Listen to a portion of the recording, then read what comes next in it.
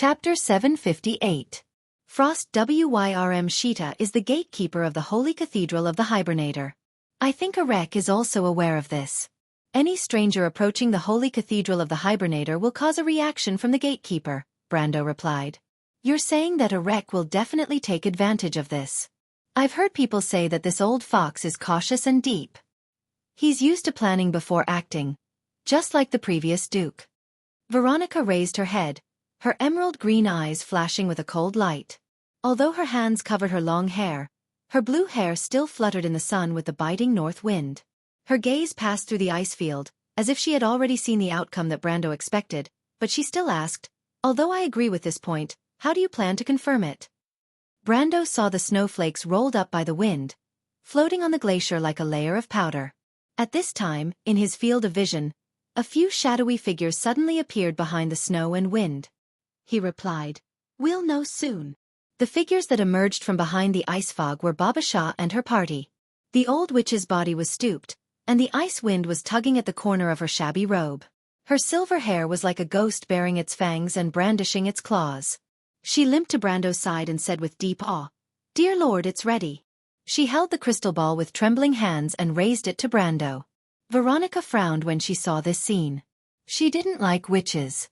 Brando glanced at the few people behind Babasha. In addition to the girl wearing wooden shoes and standing there with her toes together holding a honey jar, there were two important figures, the inherited witch of the Moon of Swords, Slaughter, Krull, and the inherited witch of the Moon of Cups, Envy, Anwei. These two were important figures. Their status in the witch kingdom of Bunasan was far more respected than Babasha. Krull was a tall woman with a graceful body wrapped in a grey witch robe. She wore a hood.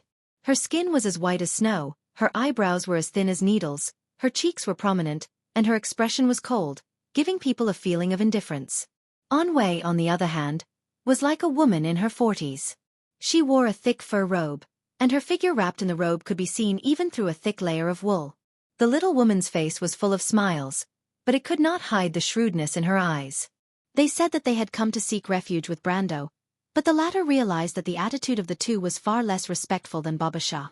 This kind of seeking refuge was not so much a submission as an inspection. The inheritance of the Dark Dragon was divided into 7 parts, and he was not the only one. However, Brando didn't care. He was confident that he could make these unlikable fellows work for him. Brendel took the crystal ball, and a circular image immediately appeared on it. He saw that behind the snowstorm, there was a vast expanse of snow that stretched as far as the eye could see. He let his vision continue to move to the north, and the image immediately showed crisscrossing glacial gullies that looked like they were cut by swords. A crystal-like forest grew in the middle, and then there was a flat tundra. The wind blew across the ice, and the snow formed ribbons that rolled forward. Shido and Veronica, as well as a few Kurlutzian nobles who followed from behind, watched this scene attentively. Detection spells were the witch's specialty, and even the astrologers who were proficient in prophecy spells could not compare to them. This power came from the blind girl Elaine, and everything in the past and future of the mortal world was reflected on the surface of the Abyss Lake. It was also said that the powerful witches could indeed detect a part of the cause and effect of the future. The spell of the crystal ball was controlled by Anwei. When Brando carefully observed the scene on the crystal ball, he also noticed the young woman. The other party was frowning slightly, but did not show any signs of exhaustion. The vision on the crystal ball was already a few miles away, which could only mean that the other party's strength was already at the peak of the gold level. Suddenly the picture flashed, and a group of people and horses trekking on the snowfield appeared in the icy wind. This group of people and horses were all wearing thick bearskin coats, holding a variety of weapons in their hands, and some of them were leading a dwarf horse. Brando looked at their attire and recognized that these were the Inhal people of the Arek Plateau. The Lantern Islands called them big-footed dwarves, but they were actually not dwarves, but halflings or pygmies. It was said that Arek had a group of loyal Inhal dwarves in his hands, and it seemed that this should be the group in front of them. Halfling cavalry, they are Arek's people, Veronica also recognized at a glance. Brando, it seems that you guessed right again. This is not luck. Brando replied in a bad mood, but he is willing to use his own elites as cannon fodder. This guy Arek is really not an ordinary person. At this time, a series of footsteps came from the snow behind the 3 of them. Shido glanced back and found that it was their military officer group. Lady Veronica, I wonder if Brund and the others have arrived? Before the military officer group approached, the leading noble asked first. This guy was called Gerd, a core member of the Silver Leaf Arbitration Group from Cruz's Council of Elders. His identity to the outside world was that of an envoy, but in fact, his existence was to check and balance Veronica's power. This man was not a soldier, but he had the back of a tiger and the waist of a bear. He looked more like a ruffian than the knight around him. He wore a grey deerskin coat and a hat on one side, with 3 white feathers on the edge of the hat to indicate his status as a marquis. However, he did not look like an elegant noble, but more like a butcher. The one in charge here is not me, Gerd. If you have any questions, you can ask the count next to me. Veronica narrowed her eyes at this guy and replied coldly. Her tone was very stiff, but this commander was actually not at odds with this repulsive guy in front of her. It was a tradition for soldiers not to associate with the nobles of the Senate. However, she did not expect Gerd to push his luck and replied arrogantly, "I'm sorry, Lady Veronica, but I don't trust these Erewhon people." Veronica's face immediately turned cold. Brando also snorted coldly, "You really don't know what's good for you." "What did you say?" "I said you are a complete idiot." Brando did not have a good impression of the people of Cruz. Veronica was probably an exception, but he had never been a nice guy to others. He directly reprimanded, "When Freya arrives at the scheduled attack location, when to launch the attack, it is only related to me here. From now on, I am the supreme commander here, not Lady Veronica, and not you. If you have any questions, I don't have to answer them to you. If you are not satisfied, you can take off your pair of squirrel gloves and throw them on me. I don't mind nailing a piece of trash like you to the ice here with my sword. When the blade pierces through your loose skin, I bet your blood will be frozen under your blood vessels before it can flow out." Brando released a trace of elemental energy and locked onto the group of officers, causing Gerd's face to turn pale. "You!" He gritted his teeth, but in the end, he did not dare to say the second half of the sentence. "I hope you're right." Gerd suddenly remembered that this guy in front of him had killed Williams. He knew that he was not as respected as the deputy commander of the Holy Cathedral of Fire's Holy Knight Regiment. If Brando was really angry, killing him would be as easy as crushing an ant. Especially when he thought that the Holy Cathedral had lost a genius swordsman in Erewhon, but there was no mention of revenge. Brando's background was so deep that it made his hair stand on end. Veronica coldly watched the argument between the two, and when she saw Gerd flinch, she could not help but frown in disappointment. Although she did not want Brando to be defeated, the courage and accomplishment of the nobles of the Empire were really unsightly. "Brando, are you sure?" Veronica looked away from Gerd with some disgust and asked, "Although the Folded Sword Knight Regiment is the elite of the Azure Skies Regiment, your little girl only has a little more than 100 people under her command. Look at these halfling cavalry, their number is at least a column. Cruz's establishment, 500 people. It's really difficult to destroy them all." In response to such a question, Brando only smiled. "Don't worry, leave it to me." He turned back. Previously he had asked the Shire to find a laws, and it had been a long time, so it should be about time. As expected, the crowd was in a commotion. Cruz's people seemed to be separated by an invisible force, automatically making a path, and the Shire appeared in everyone's sight with Alaz. The little female dragon looked impatient, looking at the people around her with her golden eyes, like a beast. "Brando, you're looking for me?" Alaz walked through the crowd. "I heard that you've been in a bad mood recently, so I found some opponents for you to vent your anger on. What do you think?" Brando replied with a smile. "Humph, if you want me to help, just say it. If it's you, I can consider it." The little female dragon slowly walked through the crowd, and where she passed, the war horses around her suddenly let out a whine, and these tall herbivores knelt down one after another. The ones on the periphery even collapsed to the ground, and a few even twitched on the ground, and in the blink of an eye, they foamed at the mouth and died. "What did you do to our horses?" The nobles of Cruz immediately objected. Excellent war horses in Erewhon, in Cruz, and even in Saint Tassol and Fanzan, were luxuries worth showing off among the nobles. A noble breed of horse was more expensive than gold in the aristocratic circle, and it was also priceless, because no one would easily sell their beloved things. But it was these horses that were killed by Alaz's glare. Alaz looked at those guys coldly and replied, "Your horses are in my way, and I hate these smelly things, keep them away from me." "You!" The nobles were so angry that they almost fainted.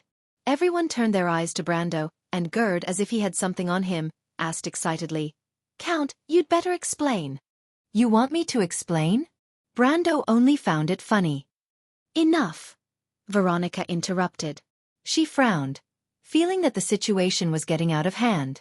She faintly felt that there was something wrong with the little girl brought by the Ash Sword Saint. Alaz did not overwhelm the warhorses with witchcraft, but with her aura. She was the only one who noticed it. "Lord Veronica, please don't be too partial to outsiders. Except for me, everyone here is your subordinate. What a warhorse means to a soldier, I'm sure you know better than I do." Gerd snorted coldly, and replied somewhat proudly. Veronica looked at this guy, as if she was looking at an idiot. "If you want to die, then go ahead." "What do you mean?" Gerd was slightly taken aback. In his impression, this Legion commander of Azure Skies wasn't someone who liked to joke around. He suddenly felt a little uneasy, but it was a little too late. He suddenly heard a voice say, "It means an idiot like you really shouldn't live in this world." The voice had just sounded and it was already in his ears. "Be careful." He heard the sound of the knight unsheathing their swords, and could not help but turn around in horror, but it was a little too late. A tail as thick as a bucket stretched out from nowhere, and slammed heavily on him. Gerd screamed, and suddenly spat out blood as he was sent flying, and fell across the ice, leaving a conspicuous trail of blood. "Ah, this is..." Veronica and Shido looked at the sudden change in surprise. They could not help but be surprised, because what appeared under the sun was an elegant creature with shining scales, a slender neck, and a pair of wings covering the body. To be exact, it was a dragon. A golden dragon. Alaz was entrenched on the ice field, looking down at everyone from above.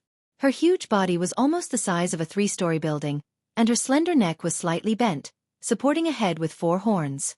Platinum scales as smooth as mirrors replaced her clothes, one next to the other, plated with a layer of light purple metallic brilliance, which was a special color that only gradually maturing dragons would have.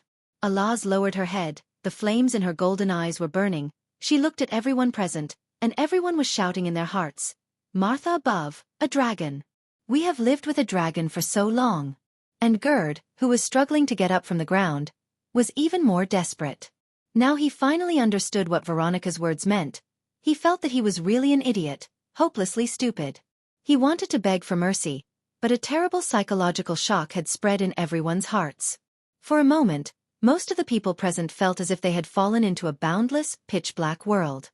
There was no sense of touch, smell, or even time or direction in this world. The only thing that could be heard was a terrifying scream from the horizon that was approaching from afar, shaking their eardrums. Gerd had just gotten up from the ground, but his legs were weak, and he fell to his knees. Only Veronica could hold on a little. She supported Shido with one hand. The scholar's face was pale.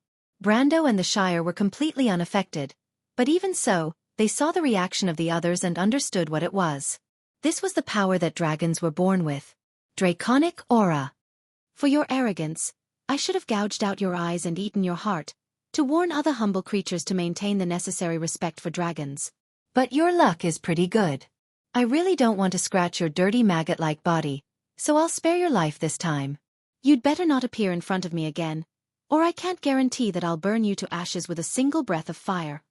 A majestic voice sounded in everyone's hearts, completely different from Allah's tender and childish voice, as if it was a queen who ruled the world, and only a little of the little female dragon scent could be vaguely heard. The first sentence of the voice was still on the ground, but by the end of the sentence, the dragon had spread her wings and jumped up, hovering in the air, her voice rumbling through the wilderness. All the warhorses knelt to the ground at the same time. "Brando, you owe me another one." When the little female dragon said this sentence, her voice had already passed through the clouds. Brando looked up, only to see a shadow passing through the snowfield, as if covering the sky. Alaz spread her wings, and a terrifying aura spread far and wide across the entire glacier. That was the aura of a dragon.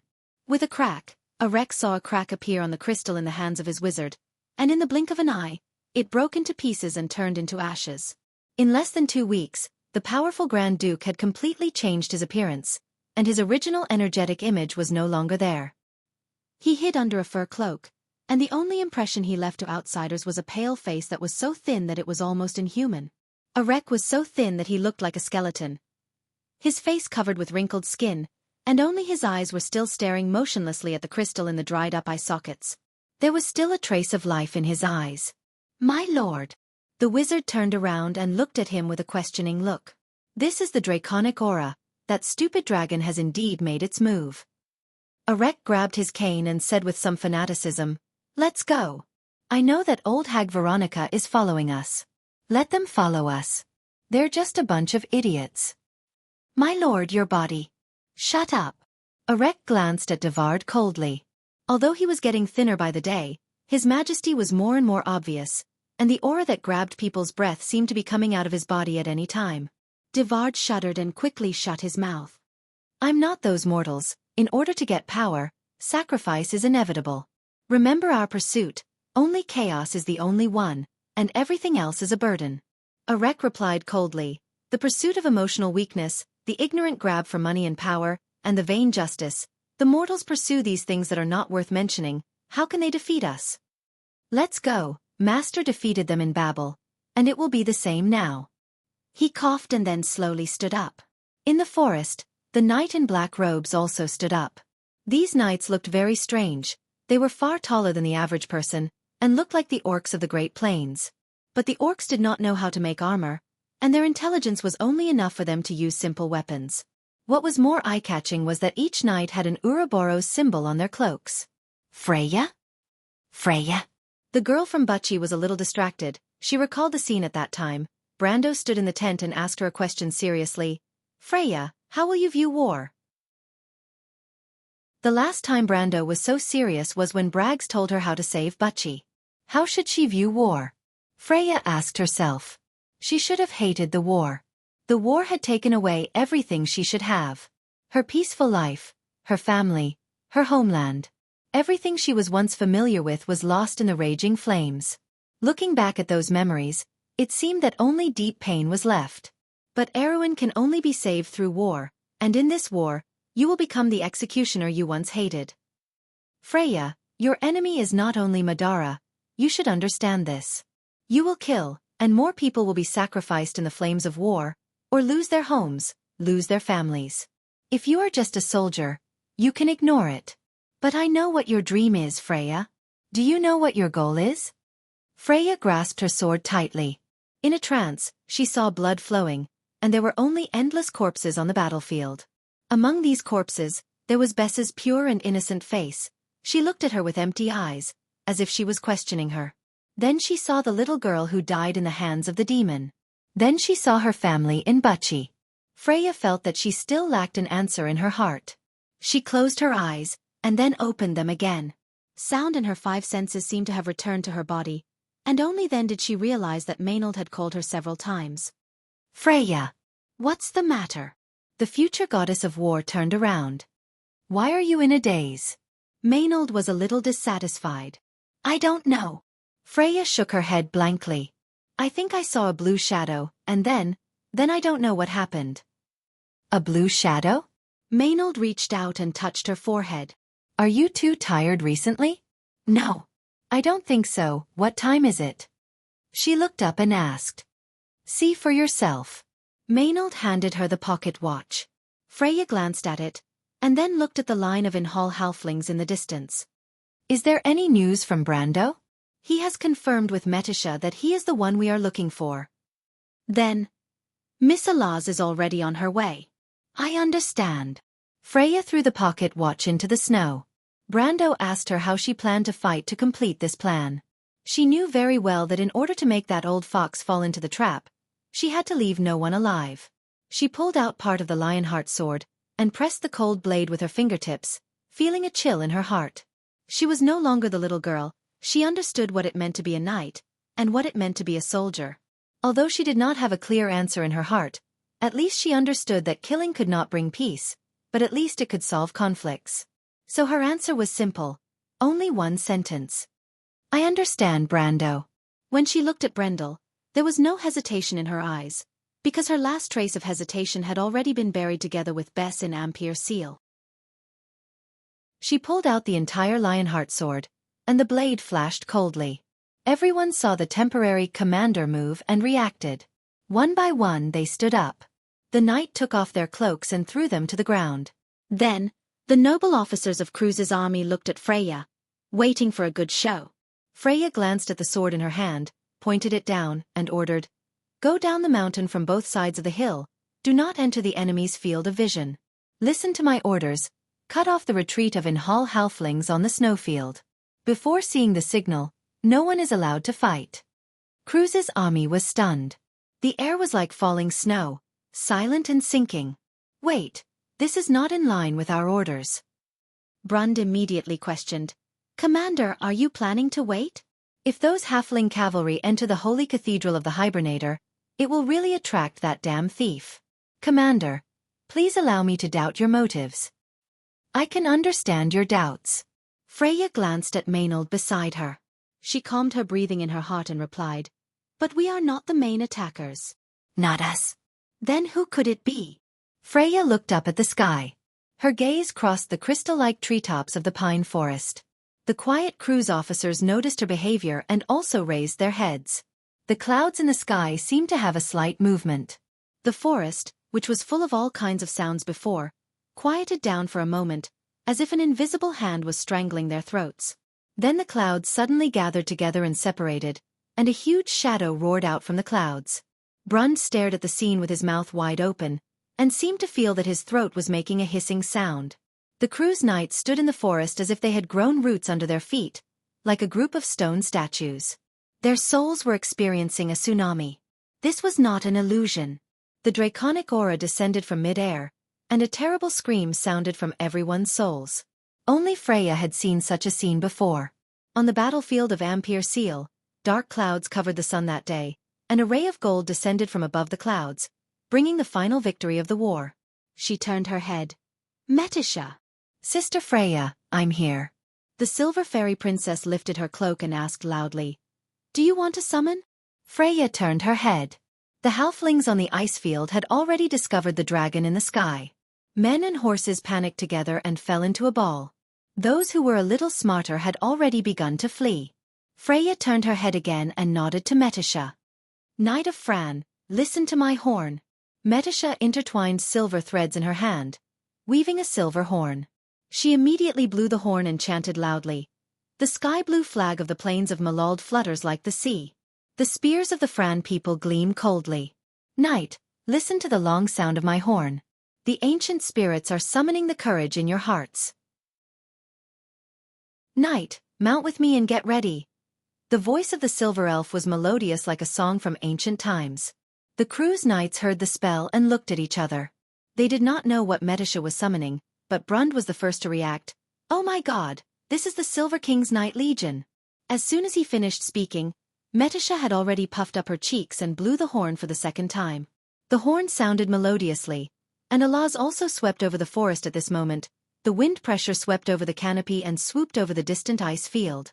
But when the knight looked back, they were extremely surprised to see a glowing white light and heavily armored warhorses in the forest. These warhorses that seemed to come from the heavens converged into a silver tide and came to their side in the blink of an eye. A unicorn came to Metisha's side and affectionately rubbed the little princess' cheeks. Metisha touched its long horn and mounted the horse. Freya was the second to mount her horse. Her warhorse was taller than the others, and its hooves were burning with silver flames. This was the legendary mount of the Silver King, the Holy Spirit. "Everyone get on your horses," Freya ordered. "Remember your task." She looked back at the planes and sighed slightly. "They have messaging crystals on them. Don't give them any chance. Don't leave any prisoners. Kill everyone." When this order was given, Maynard looked back at the girl from the countryside of Bucci. Freya frowned, but her eyes were still firm. Kuwu used to be Arek's most trusted confidant. The halfling with his small head and large ears knew very well how he earned Arek's trust. It was not because of his outstanding abilities, but because of his loyalty. His father, an equally proud halfling, also served the previous Duke Arek. Their family had such a tradition of loyalty, and this was what Kuwu was most proud of. But this time he knew that he could get through the previous difficulties. But this time, it might be his last time on the battlefield. He tightened his bearskin robe, still thinking about the task given to him by the Duke, to challenge a dragon. Warriors were supposed to die on the battlefield, and this was a rare honor for Kuwu. The Onhor people were the most tenacious people in the highlands, and they were the most valiant warriors. Today, they challenged a dragon, and their courage would be engraved on the stone pedestals of their hometown. But the cold wind was so cold that it almost lifted their robes.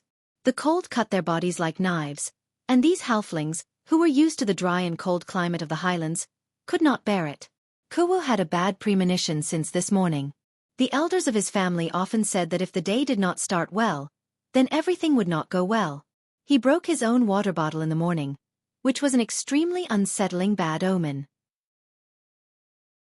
The team moved forward with difficulty on the ice field, and for the whole morning, they had not traveled more than a few miles. Kuwu frowned. He was the most experienced warrior in his family, and he had been listening to the sound transmitted by the wind. Suddenly, he heard a strange sound. It was like thunder passing through the clouds, but it was not so obvious, but it was still rumbling. This low-frequency rumbling soon became clear. Kuwu turned his head and stared at the sky with some fanaticism. He finally recognized that this was the sound of something flying in the sky, and it must be a huge monster. If they really attracted the dragon, then they would die here, and their blood would be honorable. In just a moment, the huge shadow that they were looking forward to appeared on the horizon. It split the clouds, tore the sky, and jumped into Kuwu's field of vision in an instant. At that moment, all the Onhor halflings discovered the enemy and screamed. Among them, the timid ones were already scared out of their wits and began to flee in panic. But Kuwu could forgive them. After all, when he first heard about this task, he was also stunned like them. He remembered how he was at that time and felt a little embarrassed. How could he be considered a qualified warrior? He took out Gao Yuan's strong liquor from his bosom, tilted his head back, and poured it down his throat. There was a burning sensation, and then he wiped his mouth and revealed a fanatical smile. It was enough. He never expected his men to deal with a dragon. That was an impossible task. But at least they had completed their mission, and that was enough. That stupid dragon had been attracted to the ice field, so Sir Lord's plan could be realized. Kuwu almost laughed out loud, but before he could laugh out loud, a trace of haze flashed across his mind. He saw the dragon's shining golden scales. It was a gold dragon. This is impossible. Kuwu's eyes widened, and his face became pale. His big ears almost stood up. It was another dragon. There were 2 dragons in this ice field. No. He could not help but look around in panic. He still had a glimmer of hope in his heart. He hoped that Duke Arek's information was wrong. Perhaps it was a gold dragon that lived here, and not a frost dragon. Although this idea was very disrespectful, the halfling leader did not care so much at this moment. On the horse, an even stranger sound shattered all his delusions. It was a sound that was even more distant than a dragon's scream. It sounded as if it came from the horizon, and it lasted for a long time. In Kuwu's life, he had only heard such a sound once. That was when he went to the Holy War with Arek, and the Fanzan Legion's horn sounded. It's an ambush. Kuwu immediately understood what had happened. They had been set up. He trembled and took out the communication crystal, but it did not respond. No, it's a law barrier. He was almost moaning. The enemy was obviously well prepared. He immediately grabbed his weapon and screamed, "Quick, run out of this area. Spread out and spread the message."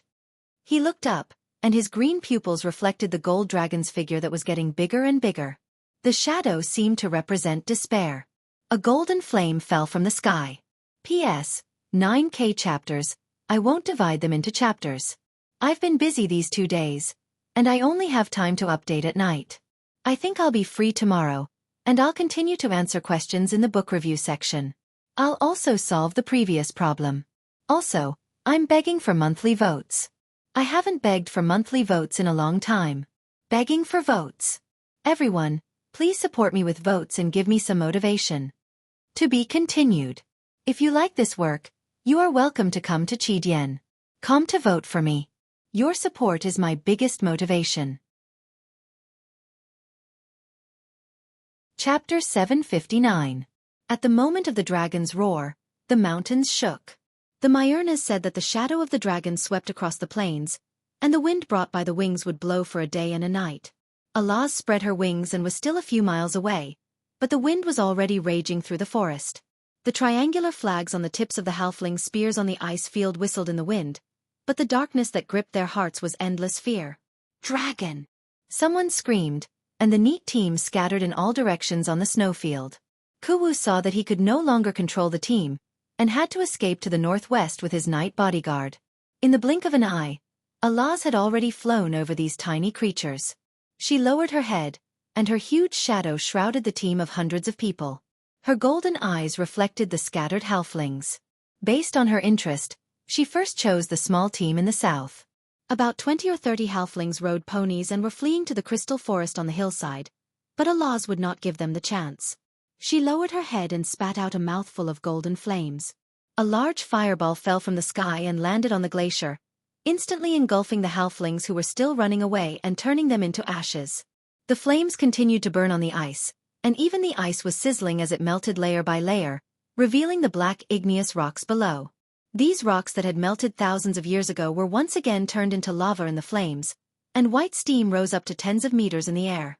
The scorching flames seemed to have plucked at the little female dragon's excited heartstrings. She let out a scream, flapped her wings and pulled up high.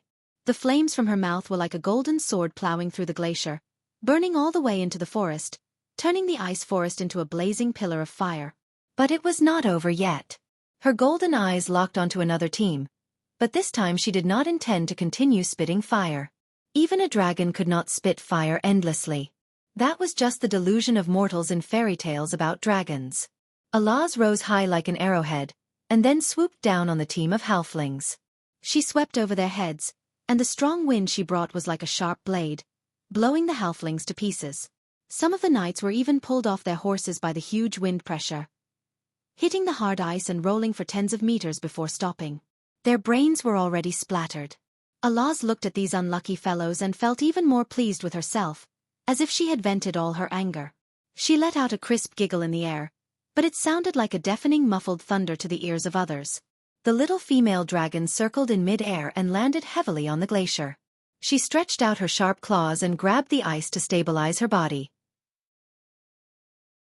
The huge impact caused her to tear ice shards out of the ice, leaving behind more than 10 deep claw marks that were tens of meters long. Alaz turned around and swept the halfling cavalry at the forefront away with a sweep of her tail. She turned around and stood in front of these little things, and stretched out her claws to slap away a rider who could not stop in time. Her sharp claws were like 4 of the sharpest steel swords made by the dwarves. With a light slash, the knight's stomach was split open. Then she lowered her head and swallowed the little thing and the horse in one bite. Dragons were not the embodiment of justice in any legends. The Inhal halflings who belonged to Erek seemed to have finally realized that there was no hope of escaping, so they angrily picked up their spears and attacked. Although they were as weak as children in front of the dragon, these halflings were not good men and women. They were first and foremost Erek's private soldiers, veterans who had been on the battlefield and killed people. Both soldiers and civilians had died in their hands. Once on the battlefield, they were all desperados who did not care about their lives. It was just that even undead followers might not have the courage to fight against a Wyrm. Alaz looked at these tiny creatures and could not help but yawn. She casually broke a few spears that were thrown at her, then raised her claws and slapped the halfling cavalry into meat paste one by one, as if she was playing whack-a-mole.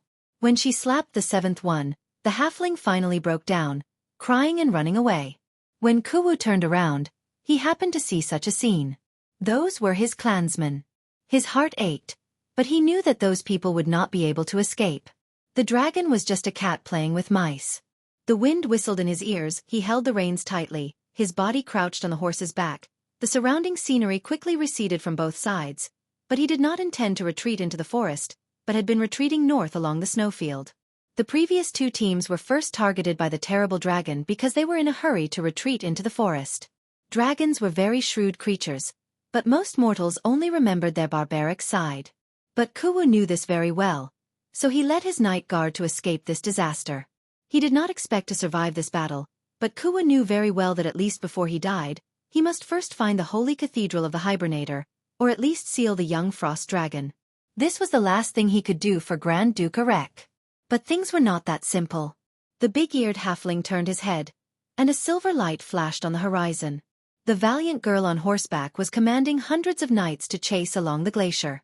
The Valkyrie was wearing Erwin's knight armor, and 2 cloaks fluttered behind her like wings. Behind her, after experiencing the 2 incidents of the dragon and the Valkyrie, Cruz's knights finally reluctantly accepted the fact that the girl had become their temporary commander. This had nothing to do with Freya's leadership ability, but strength on the battlefield could indeed determine a lot of things. Soldiers advocated force, and it was an immutable truth that only the strong could be the boss. The knights of the Folded Sword Knight Regiment rode on their gleaming warhorses, sweeping across the ice field like a rolling snow wave. Unlike the halflings' ponies, these Valkyries' hooves did not sink into the snow at all. It was as if they were flying on the surface of the snow, and their speed was incredible. Freya divided the knights into echelons, forming a diagonal line from left to right. She commanded them to rush down the mountain forest, then advance north along the west side of the snowfield, and soon caught up with the first fleeing halfling cavalry. Luoji. Everyone else, keep going, don't slow down. The girl shouted, and her voice spread far and wide through the strength of a silver rank, echoing on the battlefield. The name Freya shouted was the name of the female knight with a somewhat thin face. This name made Luoji frown. The female knight even raised her head and looked ahead, but did not answer. She felt a little awkward being commanded by Erwin's people, but as a soldier's nature of obedience, she still drew her sword and shouted, "10th echelon, prepare to attack." The knights behind her responded in unison, and the sound of swords being drawn rang out for a moment. The Kurlutzian knights raised their long swords high, and the bright blade refracted a continuous undulating line of flashing light on the snowfield. Looking down from the sky above the snowy plains, a slanted black line was moving forward rapidly. It swallowed up a scattered group of fleeing soldiers and swallowed them into the left wing. The 10th echelon composed of Cruz's knights slowed down, but the other 9 echelons continued to move forward. Freya leaned on the back of her horse and looked back nervously, but she was satisfied with what was happening. The knights of the Folded Sword Knight Regiment had high tactical literacy and almost perfectly executed her tactics. Freya seemed to finally be relieved. She raised her head, and at this moment, the demeanor of the future Valkyrie seemed to finally radiate from this girl from the countryside of Buchi. Her eyes were shining, and she drew her sword and pointed to the front. She firmly ordered, "The 3rd, 4th and 5th echelons, break away to the east. The 2nd, 6th, and 7th echelons, attack freely. The 8th and 9th echelons, take care of the rear. The rest of you, follow me." Under Freya's command, the battlefield immediately changed. Cruz's knight regiments suddenly scattered like a pack of wolves, rushing towards their respective targets, faintly forming an encirclement. Although the enemy they had to encircle was several times more than them, there was a giant dragon chasing after these halflings. No one had a trace of fear in their hearts. What's more, they were the proud elites of Cruz. How could they bow down to Erwin's country bumpkins? Even if Alaz was not on the field, they could still proudly launch a charge against these halfling cavalry. Freya's tactics were almost immediately effective. The halflings under Arek's command were finally in trouble. These Cruz's knight regiment were much more purposeful than Alaz, who was more playful. They carried out the wolf pack tactics, like groups of winter wolves driving their prey forward and constantly killing those who fell behind. If a halfling cavalry tried to rush out of this net, the 8th and 9th echelon Cruz's knight regiment behind them would immediately kill all their hopes. The battlefield was littered with corpses. Some halflings saw that there was no hope of escaping and had to turn around and launch a desperate charge. They were all fierce mountain people, but unfortunately, their opponents were also the best of Cruz's academies. Even if their combat experience was slightly lacking, the average strength of a lower gold was enough to make up for any gap. Almost all of the Cruz's knight regiment had some success. From the 2nd echelon to the 10th echelon, they soon fell into a chaotic battle, but only Freya was still moving forward. She locked onto the team that fled far away at the front. She did not know that it was Kuwu and his knight regiment, but she was very clear that the other party must be an excellent commander. Freya had been paying attention to this team almost from the beginning. From the moment Alaz entered the battlefield until now, the commander's choice was almost always the best. The other party did not make a single mistake. Kuwu was fleeing north along the border of the glacier. The pony horse fully utilized its advantage in such a terrain. Wild ponies lived in the cold highlands and often had to pass through the ice gaps between the valleys to go farther to forage for food. Finding cracks in the glacier seemed to have become an instinct in their bones. On the other hand, Freya's valiant warhorse could float on the ice and move forward, but after all, it could not really fly. Sometimes a crack in the ice would kill everyone, so the future Valkyrie had to be cautious. The two sides chased and fled, and in the blink of an eye, a distance of 1 or 2 miles flashed by. Undulating ridges appeared on the ice field. Freya frowned and was a little anxious. If they moved forward, they would rush out of the interference zone that prohibited communication magic. However, she was anxious and uneasy. Kuwu was also not having a good time. In his view, the horses of the guys behind him did not seem to need physical strength, and the mounts of his and his knight regiments were already overwhelmed. The winner must be decided in a short period of time. This thought flashed through their minds almost at the same time. Freya gritted her teeth and tightened her grip on the reins, but Brund, who was beside her, could no longer hold back. Although, in all seriousness, he no longer had any prejudice against this commander, and it was difficult to talk about commanding in such a battle, but Freya had maintained the necessary decisiveness of a commander from beginning to end, and had not made any mistakes so far, which showed that she was at least calm enough and knew how to analyze, which were at least essential elements of a good commander. But like Freya, Brund also realized that if they continued to chase, their mission would probably fail. We have to find a way to drive them to a dead end. He shouted intermittently against the wind. Freya was slightly startled, and then nodded. This was actually her own idea, but the terrain of the ice field was changeable, and how to choose the right one was a problem. "Little Pero, we should go that way." Brund turned back and shouted to someone beside him. Freya knew the young man, a top student who graduated from St. Eberson. This thin young man may not be suitable to be a soldier, but it was said that this person's graduation grades were high enough to make all the people who graduated with him jealous. Freya was also an academic herself, and knew very well what this meant. But little Pero shook his head. The terrain of the snowfield is too complicated, and luck plays a big part. If you want me to tell the truth, I can only say that I can't tell.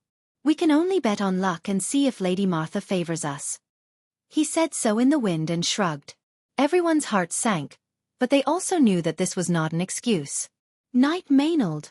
Brund turned his head to the other side again. He knew that this knight was by Princess Erwin's side. Compared to Freya, Maynard was already famous as the best graduate of the first class of the Royal Knight Academy. What do you think? But Maynard's expression did not change. She did not even turn her head, standing straight in the wind and snow like a javelin, and just replied faintly, "Listen to the commander." Brund choked. But everyone's eyes had already fallen on Freya. The girl from the countryside of Buchi was slightly stunned, and subconsciously tightened her grip on the reins. She bit her lip, but did not say anything to refuse. She raised her head and glanced to the northeast. P.S. That's it for today. I'll go to the book review section to answer questions later. I'm so tired. I'll just roll around and beg for monthly votes. Tomorrow, your daily 10,000-strong baboons will be back. To be continued. If you like this work, you are welcome to come to Chidian.com to vote for recommendation and monthly votes. Your support is my biggest motivation. Chapter 760. Knight Brund. Do you see that crack in the west? Lead the 8th echelon around from the back and surround the cavalry from the side. Freya suddenly turned her head and looked at the broken glacier in the west, and said to Brund beside her. The broken glacier undulated through the entire snowfield, refracting the sun after noon and sparkling under the ice.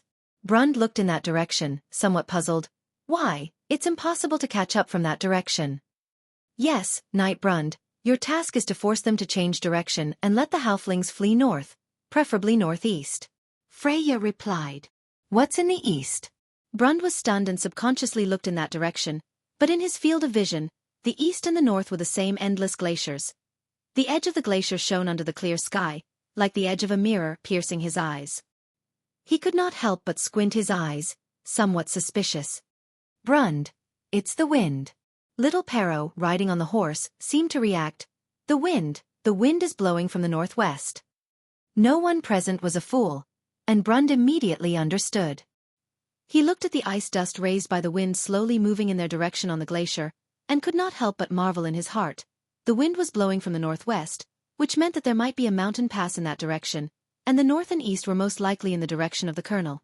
These things were not learned in the nobles' tactical classes and could only be regarded as common sense, but not everyone could acutely perceive and use this to make judgments at this time. The guy in front may have been aware of this early on. I don't think the other commander chose to flee in this direction to leave his fate to Lady Martha, little Pero further analyzed. He looked at Freya with some admiration, and said intermittently in the wind, "We've blocked his retreat, the other party will not sit still." Lady Freya, you want to force them to turn back and fight us to the death, don't you? The girl was slightly startled. She did not think that far ahead, but she had a faint intuition that the other party might turn back if she did so. But as a commander, she had at least learned how to maintain her dignity and nodded gently. I understand. Brund nodded excitedly. No one was willing to listen to the command of a good-for-nothing, especially for them. Mediocrity was unbearable, but at the thought of ushering in a perfect victory soon, these young people from Cruz could not help but get excited. Seriously speaking, this was their first battle. On the entire glacier, Cruz's knight and Allah's formed a perfect suppression of the halflings. Arek's Enhor cavalry had almost no room for resistance and were strangled on the ice. Blood flowed from the corpses of the halfling cavalry, and instantly froze into a pool of red ice. The 10th echelon led by Luoji and the other 7 echelons were in the final battle, and on the final battlefield, the battle was about to come to an end.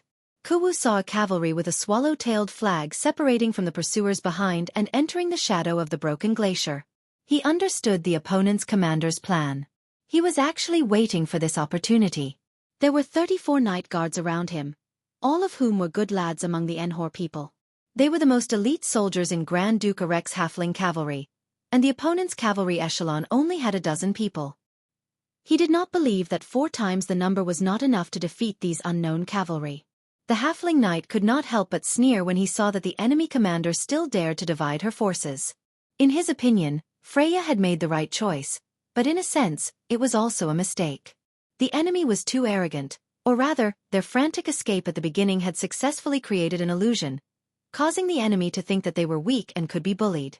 Kuwu was very satisfied with the situation he had created, but he was not in a hurry to order his men to turn around. These halfling knight guards who were willing to fight side by side with him and did not scatter were all his most trusted subordinates. Good steel should be used on the blade. Kuwu was waiting for Brund's cavalry to be far enough away from Freya.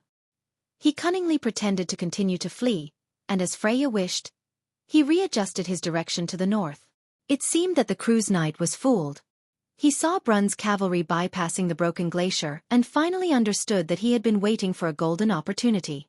In fact, he knew very well that at this moment, the halfling cavalry's ponies were almost reaching their physical limits, and could only support one more charge at most, but that was enough.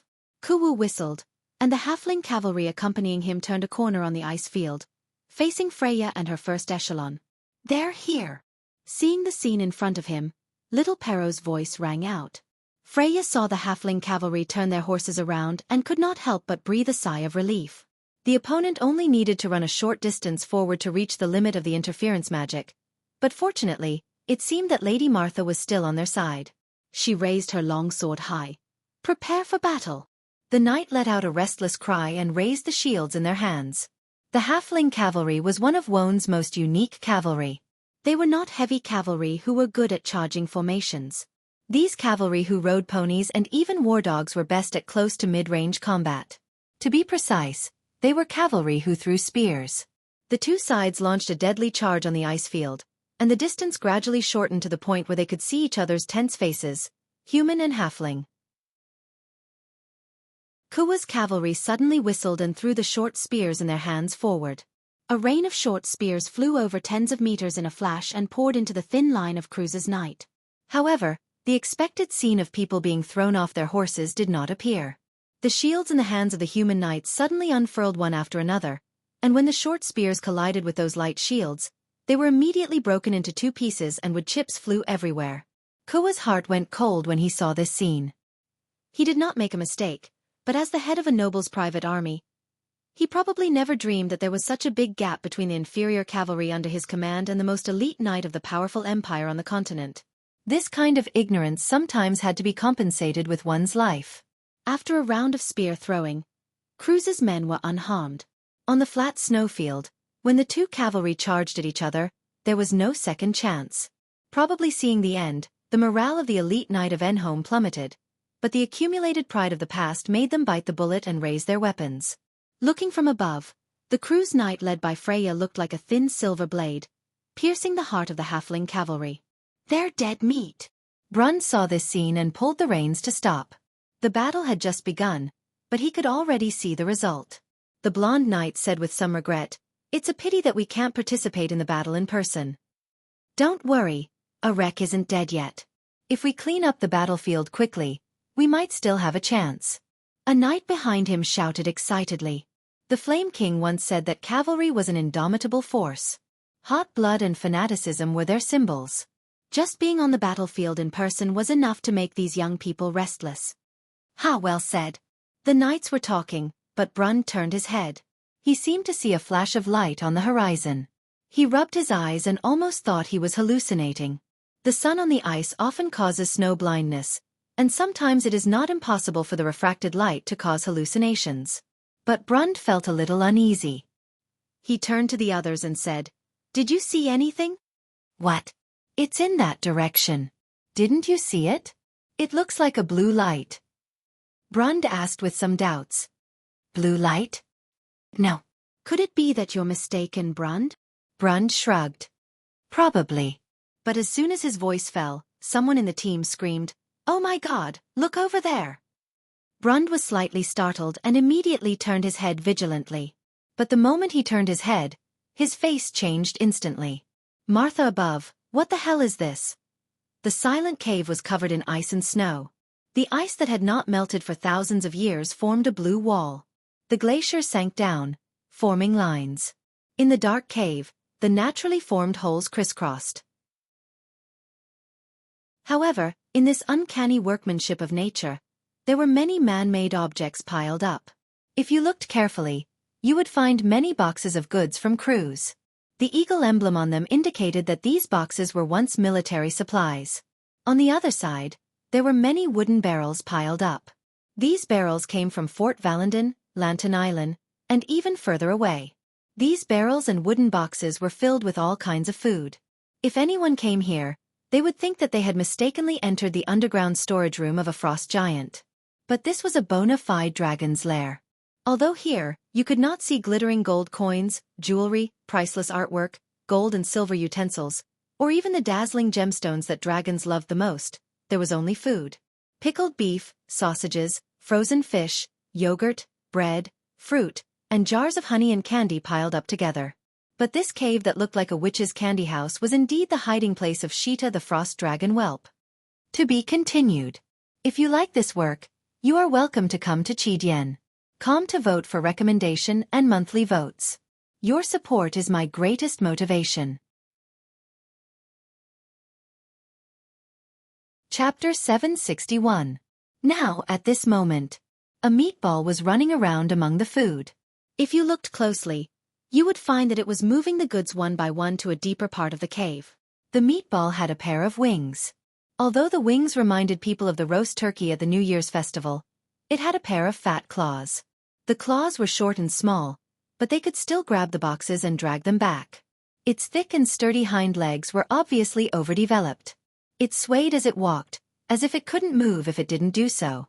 Every time the meatball took a step back, its tail, which was as thick as a water bucket, swayed and made a puffing sound. If it were not for the dense and beautiful pale scales on its body and the two pairs of horns that proved its identity, most people would think that it was a hippopotamus instead of a dragon. Even though Sheeta was a real dragon, a frost dragon whelp that was very rare even among the dragon race, he was driven back by the dragon race when he was young. Because as a dragon, he did not store his wealth but was passionate about collecting food. Sheeta's parents thought that it was a shame, and then kicked him out on the first day he could be independent. In fact, it was this experience that created Sheeta's timid character. However, he was satisfied with his character and his current life. The humans always gave him a lot of delicious food, and this place was very comfortable to live in. Of course, there was one thing. Sheeta was still a dragon after all. He felt that the humans thought that he did not notice them, which was an insult to his intelligence. In fact, whether it was for Veronica or Arek, Sheeta had already noticed these humans from the moment they entered the glacier. If a person's intelligence was directly proportional to the capacity of their brain, then Sheeta's intelligence was probably hidden in his fat body. Sheeta rested his chin on his claws and thought for a while. He seemed to remember that he still had work to do. He had been preparing to move since 2 weeks ago. The humans seemed to be up to no good, and Sheeta had never bothered to fight with these lowly creatures. Although the dragons probably thought that he was a timid dragon and the shame of the dragon race, Sheeta did not think so. Why fight? There was no benefit in fighting. Fighting would consume calories, and it was not easy for him to collect so many delicious things and raise himself to be white and fat. It was not worthwhile to find trouble with those poor, country bumpkin adventurers. There was an old saying in Nine Phoenix, and Sheeta had always regarded it as his motto: those who have nothing to lose are not afraid of those who wear shoes. And now he just felt that he was the one who was wearing shoes. How could he be confused with those beggars? All in all, our Frost Wyrm whelp spent about 2 weeks to move all the items that could have been moved in 2 days. In the meantime, they even used magic to make up for the time they wasted when they suddenly fell asleep. Sheeta's magic was also unique. He called it the magic of wisdom. Its specific principles were: don't use troublesome spells, don't use spells that were too long, don't use spells that required movements, and don't use spells that were too tiring. The rest were Lord Sheeta's exclusive spells. After the cave was emptied, it became spacious except for one place. In the center of the cave, there was a column of frost standing between the blue ground and the cave ceiling. This column did not look like an ice prism that was frozen by water. From afar, it looked more like a trapezoidal ice wall, and on the front of the wall, there was a sun inlaid. To be precise, it was an object that constantly emitted light and heat to the outside world. 4 silver rings surrounded this ball of light and slowly rotated in 4 directions. And further away from the ball of light, there were some small mercury-like spheres that were also rotating in the same orbit. If one counted carefully, there were a total of 36 groups of mercury-like spheres of different sizes surrounding the ball of light. This was eternal energy. The witches gave it a name: Dragon's Heart. According to legend, it was a divine object that Dragon King Bahamut brought out from ancient ruins. There were a total of 12 such dragon's hearts in Wonde, but 3 of them were destroyed in the flames of war. The remaining 6 were still in the hands of the dragons, and the remaining 3 were missing. The one in front of them was obviously one of the 3 missing dragon's hearts. Sheeta looked at this thing and hesitated for a moment. Then, he wriggled his meatball-like body up the column, grabbed the silver rings, and removed this thing from the icicle. Then, he looked at the empty groove left on the icicle. After thinking for a moment, he took out a gray gem the size of a wash basin and inlaid it in. It had to be said that the size was just right. Only then did the meat dragon nod in satisfaction. Holding the dragon's heart, he quickly hid in the depths of the cave. "My lord, this is the place." The magus looked at the narrow crack between 2 glaciers not far away. He turned around and respectfully bowed to Grand Duke Arek, replying respectfully. Arek's body was bent over at this moment. It seemed that even the deerskin coat was too heavy for him to straighten up. He looked like an old man with 1 foot in the grave. But when he stood in front of everyone, his aura alone was enough to make them not even dare to breathe loudly. He looked at the crack. The crack was slanted under a layer of ice that was hundreds of meters thick. Inside the crack was a sea of blue. As he continued to look forward, his vision was covered by shadows. Before Arek opened his mouth, his followers had already lit torches. Although the world of Wonde had widely used magic for illumination, in most unknown areas, magic was actually an unstable existence. It could be noticed by some unknown existence, and it could also cause some trouble that you didn't want to see, especially in the Black Forest. The fire quickly lit up the cave. The narrow and long crack seemed to extend into the depths of hell. Arek naturally wouldn't take the risk himself. He first sent a team of knights in. The situation inside seemed to be better than expected. The knights sent in quickly turned back and reported that everything was safe. The dragon really left. "My lord is wise." The accompanying wizard immediately replied flatteringly. "Dragons are very arrogant. Generally, they wouldn't set any traps in their lairs. Since that's the case, why don't we immediately go in and find the dragon's heart, my lord?" "What about the 2 hunters?" Devard suddenly asked. Arek turned around and glanced at him. He was a little impatient. Ever since the Battle of Ampere Seal, this guy lost to the young man. He seemed to have suffered a great setback. Even his ability to do things had greatly decreased. This made Arek very dissatisfied. Devard shivered and immediately understood Arek's meaning.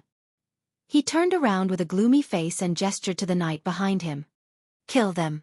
When the hunter girl hiding in the ice field saw this scene, she almost immediately wanted to rush up, but her hands sank into the snow and she forced herself to hold back. Brando turned back and looked at the girl's cold red knuckles. He couldn't help but ask comfortingly, "Is your brother in there?" Peya froze and slowly shook her head. "Even if he is in there, we can't save him. Do you see those knight?" Brando pointed to the Black Knight guarding the periphery of the cave. He couldn't help but squint his eyes. Those should be the Order of the Dead Knight Regiment of All for One. Arek's position in this organization is not low. "Brando, do you know something?" Veronica lay on the other side, frowning as she stared at the Black Knight. However, unlike Brando, she couldn't help but feel a little scared. She found that each of the Black Knight had a faint fluctuation of elemental power, which meant that these knights were at least at the peak of gold and elemental awakening level. But the key was that she knew that this was actually a conservative estimate, because she found that many of the knights had already shown signs of elemental awakening. She narrowed her eyes. It was difficult to hide the lines of law of those who had just entered the elemental awakening stage. There were hundreds of Black Knights. Veronica realized that she had never heard of the origins of these Black Knights before. In fact, she suddenly realized that even All for One itself seemed to have no clear understanding of the world. The four holy cathedrals all thought that All for One was a cult, but it was hard to say how much the world, including the ordinary nobles, knew about the inside of this organization. Brando heard Veronica's question and smiled slightly. "It's normal that you don't know, Lady Veronica. We often hear about the cultists, and the world hates them, but when it comes to understanding, it's unknown how many people really know about them. After all, the ban of the Holy Cathedral of Fire is there, and who dares to go deep into understanding these cultists without permission? Even the nobles of Cruz. I'm afraid it's similar." "From what you've said, you seem to know them very well, little guy." Veronica turned back and asked with some interest. "Naturally, the wizards know more. The four most famous branches of the cultists are Silver Heavenly Snake, Sheephead Cult, All for One, and Tree Herders. Among them, the Sheephead Cult is the devil's henchman, exuding the stench of sulfur from head to toe. They help the devil do evil, but it's actually not worth mentioning. Silver Heavenly Snake believes in their agnosticism, believing that the exploration of knowledge and order by mortals violates the mysterious majesty of the world itself. They mainly target wizards and have nothing to do with the average person. The main enemies of the four holy cathedrals are, in fact, All for One and Tree Herders." At this point, Brando paused for a moment before continuing, "But there's actually a big difference between the two. Tree Herders. The Tree Herders are said to have once belonged to the Sky Ring of the Druids. After the fall of Babel Fortress, one of the Withered Ones broke away from the original Druids. This tribe later followed the Dark Dragon and became the terrifying Tree Herders Legion, which is how they got their name." "Tree Herders, Tree Herders." Veronica muttered to herself. Brando nodded, but the Dark Dragon was defeated by the four sages, and the Tree Herders also fled in all directions, their whereabouts unknown. When they appeared again, they were already as crazy as they are now. But unlike All for One, who is enthusiastic about subverting the order of civilization, the Tree Herders have always been obsessed with stealing the bloodline of God. Stealing the bloodline of God? Miss Scholar finally couldn't help but ask when she heard this. Brando looked back at Scarlet. This mountain girl was once a victim of the Tree Herders, and he himself suffered greatly. But even he didn't know the root of the Tree Herders' madness. This was also an unsolved mystery that players had been searching for. He shook his head and said, "No one knows the answer to this question, and it's not what we want to talk about now.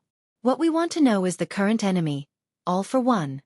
He interrupted Shido and continued, "The Tree Herders is just a loose organization. Although there are 12 patriarchs, they are actually independent. The disciples of the Black Flames who rely on them are a typical example. As everyone knows, the disciples of the Black Flames split from the former Sheephead cult, but All for One is completely different. This is an unprecedentedly strict organization. As far as I know, they lurk in any civilized country in Wonde, plotting every conspiracy to overthrow the regime, create chaos and war. It's not an exaggeration to say that half, or even more, of the wars and conspiracies in Wonde have the shadow of All for One behind them. But it's such a huge organization that's inextricably linked to the nobles, but it's like an invisible monster. Everyone knows about it, but no one knows what it is. Brando frowned. In his previous life, he had worked hard to find the organization behind All for One, but it was in vain. He finally came to Grecius, the country of the Knight Regiment, and found that All for One's network and claws were all over the world, as if there was no end to it. All countries? Shido seemed to be shocked by this sentence. But Brando hesitated and replied, "There may be an exception." "Where?" Veronica looked back at him. She hoped it was Cruz, but she also knew that it was unlikely. The Holy Cathedral of Fire was seriously infiltrated by All for One, not to mention the Empire itself. This was a helpless fact, not to mention that most of the nobles also thought that All for One was a relatively moderate cult. All for One preached all things as one, and this doctrine in fact confused many people. Only Brando knew that this one was actually not the truth itself, but the dusk. Eloranta, Brando replied, the only country where sages still exist. Ah! Shido couldn't help but cry out. Eloranta was the only country that was completely neutral and did not participate in the affairs of the mainland. The Holy Cathedral of Nature was also distant from the other three holy cathedrals, and rarely took the initiative in the Holy War. This country was a mystery to most people in Wonde. "I should have thought of it," she murmured. "You've said so much, but you still haven't talked about the origins of these Knight, Brando," Veronica asked. "I was just about to say that rice has to be eaten one bite at a time, right?" Brando smiled slightly. He looked at the Black Knight.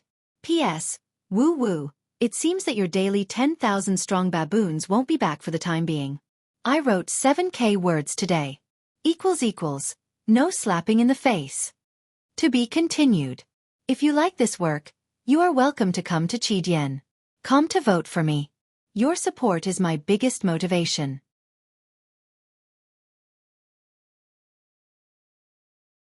Chapter 763. The structure of All for One is composed of a Senate, a Privy Council, and a Secondary Council. The members of the Secondary Council are called councillors. Many of these councillors are inextricably linked to the nobles of various countries, and some are even nobles themselves, such as Arek, Duke Cypher, and Marquis Yoakum. There are countless lower-ranking members of All for One, but most of the councillors are not actually closely linked to All for One. They gain more benefits from All for One and pay less in return. This is actually a means of All for One to win over people's hearts. They have some evil black magic, unknown channels of information, the placement of aids, and the circulation of some unseen stolen goods. For example, they are behind the banned slave trade in Cruz, Saint-Tassol, and Erewhon. Although these illegal activities have long been banned by law, regrettably, they are quite popular among the nobles, and thus have become a breeding ground for evil. The cultists use such means to lure you and our filthy nobles into depravity, and use this as a link to slowly corrupt them. A few nobles will become core members, and I think Arek is one of them. Shido was a little sad when she heard this. This was not the aristocratic circle she had imagined. It was hard for her to imagine that there might be a cultist lurking among her friends. She could not help but frown and ask, "Mr. Brando, is what you said true? How could—" "Shido, you are inexperienced, so you don't know how sinister this world is. Most of what Brando said is true. The nobles of the Empire sigh." Veronica sighed. Brando silently waited for the two of them to finish. He knew that Veronica had reason to sigh, because she was also a member of the aristocracy. Naturally, she felt sorry for the overall decay and depravity of this class. However, he was not. Everyone thought that he was the son of the Holy Sword Darius and had inherited the glory of the Highland Knight, but only Brando himself knew that there was a more noble and arrogant soul residing in his heart. Then he continued, "The Privy Council is composed of the President of the Privy Council and 113 members of the Privy Council. These people will wear the silver ring of the ringed serpent and address each other respectfully as Your Excellency. They fight for a common goal, which is to return the world to the rule of the Twilight Dragon. There are generally two requirements to become a member of the Privy Council. First, you must have a fanatical and wise belief in the doctrine of All for One. Second, your own strength must have reached above the elemental activation level. Amon, who we killed last time, should be a member of the Privy Council. I found this in his dimensional hole." Brando took out a shiny silver ring, on which two serpents were circling, biting each other's tails. Veronica snorted softly, somewhat disdainful. The All-for-One Society had 113 elemental activation members, but the Holy Cathedral of Fire had more than that. Even the Flame Family Knight far exceeded that number. The core strength of All-for-One Society was nothing more than that in her eyes. Brando felt her emotions, but he did not immediately remind her. Instead, he continued, as for the Council of Elders and the Chairman of the Privy Council, no one has seen the identities of these people. Even the number of elders in total is not clear. Their existence is only mentioned in some fragmentary information. But I think that the identities of these people should be no less than the 12 patriarchs of the tree herders, and their strength should be similar. Veronica nodded, indicating that she agreed with this guess. But she raised her head, and two sharp gazes shot out from her emerald-green eyes. These two gazes fell on Brando's face. This information was also obtained from the Black Tower wizards. No, this is the investigation of the Shire when he was alive. Brando smiled slightly and replied confidently. Veronica glanced at him. She had already known Brando's identity from the news sent back by the Holy Cathedral, and naturally knew the identity of the Shire. She knew that the Shire had investigated All-for-One Society for a long time before he disappeared. Even the nobles who knew about it thought that the genius Highland wizard had died at the hands of All-for-One Society. These were all mistakes of the past, and the Holy Cathedral of Fire also played a dishonorable role in it. The female commander may have doubts in her heart, but she did not want to be entangled in this topic. Generally speaking, the Council of Elders rarely intervenes in the affairs of All-for-One Society in the secular world. Of course, we don't know much about the actual power they have. However, the secular forces of All-for-One Society are indeed in the hands of the chairman of the Privy Council. Two of them are the most famous. One is the Order of Chaos, and the other is the black-armored knight we see now. They have another name, the Order of the Dead Knight. These two forces can only be mobilized by an order in council signed by the chairman of the Privy Council. This shows that Arek's identity is likely to be promoted to a member of the Privy Council soon. If it's a coincidence enough, he may be filling the vacancy caused by the death of Amon. Oh, Veronica laughed softly. So it's still our responsibility. That's right. So today our duty is to continue to keep this vacancy empty. Brando said playfully. The nobles of Erewhon often complain that the expenses of the noble parliament are too high. I think All-for-One Society must have the same problem. Let's find a way to help them solve it. These words made everyone laugh, except for the nobles of Cruz, because Brando's words were a double-edged sword, ruthlessly mocking them. You're so humorous, Mr. Brando. Miss Scholar naturally heard the hidden meaning in Brando's words and couldn't help but praise him softly. However, behind Miss Scholar, Scarlet seemed to be at a loss. She looked at Shido with slight jealousy and uneasiness, then touched the ring on her finger in fear.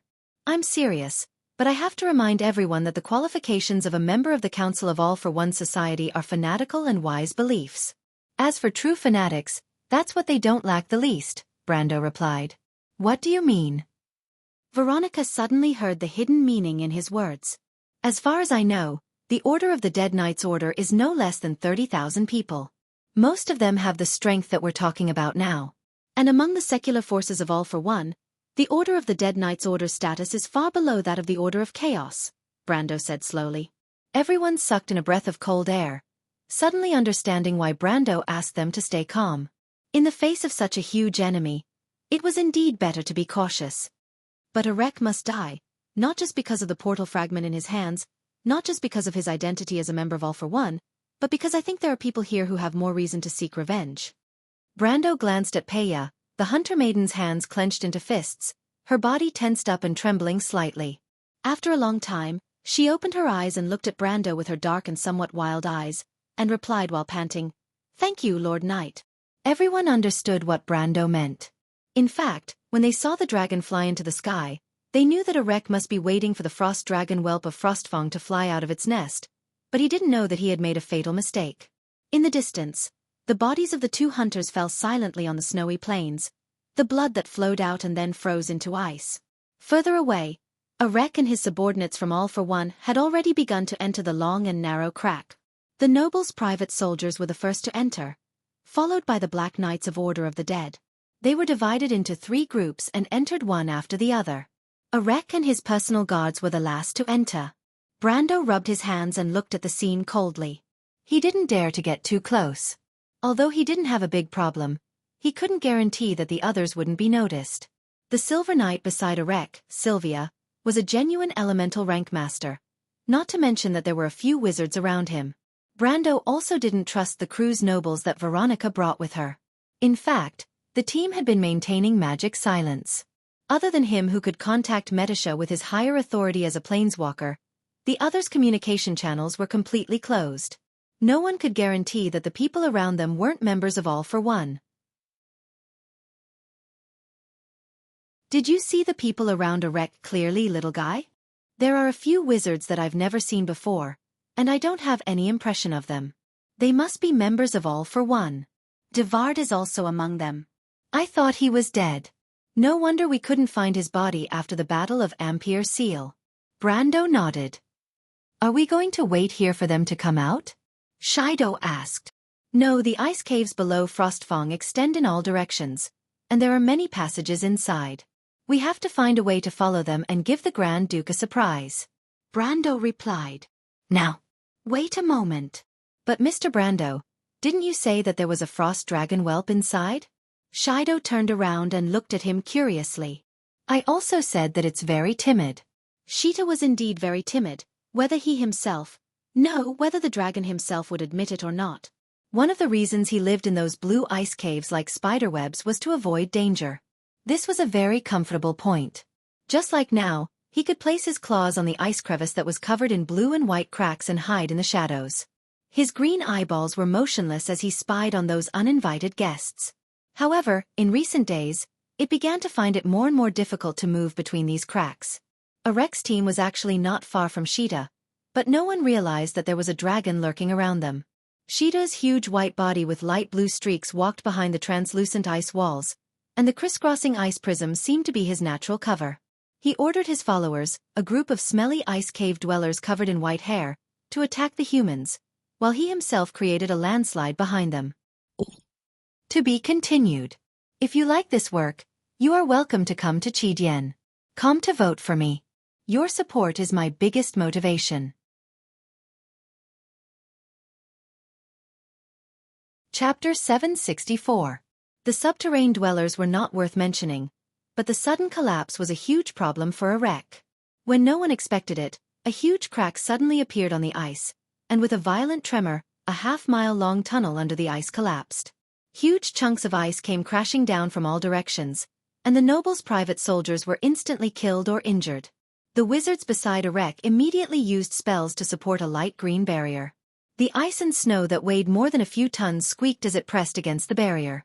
The ghostly faces of the wizards immediately paled, making them look more like their own kind. It was a pity that Sheeta did not intend to completely collapse his nest.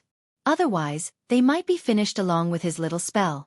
Sheeta walked through the falling ice as if he was taking a leisurely stroll. Frost dragons could hide themselves in ice breath.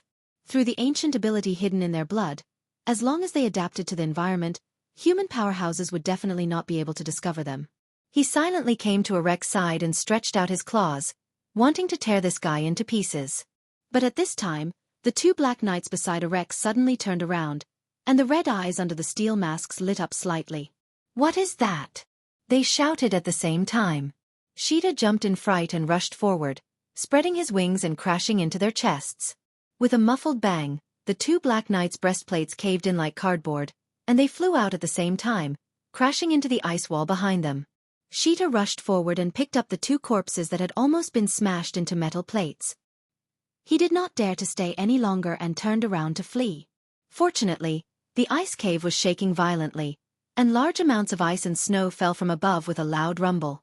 For a moment, no one noticed that two people were missing. It took a lot of effort for the wizards around Arek to stop the collapse and dig a tunnel through the ice. The former duke finally had the time to do a head count, and found that at least 300 of his private soldiers were missing. The Knight of Order had also suffered heavy casualties. His face immediately darkened. Puffed. Devard spat out the snow in his mouth and walked over unhappily. He looked around with some fear. The power of nature was unimaginable to mortals. Even if he was an elemental awakened powerhouse, if the ice on both sides really collapsed, he would only be able to turn into a piece of solid ice that would be frozen forever. This must be the work of those cavemen. The female knight beside Arek covered her face and said hatefully, Sylvia's face was scratched by the sharp ice in order to protect her lord. Her face was covered in blood, and she looked terrifying. Devard nodded. No one thought that the owner of this place had not left at all. They personally felt the dragon's aura that came from dozens of miles away. No one could imitate such an aura. Fortunately, they have retreated. Devard replied with some lingering fear. Arek looked at the tunnel that was temporarily opened. The cavemen had indeed disappeared without a trace. Dragons always had their followers. For example, the black dragon and the goblins, the red dragon and the kobolds often mixed together. The silver dragon often received the service of the elves, and the gold dragon liked to live with the fairies. It was not unusual for the frost dragon to leave some caveman in its lair for him to command. He thought for a moment and felt that there was nothing out of the ordinary, so he said, "Let's move on." What the Duke did not expect was that Xianxia was also scared out of his wits. He did not expect the Black Knight to be so powerful that he almost exposed his whereabouts. With this lesson, Xianxia immediately decided to give up on attacking these humans. Instead, he found a safe place to hide and see what they were up to. Xianxia felt that he was playing a game with these humans, but safety was his first consideration. This had nothing to do with courage, but wisdom. At least that was what he thought. So in the following time, he secretly followed behind these humans and did not attack. He saw that they did not feel bored at all through the long tunnel under the ice. He could not help but think that these humans were really boring. But soon he saw the group of humans walking into his lair. Arek slowly walked into the hall that was naturally formed by the ice. The hall was very spacious, but the surrounding ice formed a variety of strange prisms, and the whole hall was tinged with a faint blue hue. There was also a thin layer of ice fog on the ground. He looked up and his eyes fell on the trapezoidal ice wall in the middle of the hall. In the center of the ice wall was a rare gemstone. It was a gray gemstone, shining brightly without refracting the fire. From the inside to the outside, it emitted a bright light, as if there was a sun inside.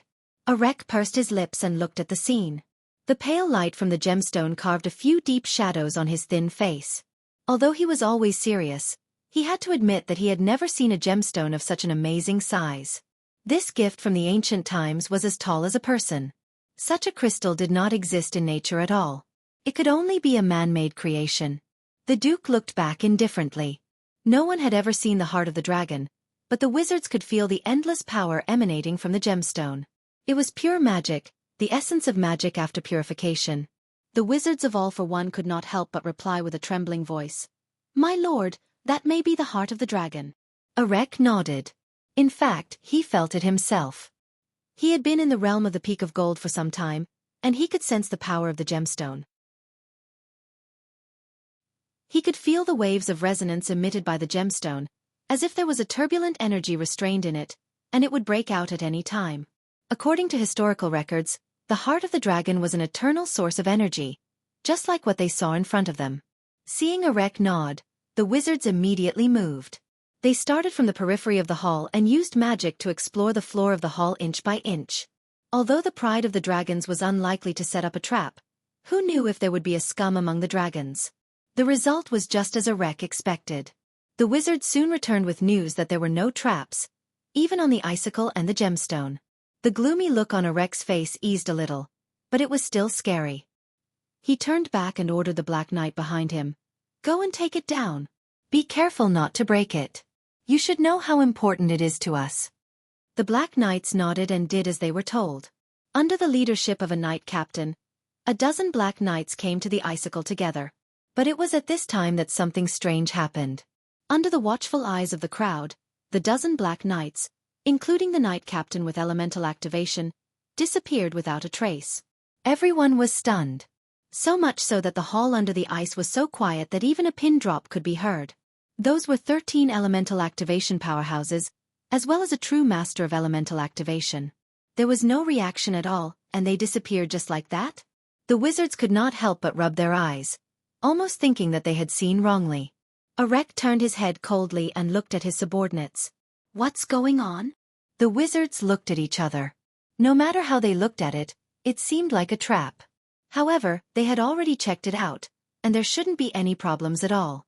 As for the Grand Duke's question, they had no way of answering it and could only stand there dumbfounded. A disappointed look appeared on Arek's face.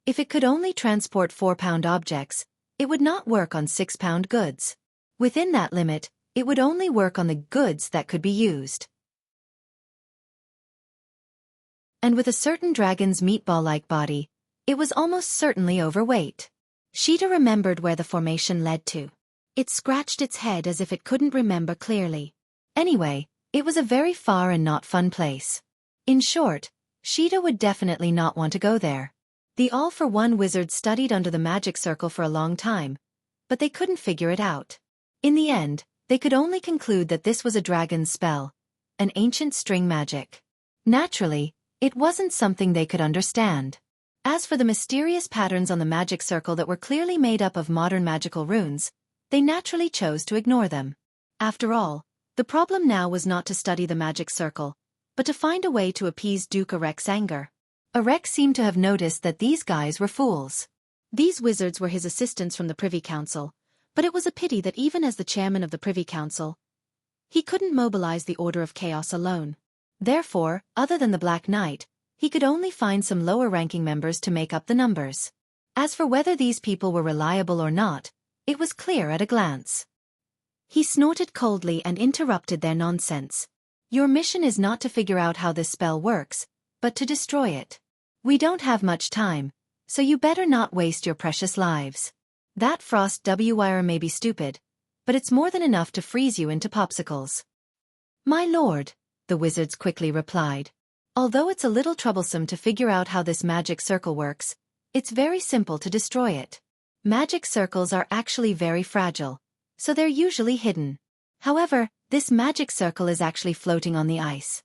As long as a few spells are used to destroy it, it won't work anymore. Yes, that dragon does seem to be a little stupid. If it buried this magic circle behind the ice, it'll be much more troublesome for us to deal with. Someone said aloud. Arek nodded, but he didn't think so. He felt that no matter how stupid the dragon was, it wouldn't be as stupid as these guys in front of him. Besides, he was already a little impatient. He waved his hand and let the wizards quickly deal with the magic circle. In the quiet passage, the sound of the previous avalanche still lingered. Brando and the others walked through the cracks of the glacier. They could even feel the buzzing under the dark blue ice on both sides. The young prince walked in front of everyone, holding the lion's fang tightly with both hands. In this enclosed environment, he was as alert as a rabbit. If he had ears, they would have been pricked up. Teacher, Madam Legion Commander, did you hear anything? Haruz suddenly turned around and asked. Sound? No, you mean the previous avalanche? The scholar was startled and asked. That's not an avalanche. It's the sound of the glacier collapsing somewhere here. It must be that coward's movement. The young frost dragons are born with the ability to manipulate glaciers. A cold voice interrupted her. The one who spoke was Alaz. This young lady flew back from the battlefield. It was said that she didn't think it was fun there, so she hurried back. Brando asked her about the battle situation, and sure enough, everything was as expected. Freya's performance was better than expected. The only accident was probably the sudden snowstorm, but Maynard and Freya reacted in time and asked everyone to retreat to shelter. In fact, Brando actually suspected that the little female dragon flew in from the outside because she was afraid of the cold. Gold dragons, like red dragons, liked hot environments. Naturally, they could not adapt to such glaciers, not to mention the temperature in snowstorms that often dropped below zero. However, there were few storms on this glacier, and Brando suspected that there might be a magic tide behind it. As soon as Alaz spoke, the others fell silent. Now everyone knew that the little girl in front of them was actually a terrible dragon. Even now the envoy, Gerd, was still lying on the stretcher. Alaz's eyes were shining. Only Haruz was a little used to the habits of the young lady of the dragon race. He explained in a low voice, I'm not talking about that. Mr. Brando, did you hear that? Brando nodded. He heard it more clearly than anyone else. In the buzzing caused by the avalanche, there was another sound mixed in. He turned back and looked at Veronica. The female Legion commander also had a look of concentration and held her breath. Seems to be magic, she replied after listening for a while. It's magic. Brando nodded. Just the sound of the bombardment of magic energy. I seem to hear the sound of dark magic flames rising from the sea of magic.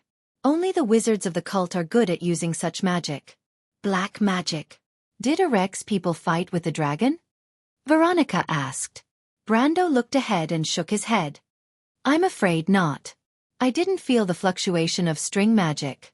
The ancient string magic of the dragon race is one of the most terrible spells. It is the complete opposite of black magic.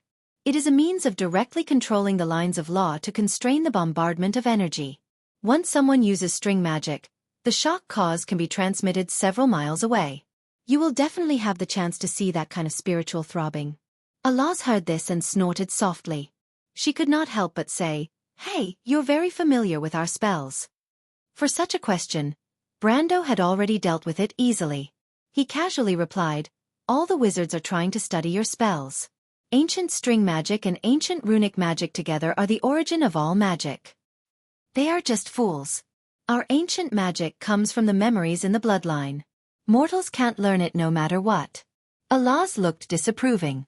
Brendel did not refute. The magic system created by the Myrna people to this day was definitely not as bad as Alaz said. This was the era of mortals, and even the dragons had to admit this. However, he skipped this question and directly answered Veronica. "I think maybe Arek is dealing with the cave dwellers under the glacier." "You'll know when you see it," Veronica replied. The group continued to move forward and pass through the original path that Arek took. They did not encounter any resistance along the way. After half an hour, they found Shito's lair. But at this moment, it was beyond recognition. The first thing he saw when he walked into this naturally formed ice hall was potholes on the ground, broken ice walls, and corpses strewn all over the place. However, he looked around and did not see any corpses that belonged to the dragon or Arek. It was as if the two sides had a great battle, but no one could do anything to the other. Everyone was stunned, not knowing what had happened here, but Alaz was the first to react.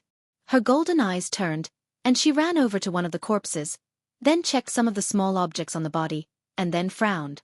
Among everyone, her figure flashed and suddenly disappeared from the hall. Just as everyone was dumbfounded by her actions, an earth-shattering shriek suddenly resounded from within the cavern. "Oh, Sister Alaz, I was wrong, let go." To be continued. If you like this work, you are welcome to come to Chidian.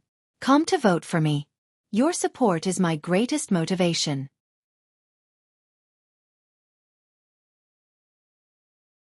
Chapter 766. "Oh, Sister Alaz, I was wrong, quick, quick, quick, let go." With a loud bang, the top of the ice hall suddenly burst open, and a huge creature fell from the sky with a large amount of snow and ice, landing heavily on the ground. Then Brando saw Alaz jump down from above. She walked slowly to the pile of snow, reached her hand into the snow, grabbed a tail, and then dragged a ball of meat out with a whoosh. Then everyone saw that it was actually a dragon. A round dragon. It was huge, almost as tall as a small two-story building, but the whole body was not like the beautiful streamlined shape that Alaz had when she transformed into a dragon. Instead, it was like a huge spindle, and the two pairs of wings were like the wings of the chicken that Brando had seen in the supermarket freezer in his previous life. The only difference was that there were some scales on it. Alaz grabbed its tail and dragged it out, its short and fat limbs flapping on the ground, screaming like a pig being slaughtered. Brando swore that he would never forget this scene in his life, because it was too stupid. In fact, he had never seen the true face of this dragon in his previous life, because this guy was too insidious. Often, players would be lying on the floor before they saw its face, just like Arek's noble private soldiers buried under the ice. As for the others, Shido and Haruz had long been staring with their eyes wide open. They could hardly believe what they saw, or felt that their whole worldview had been turned upside down. Shita put his little claws on his head and cried out, "Let go of me, Sister Alaz, it's too embarrassing." His voice echoed in the cave, but it was hard for others to believe that such an imposing roar was actually begging for mercy. "You also know how to be embarrassed, dragon god above. Look what you've done to your lair. How dare you set a trap in your lair? You've disgraced the face of the giant dragons." Alaz snorted coldly, raised her small fist and punched Shita's head. Her pink fist looked weak, but Shita flew out as if he had hit a meteorite, and with a loud bang, the broken half of the ice wall in the center of the hall was shattered into pieces. All the crew's nobles who saw this scene were now nervous, and those who had offended Allahs before felt a chill down their spines. Almost everyone was thinking, God, this little girl is violent. But Allahs was indeed very violent. She seemed to be mad with anger, and just like an angry sister, she gave the fleshy dragon a good beating. Of course, this fat beating was from the dragon's point of view. If it had been anyone else, even Veronica would have been beaten to a pulp. The education campaign lasted for half an hour, and then Allahs dragged Sheeta with a bruised nose and swollen face to meet Brando. As Brando expected, Sheeta's human form was indeed a little fatty, but in the form of an elf. Elves who were passionate about beautiful things would probably want to stab him to death if they saw him like this. I know you, human. My sister told me about you. She said that big sister has a crush on you. Sheeta said in a muffled voice as soon as he opened his mouth. But before he could finish, Allahs grabbed him by the wrist and threw him heavily over her shoulder onto the ice. She smashed the little fatty on the ground, then clapped her hands as if she had dropped a bag of flour, looked up and replied, His sister is Flora, my life partner. You should have seen her before. You stole her earrings. Do you remember? Brando knew that the golden folk reproduced asexually, and the mates of dragons were in fact allies in a sense, but what was this blabbermouth talking about? What did she mean by he stole Flora's earrings? He looked back and saw Veronica and the others looking at him strangely. A man stealing a lady's earrings. What kind of behavior was that? Especially when this lady was a dragon. The men's eyes were full of admiration, but the women present had a complicated look in their eyes. You're amazing, Mr. Brando. Shido praised from the bottom of her heart. Earrings are very important to dragons. Legend has it that Tiamat and Bahamut were once twins, and Martha gave them 2 earrings respectively.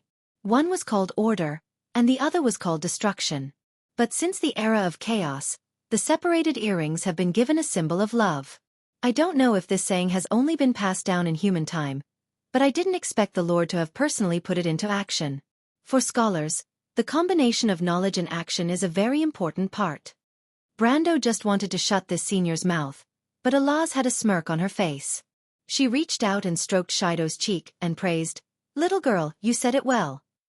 This is praise? Shido was slightly stunned and blushed a little. She knew the custom among dragons, that an elder putting his hand on a younger one's face was a sign of praise. Of course, in a sense, Allahs was indeed a lot older than her. Correct. You're very smart. Allahs nodded. This is the friendship I give you. All the crew's nobles present heard this sentence and their eyes turned red. Brando could not help but feel a little envious. The friendship of the dragons was the same as the friendship of the silver elves. It had a time limit, generally speaking it was a mortal's lifetime, and there was also a limit to the number of times, generally it was once. But this meant that as long as it was within the ability and preference of the dragons, they would help the mortals fulfill a wish. Shido was still in a daze, and Veronica had already gently patted her on the shoulder. She had brought Shido out for training, and she liked this little girl very much. The whole empire was also unanimously optimistic about her as the next successor to the head of the Royal Library, and an important core figure of the future Blood Cross Association. Of course, the main reason was that the Bugas valued her. However, Veronica liked her purely out of love for the younger generation. Vahina was too willful, and the Prime Minister's daughter was too paranoid, especially the latter. Ever since Veronica knew what the other had done in Brando's territory, she had been frustrated, but she had to send the latter back to the Empire. No one knew better than Veronica about Brando's position in Erewhon at this moment. Among the nobles of the Empire, she was probably the only one who knew about Brando's other identity in the loop of trade winds, and his relationship with the Silver Folk. Erewhon was no longer the original Erewhon. After having Valhalla, it was destined to rise as a new empire. Sometimes Veronica even felt that she could see the faint shadow of the Flame King Gretel, or the Lionheart King Eric of the Erewhon people in Brando. Therefore, she was very optimistic about Shido. Shido was pure and kind, far more suitable to be the link between Cruz and Erewhon than Vahina and the other Prime Minister's daughter. It was a pity that the others did not think as far as she did, and probably could not understand her thinking, so Veronica could only hide some of her arrangements for the time being. However, at least everything that had happened so far had proven that she had made the right choice. In her opinion, everyone around this very interesting little fellow was indeed not simple. Not only did he maintain close ties with the Silver Folk, but the dragons also favored him. And Shido benefited from it almost immediately. At least, whether she had a wish to fulfill or not, the friendship of the dragons would have a profound impact on her life. As long as this news was spread back to the Empire, the qualifications of an important member of the Blood Cross in the future might become the next president of the Blood Cross. However, Brando interrupted the conversation between the two. He knew that he could not let this discussion continue. This little female dragon was definitely deliberately making fun of him. She knew that he had just gotten the earring by accident. He suddenly remembered something and asked, "Wait, Fu Luofa is his sister, and the big sister he was talking about is?" Brando was halfway through his words when he suddenly saw the golden flames in Allah's eyes. He suddenly felt a chill in his heart. The little female dragon bared her white teeth at him, making Brando realize that it was better not to continue on this issue.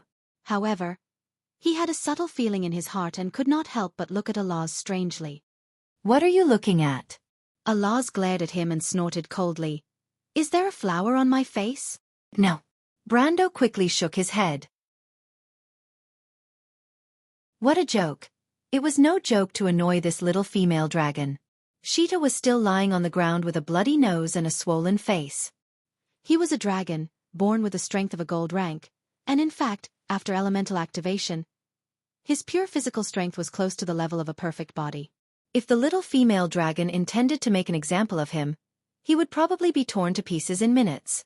"Humph, you don't have to be surprised. As I said, I still have a good impression of you. Even as a backup mating candidate, it's not impossible." Alaz blushed and continued. But these words were a bit too fierce. Xianxia was stunned, and Scarlet seemed a little helpless. Veronica looked at the young couple with a smile. As for the other crew's nobles, the way they looked at Brando was equivalent to looking at a dragon. Or rather, they might not be so surprised to see a dragon at this moment. Some of the bolder knights of the Folded Sword Knight Regiment even gave Brando a thumbs up. "No one will think you're a mute if you shut up." Brando could not help but reply with gritted teeth. Alaz glanced at him and snorted softly. "Who allowed you to talk to me in such a tone? But forget it, I'm too lazy to argue with you." After saying that, she turned and left, disappearing outside the hall in the blink of an eye. "Mr. Brendel." Xianxia seemed to have been scared out of her wits. She finally managed to say something. You don't have to say anything, this is all a misunderstanding." Brando knew that he was played by the little female dragon again. To be continued. If you like this work, you are welcome to come to Qidian. Come to vote for me. Your support is my biggest motivation.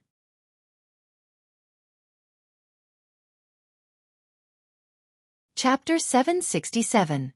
Alaz did not leave for long, but she was called back by Brando, for no other reason than that they still had to get information from Xianxia, the fat dragon.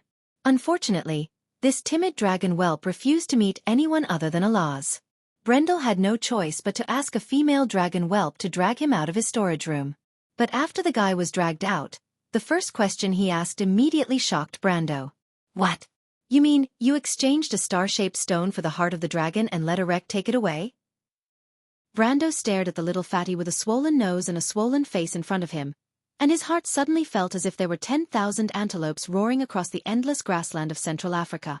The little fatty nodded with an innocent look, as if what he exchanged was not a star-shaped stone, but a cobblestone casually picked up from the river. Despicable, shameless, insidious and cunning. He made an attribution in his heart, but still felt that it was not enough, and had to add, "Too insidious, too shameless." "What is a star-shaped stone?" Veronica looked at Brando's strange expression as if he had eaten a crab raw. She knew that there must be something wrong with this so-called star-shaped stone, but she searched her memory and could not find any relevant information. She thought that this must be a kind of gem, and there was indeed a type of gem called the star-shaped sapphire, but that was just a general luxury, and did not seem to have any connection with the current situation. Besides, Veronica felt that even if Erek's brain had been swept by a dragon's tail, he would not have mistaken the star-shaped sapphire for the heart of the dragon. "Have you heard of the elemental frontier?" Brando looked back with a strange expression and asked. "I know, the elemental frontier is the border of Wonde, and Lady Martha put the code of law on the Sea of Magic to form a stable world. The 4 elemental worlds guard the 4 directions of Wonde, but scholars generally believe that these 4 directions are not in a spatial sense. The part of the elemental boundary that can be seen with the naked eye should be above the sky." Xianxia whispered. "Good answer. People generally think that the elemental frontier is an abstract or theological concept, but in fact, it really exists, and there are some special creatures living there. It is said that the giant whales of the heaven realm, which are as huge as mountains, swim on the elemental border, but they can only be seen on the day of the 3 moons. Brando paused for a moment, as if he was stuck. He really felt that this matter was too outrageous. It was simply unimaginable. As for this star-shaped stone, it's actually a more euphemistic name for it. Seriously speaking, I think it's better to call it the excrement of the heavenly whale. Ha! The Kurlut's noble officers present felt that they had seen or heard all the bizarre things in their lives today, and some even couldn't help but ask, "My lord, you mean this dragon? Lord tricked a wreck with a piece of the celestial whale's excrement?" These words were really a bit witty, and the crowd couldn't help but burst into laughter. But Brando glanced at Xianxia, who was sitting calmly on the side. If that was all, of course, it could only be regarded as a funny anecdote, but he knew more. He coughed and continued to remind them, "In fact, it's far more than that, the star-shaped stone. Although it's excrement, it's not wrong to say that it's priceless, it's just that most people can't use it." "So, Brando, what's going on?" Veronica frowned suspiciously and asked carefully. "The heavenly whale feeds on energy on the elemental frontier, and its excrement is actually the residue of heterogeneous energy. It's just that the heavenly whale has a huge appetite. To what extent? It needs to eat enough magic power every day to sustain the Buga's floating city for 100 years. Because it's on the edge of the sea of magic, there's an endless supply of magic power for it to absorb." Brando stopped and asked, "Do you know what it means to have more heterogeneous magic power?" The Shire's face suddenly changed. "Wait, it can't be?" he muttered to himself. "You guessed right, the star-shaped stone is an unstable superbomb that can explode at any time. Most of the star-shaped stones will be destroyed when they enter the law of Tiamat. I don't know where Sheeta got this thing from, but I know that Arek may be in big trouble soon, if he intends to put that thing on his precious portal." Brando replied in a daze. Veronica was also slightly startled. "How powerful is it?" Brando looked back at her. He wanted to ask the female Legion commander if she knew of a weapon called a thermonuclear weapon, but the latter obviously had not heard of it, so he thought for a moment and described it. "It's enough to completely flatten Lushta from one end to the other." "Are you kidding?" Veronica blurted out. Behind her, the noble officers of Cruz sat there as if they had seen a ghost, and for a moment, they seemed to be petrified. "No, what I said is true. I don't know how this thing appeared in Woned. In theory, it should have ceased to exist before it entered this world," Brando murmured. At this point, he suddenly thought of something and turned his head subconsciously. Sure enough, he saw the hunter girl Paya's face turn pale. "My brother! We have to find a way to stop them." Veronica also immediately reacted. "Martha above, this thing will completely flatten the stained frost forest." "Brando, the seal in the center of the stained frost forest." Brando nodded. In fact, he had thought of this for a long time. He couldn't help but glare fiercely at Sheeta. This guy doesn't understand the situation. Once this thing explodes, not only them, but even this damn dragon will turn into ashes. They can't escape from this place in a short time. Those guys spied on my treasures, of course they deserve this. Sheeta pouted and replied with an unconvinced look. Of course, the so-called treasures it was referring to was the food it had stored in several caves. Marcia above, this frost wyrm was not lying at all. If anyone dared to touch its food, it would rather destroy the world and take revenge. As for flattening the stained frost forest, what was that? Aren't you the guardian here? Shido stared at the little fatty in disbelief. Sheeta looked disdainful and replied, "Tisk, I only agreed because that guy promised to give me delicious food every day, but the food he gave me was not delicious at all. Don't think I don't know that he used magic to conjure it. That food is really annoying. I didn't want to do it for a long time. The funny thing is that those idiots actually thought that they could lure me out by going to the holy cathedral of the hibernator. What a bunch of idiots. I might as well go back to sleep if I have the time." Before he could finish his words, he was hit hard on the head. Alaz glared at him and slapped him on the back of the head, almost sweeping the little fatty under the ice. "You idiot, don't you have the least bit of shame of the dragon race? You actually sold yourself for a little food and became a watchdog for others?" She was so disappointed that she could not help but scold him loudly. Also, you actually gave away such a fun thing so casually. That heart of the giant dragon or whatever rubbish. Isn't it better to just throw it out? Fun thing. Fun thing. Fun thing? Brando, Shido and Veronica had the same thought in their minds at the same time. What was fun about this? This thing can take a person's life, okay? Have you two figured out what's wrong with it? Brando suddenly felt a little powerless and felt that it was a very wrong choice to give the lead of the topic to this little female dragon. He hurriedly interrupted them and said, "Wait, don't talk about this first." "I don't know." Sheeta's answer was so clean that it was obvious at a glance that the fatty was lying. But this time Brando did not intend to let Alaz come. He turned back and called, "Haruz, come here." The little prince looked at him blankly and came over with the lion's fang in his hand. He asked somewhat puzzledly, "Teacher, is there anything I can do for you?" "You go over and persuade him to tell us where Arek went," Brando said, pointing to Sheeta. "Me?" The little prince looked puzzled. I can?" "Of course, don't worry. He will listen to you like a dog in a while. But remember, don't give it all, don't sell yourself." Brando replied faintly. "Give it all? Give what?" The little prince blushed, but he could not go against his teacher's words. He could only bite the bullet and walk over. When Sheeta saw Haruz, his eyes lit up slightly, but soon showed a disappointed look and said loudly, "What, he's obviously a man, I won't be interested in this kind of guy. Quick, find me a little girl, maybe I'll agree to tell you the news you want to know." Brando almost pulled out Halrangaya and slashed at him immediately, so that he could cut this nasty and lecherous fat dragon in half. He took a light breath and told himself to calm down. The other party was a dragon. Even if it was a young dragon, it was not something he could deal with. But this guy was really nasty to a certain extent. What was he thinking? Brando finally calmed down and saw that Sheeta's eyes suddenly became motionless, or to be exact, nailed to Haruz. Then everyone saw that this guy's eyes were blurred, and a line of crystal-clear saliva flowed from the corner of his mouth in public. At that moment, it was as if a group petrification spell fell from mid-air. Except for Brando, whether it was the crew's nobles, Brando's accompanying knight, even Shido and Veronica were stunned for a moment. What was going on? As the person in question, the young prince was shocked. He shouted, What are you doing?" But Sheeta seemed to have heard nothing and pounced on him. At that moment, Alaz could not help but look back. Brando laughed in his heart.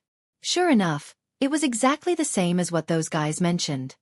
"You're obviously a child, and you're still pretending." He heard Haruz scream, but thought so in his heart. P.S. The strong in your hearts will never wither, 5 times a day, fighting the heavens and the earth. From today onwards, I've decided to change my name to 5 times Glaze. No, 5 times Strong Baboon. Okay, I'm asking for monthly votes. I'm asking for 5 times the monthly vote support. To be continued. If you like this work, you're welcome to come to Chidian.com to vote for recommendation and monthly votes. Your support is my biggest motivation.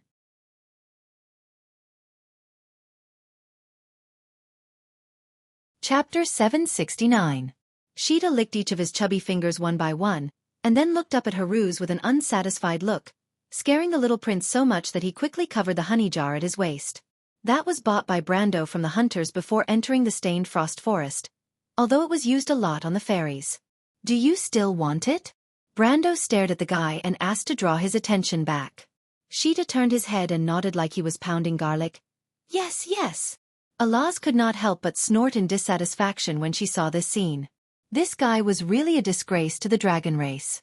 She could not believe that a proud dragon would be bought over by half a jar of honey. Half a jar of gems was more like it. The little female dragon thought angrily.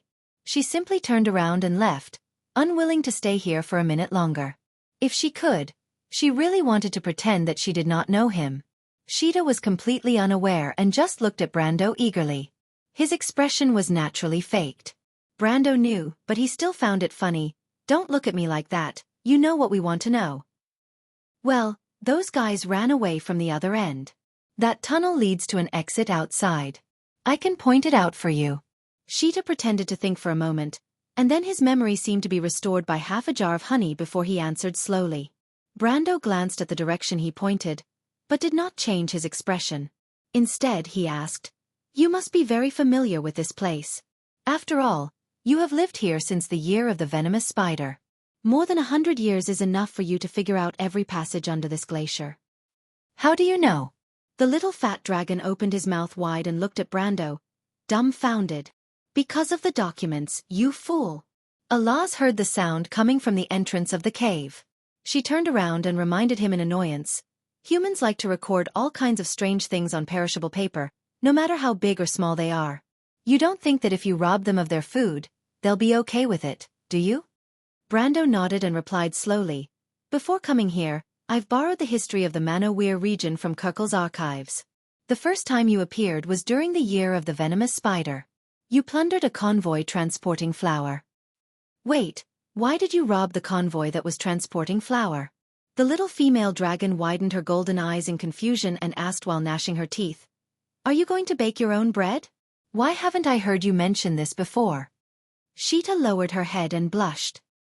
"I thought it was white sugar." "Enough!" Alaz shouted. "Get lost, don't talk to me again, I want the patriarch to expel you from the clan." After saying that, she angrily ran out. Brando looked at her terrifying appearance and was afraid that this little female dragon would not be able to hold herself back and kill Sheeta. When he saw Alaz running out, he breathed a sigh of relief and turned back to ask, "So am I right?" "Almost," Sheeta replied weakly. "What's wrong?" Brando looked at him and could not help but be a little curious. "The dragon clan doesn't restrict you much, does it?" "It's okay." Sheeta suddenly became a little vigilant and glanced at Brando with his pair of small but bright blue eyes on his chubby face. "Humph, cunning human, don't think you can get any useful information out of me even if you tell me these useless things. What do you want to know?" "Not as cunning as you." Brando thought to himself, this guy's honest appearance is definitely a wonderful disguise. But in fact, only those who have dealt with him know the messy things in his head. He replied, "Since you know every passage under this glacier, you must know if there is a shortcut for us to catch up with a wreck, right?" "Why should I tell you?" Sheeta asked, rolling his eyes. Brando had expected this reaction and was not surprised. He only turned back to the little prince and said, "Haruz, give it to me." With that, he stretched out his hand. Haruz looked at him reluctantly. This forest was not as comfortable as the palace. The honey was his favorite candy, and he would only eat a little every day. If he handed it over, there would be nothing left of the honey. The little prince was not stupid. He looked past Brando and glared at Sheeta with some dissatisfaction. "Give it to me." Brando winked at him and insisted. "Teacher." The little prince did not dare to disobey. He could only walk up slowly, untie the jar tied to his waist, and put it in Brando's hand with a pout.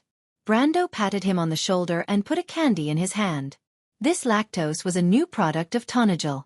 In this world where food was scarce, candy was a luxury that only the nobles could afford. However, it was very popular among the nobles of Erewhon. The Roman lady had been eyeing this business for a long time, and Brando had helped her with a lot of ideas.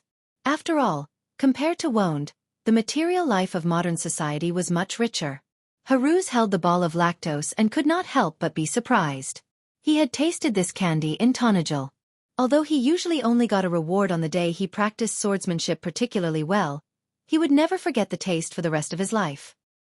He carefully put the candy in his bag, and then sat back with his lion's tooth in satisfaction. Of course, Sheeta also saw this scene. He looked at the honey jar in Brando's hand and then looked at the little prince's actions. There was a strong light of curiosity in his eyes, but he resisted the urge to speak.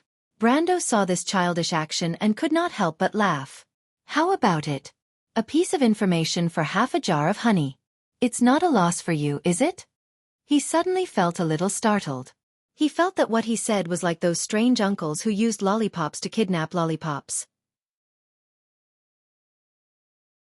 However, he did not have a lollipop, and the little fatty in front of him was not a lollipop.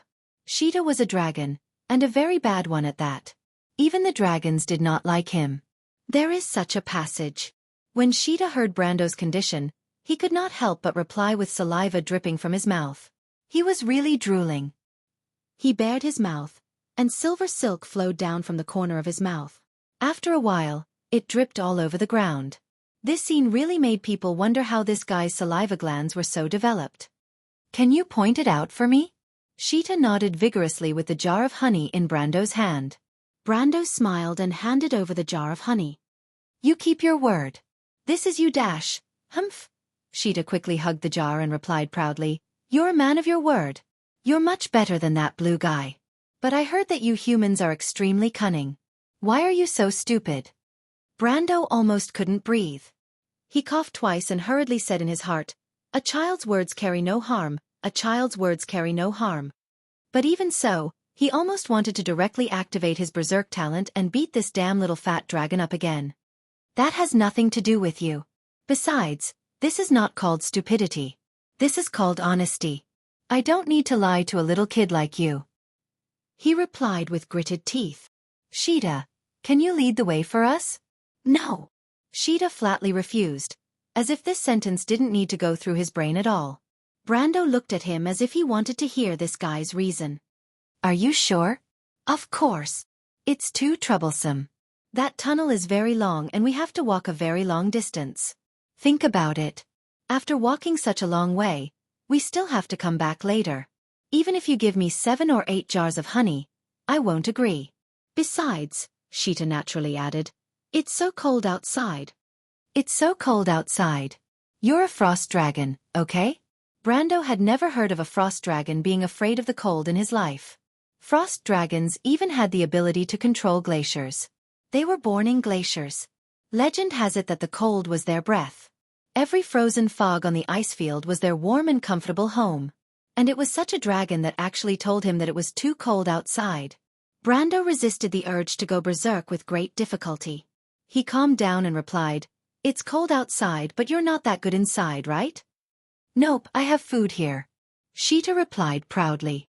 Your food can go to hell. Brando screamed in his heart, but his face was as calm as ever. How much food do you have?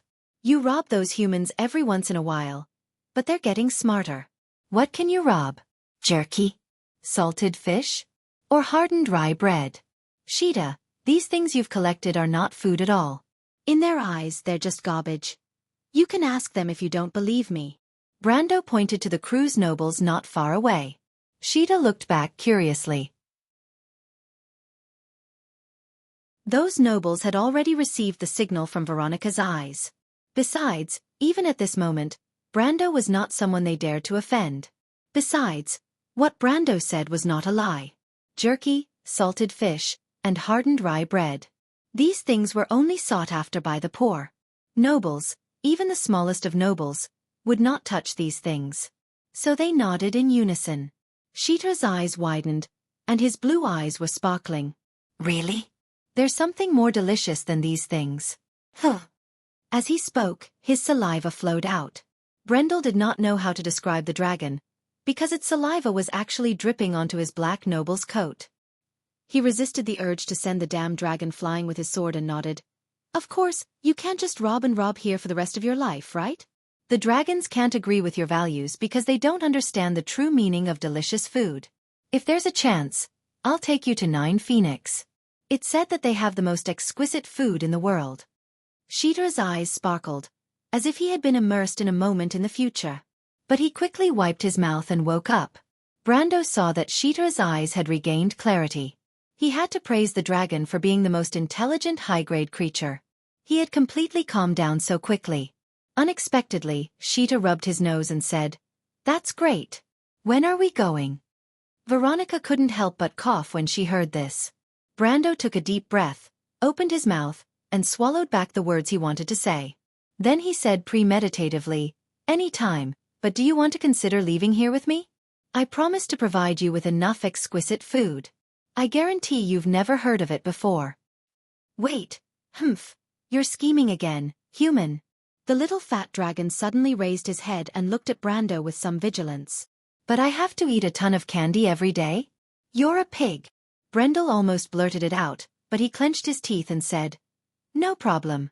I have a very large territory, and I have many sugar workshops. I can guarantee that I can satisfy your requirements. Really? Sheeta looked doubtful, but his chubby face was full of yearning. Pfft. Shido finally couldn't help but laugh. In her opinion, the dignified Count of Tonajil had become a sugar factory director in the eyes of this dragon. This was really too incredible. It was not until this moment that the scholar deeply understood this sentence. If you don't go out of the door, you will never know the world.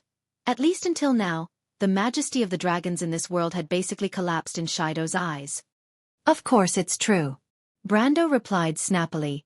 But do you understand my request? You've taken benefits from me, so you have to do things for me. You don't want me to feed you for free, do you? He had to remind her because this guy in front of him was not reliable at all. Of course, if he could ally with a dragon, even if it was a young dragon, it would have a profound impact on Erwin's situation. Brando raised his head and glanced at the nobles of Cruz not far away. Those guys were obviously stunned and didn't think of this for the time being. Only Veronica and he looked at each other. The Legion commander smiled at him. Unexpectedly, Sheeta frowned and replied impatiently, "That's why you're really stupid." "Of course I understand. Isn't it just signing a contract?" "Humph, I signed a contract with that damn guy, but since that guy can't fulfill the requirements of the contract, I have now decided to unilaterally terminate the contract with him." He raised his eyelids and glanced at Brando. "How is it? Have you written the contract?" Brando looked at this guy dumbfounded. He suddenly felt that this damn fatty was pretending to be a pig to eat the tiger. Why did he suddenly speak so eloquently? What Wone's contract and what not? It seemed that even he didn't know much about it except for the Roman. "Now. Not yet." "Oh, that's okay. We can make a verbal contract first."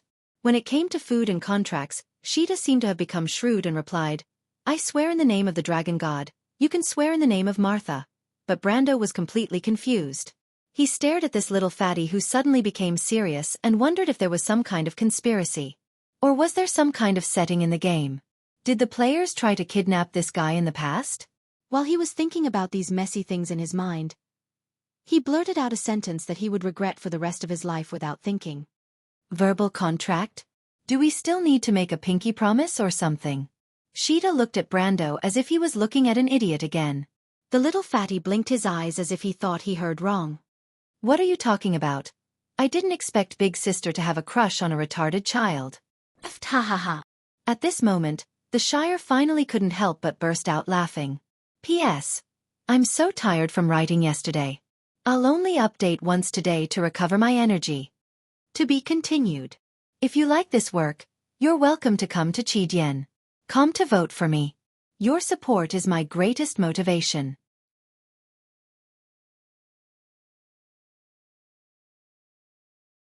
Chapter 770. Sir Commander, we have already walked for almost 2 miles. The mountain that was used as a landmark can no longer be seen behind us. With such a heavy snowstorm, I'm afraid we will get lost if we continue walking. The Knight Cruz patted the snow on his breastplate and looked at the snowy sky with some worry. The biting cold wind pushed the snowflakes between the sky and the earth. This snowstorm came so suddenly that no one had time to prepare. The knight looked at the bad weather with some concern, and expressed his opinion to the female knight in front of him. Freya stopped and sighed in her heart. Her face was red from the cold and her eyebrows were covered with frost. But Freya blinked and replied, "No, let's move forward another 500 meters. They are injured and can't run far." "Freya, if they were injured, we would have caught up with them long ago. No one can run too far in this weather." Maynard's voice came from behind. Everyone turned around. The female knight was as calm as ever. At the same time she reminded in a cold tone, "There's something fishy about this. Have you forgotten what Brund and the others said?" But that could be an illusion on the ice field, the refraction of the sun, or the snowy shadow of the crystal forest. It could have produced a similar illusion. He said he saw wolves. "Do you know what that means?" Maynard interrupted her. "This storm was brought by wolves. This is not a good sign. The Myurnas fear wolves because wolves are part of the twilight, representing doom and the destruction of the world." "But didn't the others not see it?" Freya was not sure.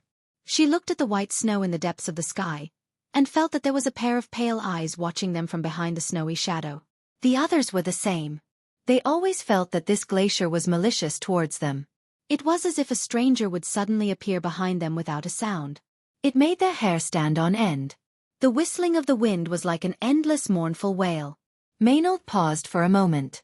Her voice was as cold as ice. She looked at the others coldly.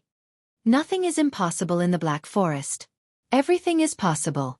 If you have a premonition that something bad is about to happen, then it will definitely get worse. Of course, the Knight of Crows had heard of this proverb and felt his scalp tingle. Freya was also hesitant. At this moment, a person suddenly stumbled out of the snow in the distance. That person was the second batch of scouts sent out not long ago.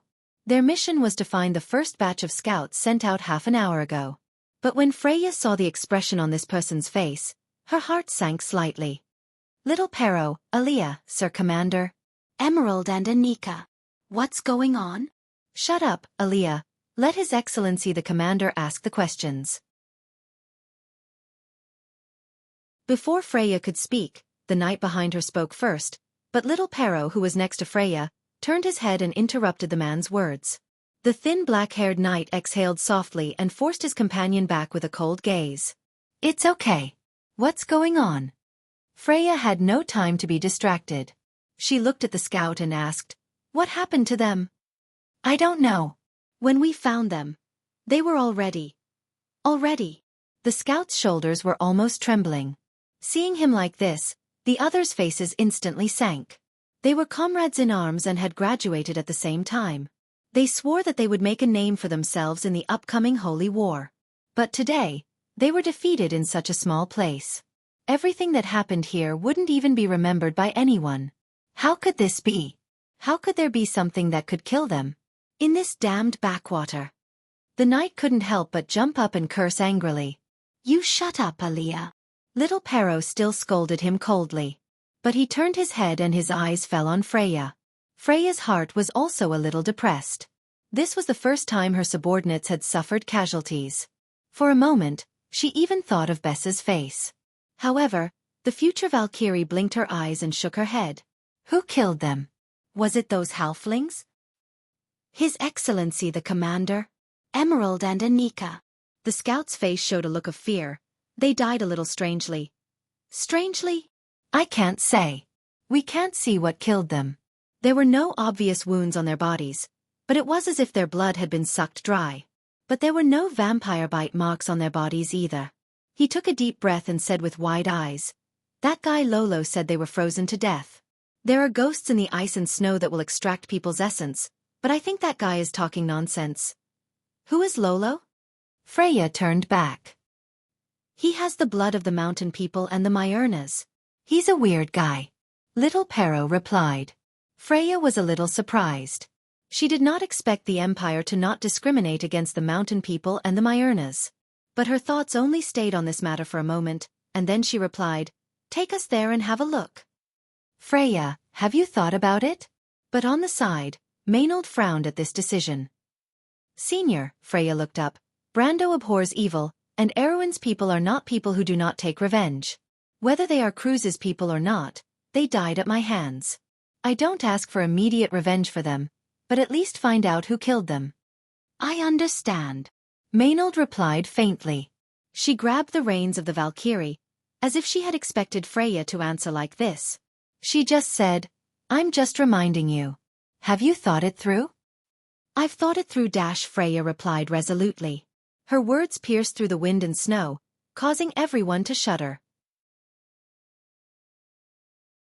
But the Kurlutzians finally had a trace of approval when they looked at her.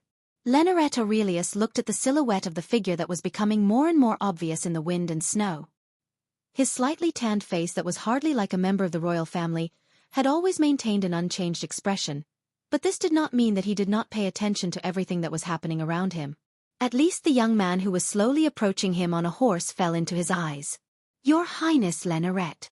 Haruz looked at the tall young man with some envy. The other party was also the first heir to the throne, just like him, but much calmer than him. For so long, other than announcing his name, the other party had hardly said a word. This steadiness made him very curious. Haruz was eager to know how to do better with his identity and how to appear so confident. Leneret Aurelius looked back at the young man and replied, Your Highness Haruz, under the rule of the Holy Cathedral of Fire, you and I are equal. You don't have to fall behind me. This is against the etiquette of the two countries. Haruz blushed. He didn't expect to make a mistake in etiquette all of a sudden. He didn't mean to, but he was used to following behind his sister or teacher. Reminded, he quickly loosened the reins and stepped forward. Your Highness Lenorette, have you ever thought about the fact that you will inherit a huge empire in the future? Thousands of people. Their future depends on your hands. Have you ever thought about what will happen if you do something wrong? I'm sorry, although it's very rude to say this, but I often think about it. Haruz asked in a low voice. That's not rude, Lenorette replied. Of course I've thought about it. It's part of my power and responsibility in itself. As for the thousands of people, their future depends on my hands. You're right, if I do it right, they will sing praises, and if I do it wrong, they will bear the responsibility. Haruz heard these remarks and couldn't help but widen his eyes. How can this be? Because by then, I will be the Supreme Emperor, and in this capacity, I naturally have to maintain the majesty of the imperial power. It's the same for you. When you grow up to a certain age, you'll understand this. God has given us this power, and we should be careful to maintain it. Lenorette Aurelius raised his head and replied proudly. But shouldn't the duty of the royal family be to fulfill the noble's contracts and bring a happier and more stable life to his people? Haruz was dumbfounded. Who told you this? Lenorette turned back and asked. It's my teacher and my sister. The young prince replied in a low voice. What they said is wrong. Your sister is only a woman, and that earl must have other plans. The eldest son of the emperor faintly replied. Haruz felt that there was something wrong with this statement, but for a moment he didn't know where to refute it. He couldn't help but stutter. But my teacher is a very upright and knowledgeable person. If you discuss it with him, Your Highness Lenorette, you will understand this. There's no need. Lenorette Aurelius replied. Haruz, you are the only one here who is qualified to talk to me as an equal. I don't have to listen to the opinions of the others. Even in your country, Your Highness, the Count is not an important minister so far. You should learn to choose your own rights. Haruz was slightly startled and nodded as if he understood. And at the same moment, Brando saw a certain silver fairy princess coming through the wind and snow. He threw a candy to Sheeta, who was not far behind him, and let the fat dragon run to the back happily. Then he raised his head and asked Metisha the first thing he said. Is Freya not back yet? I'm sorry, my lord, I didn't persuade her. Metisha frowned and shook her head worriedly. It's not your fault. Brando looked up at the changing sky and replied softly. I know Freya's personality. The weather is a little strange, but maybe we have to go against the wind. P.S. I wasn't feeling well yesterday and today. It seems that I won't be able to get full attendance this month again. I'm speechless. If you like this work, you are welcome to come to Qidien. Come to vote for me. Your support is my biggest motivation.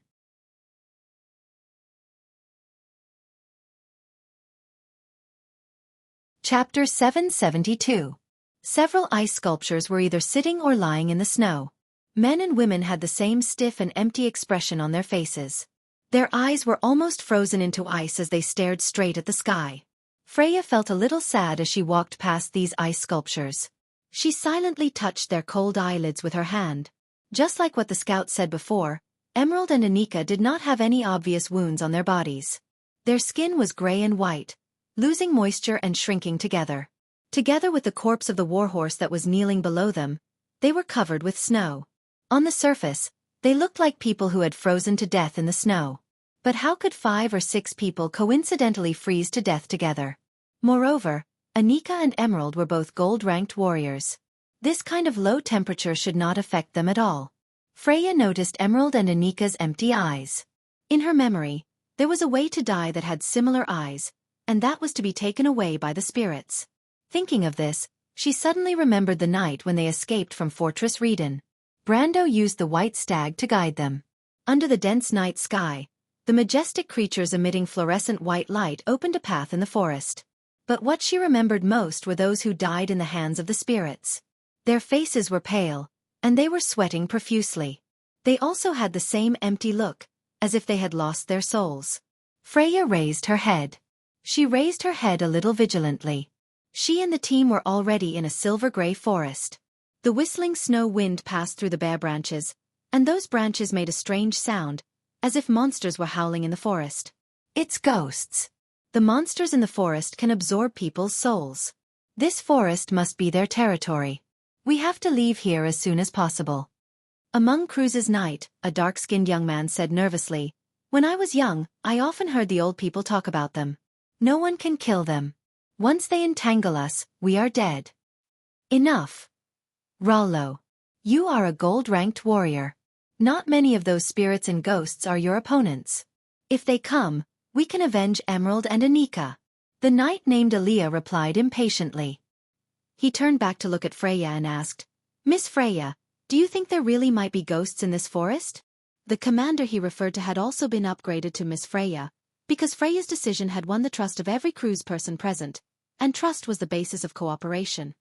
Anika is similar to you. They died without any warning. What can you do about it? Lolo was unwilling to let him off.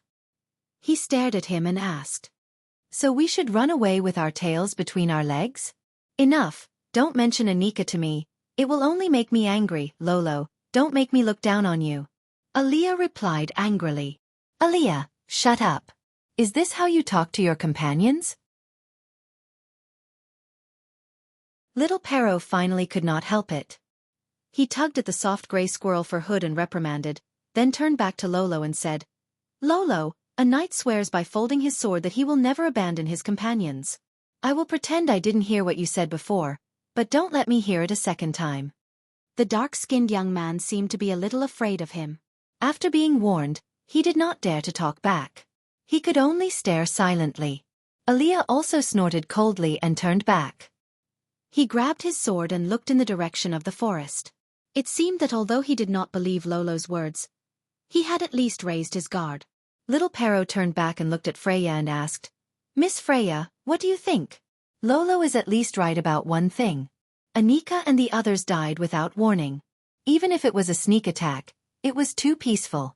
Anika is a veteran scout, not inferior to me in the slightest." Freya frowned. The bodies of Anika, Emerald, and the others did not look like they had experienced a fight when they were alive. They looked like they were walking and suddenly fell dead here, but those were 4 gold-ranked warriors. She looked in that direction and suddenly noticed a subtle detail. "Senior, did you notice their gazes?" Maynard raised her eyebrows slightly. "Anika and the others should have been looking ahead when they were alive. That's the forest. There may be something in the forest that attracted their attention." Freya replied. "What exactly did they find in the forest?" Aaliyah asked. "It certainly can't be an attacker. If the attacker came from the direction of the forest, Anika and the others would not have no reaction at all." Little Pero replied. The others looked at each other and could not think of anything in the forest that could make Anika and the others relax their vigilance. After all, Anika and the others were professional scouts in the Folded Sword Knight Regiment. They were the best nightingales, soldiers among soldiers, and would never let their guard down easily. The wind and snow seemed to have stopped for a while, and everyone felt a strange silence between them. They could not help but look at the silver-gray forest, and suddenly felt a little creeped out. "Did you hear something?" someone suddenly asked. The man was wearing leather armor and a dark brown robe. He was the only priest in the Cruz Knight Regiment. "What's the matter?" Aaliyah asked inexplicably. "Shoo, listen, there's a sound in the wind."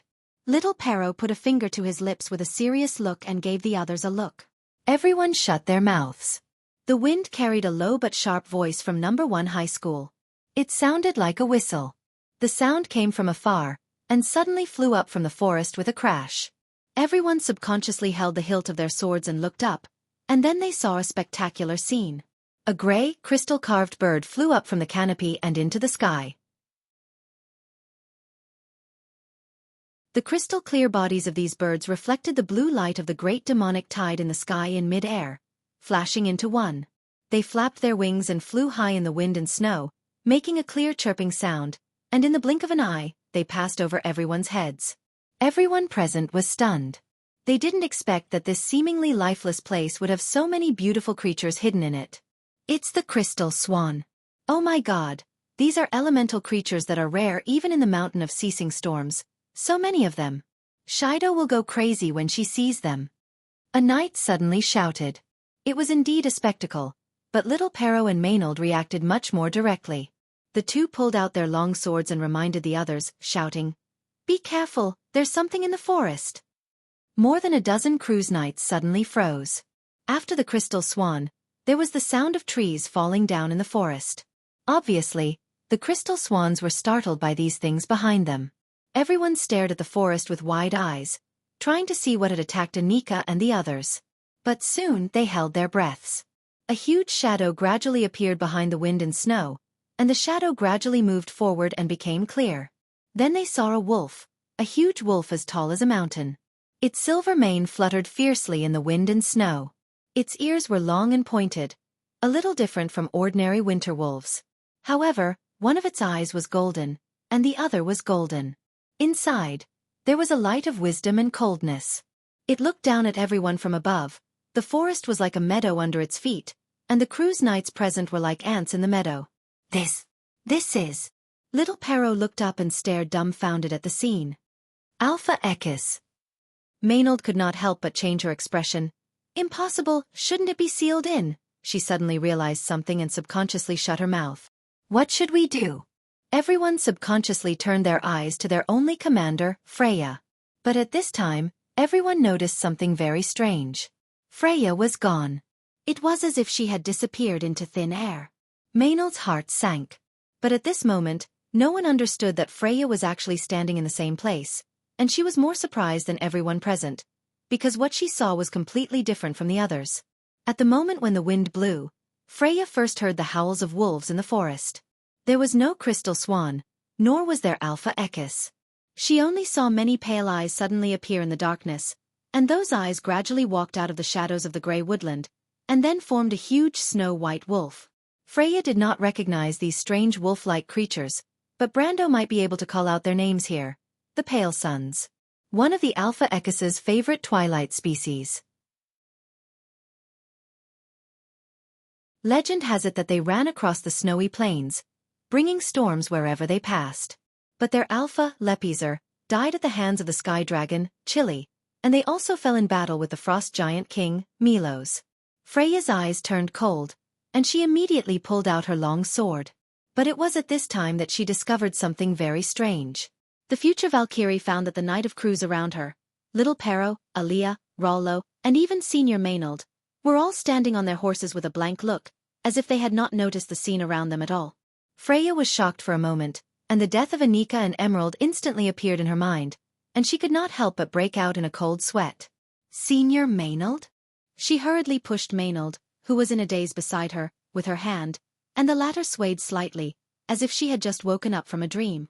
She first saw Freya and was slightly startled, then frowned and asked with some confusion, "Freya, where have you been?" "Run, little Pero and the others are dead. I'll help you block Ekis."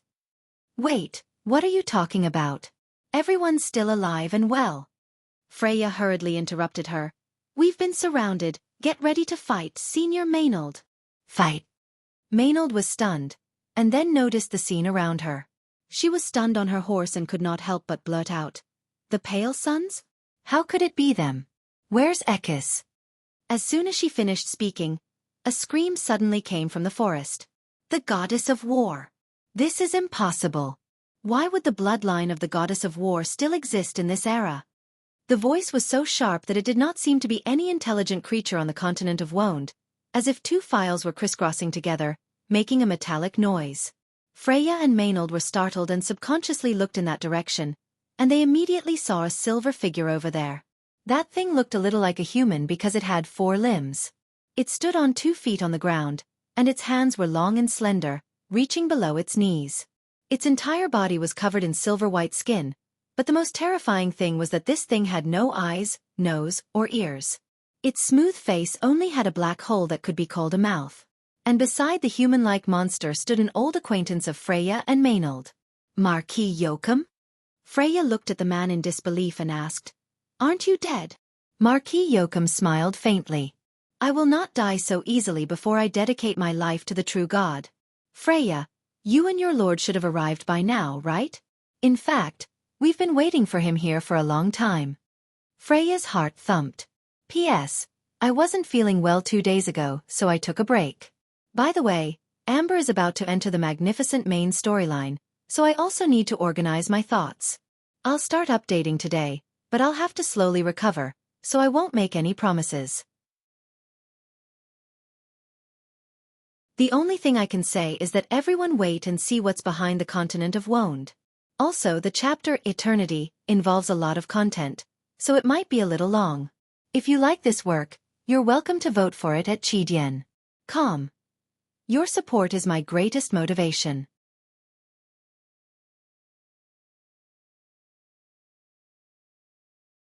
Chapter 773.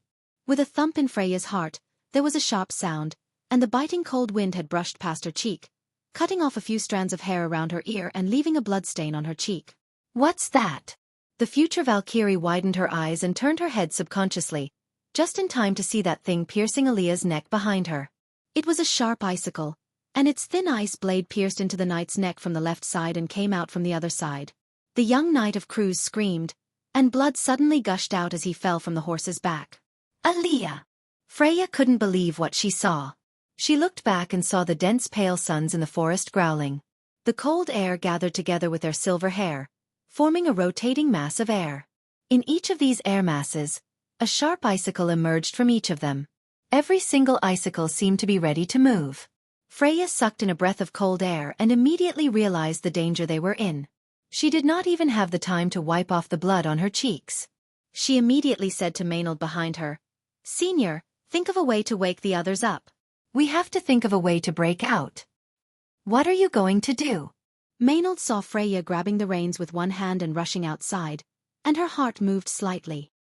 That thing seems to know me. Brando also told me something similar. Although I don't know what the bloodline of the goddess of war is, maybe I can try to attract their attention. Freya had already pulled out the Lionheart sword. She loosened the reins, clamped her legs, and rushed out with the warhorse under her without hesitation. Her last few words came back almost intermittently in the wind. Maynard looked at Freya's back as she walked away in the wind and snow. She froze for a moment, then immediately turned back with a cold face and pulled the Cruz army priest who was in a daze beside her. Joachim stood at the edge of the forest and rubbed his hands. He squinted and saw Freya charging alone from the hillside, and his eyes lit up. The thick snow-white cloak behind the girl fluttered in the wind like a pair of white wings, and the scene was very much like the scene of the goddess of war's charge described in the war poem. He smiled slightly. "Your courage is commendable. I didn't expect Erwin to see such a scene today. Your Royal Highness is really amazing." But before he finished speaking, he was interrupted coldly by the monster on the side. "Why are you talking to them? Kill them before they wake up." The monster looked up, and although it had no eyes, it could still be seen that it had been looking in the direction of Freya. "I order you to kill that woman." "No, we should attack those knight before they wake up." Marquis Joachim was stunned for a moment, then immediately retorted. "Listen to my order. I order you to kill that woman." The monster replied stubbornly. "But..." Marquis Joachim still wanted to say something, but he was already sent flying by the silver monster. He crashed into a cedar tree, and snow fell from the pine needles and covered his face. He looked up and saw that the monster had issued an order to the wolves. "Quick, kill that woman." Marquis Joachim's eyes could not help but show a resentful light. "Damn idiot!" The white wolves let out a long howl, and in an instant, countless icicles whistled towards Freya. The girl from the countryside of Bucci hurriedly turned her horse's head and changed direction to the side of the forest.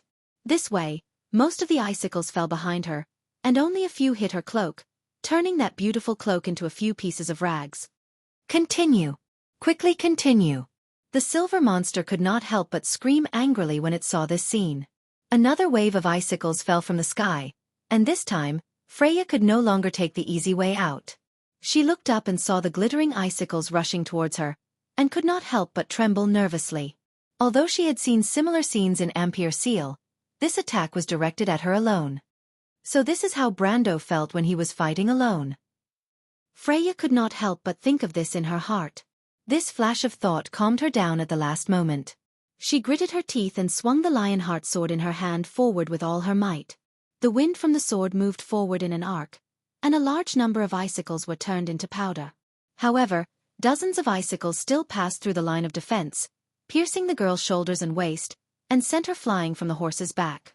Freya rolled in the snow, leaving a trail of blood, but she immediately gritted her teeth and got up. She looked up, and a white line reflected in her vision. Under the command of the monster, the white wolves in the forest rushed out, and they seemed to have abandoned the Cruise people and rushed towards her. "Lady Martha, what is going on?" Freya could not help but feel a little puzzled. She did not recognize the monster at all, but it seemed to have identified her. The pale suns rushed out like a white wave, and she, who had fallen off the horse, could not escape at all.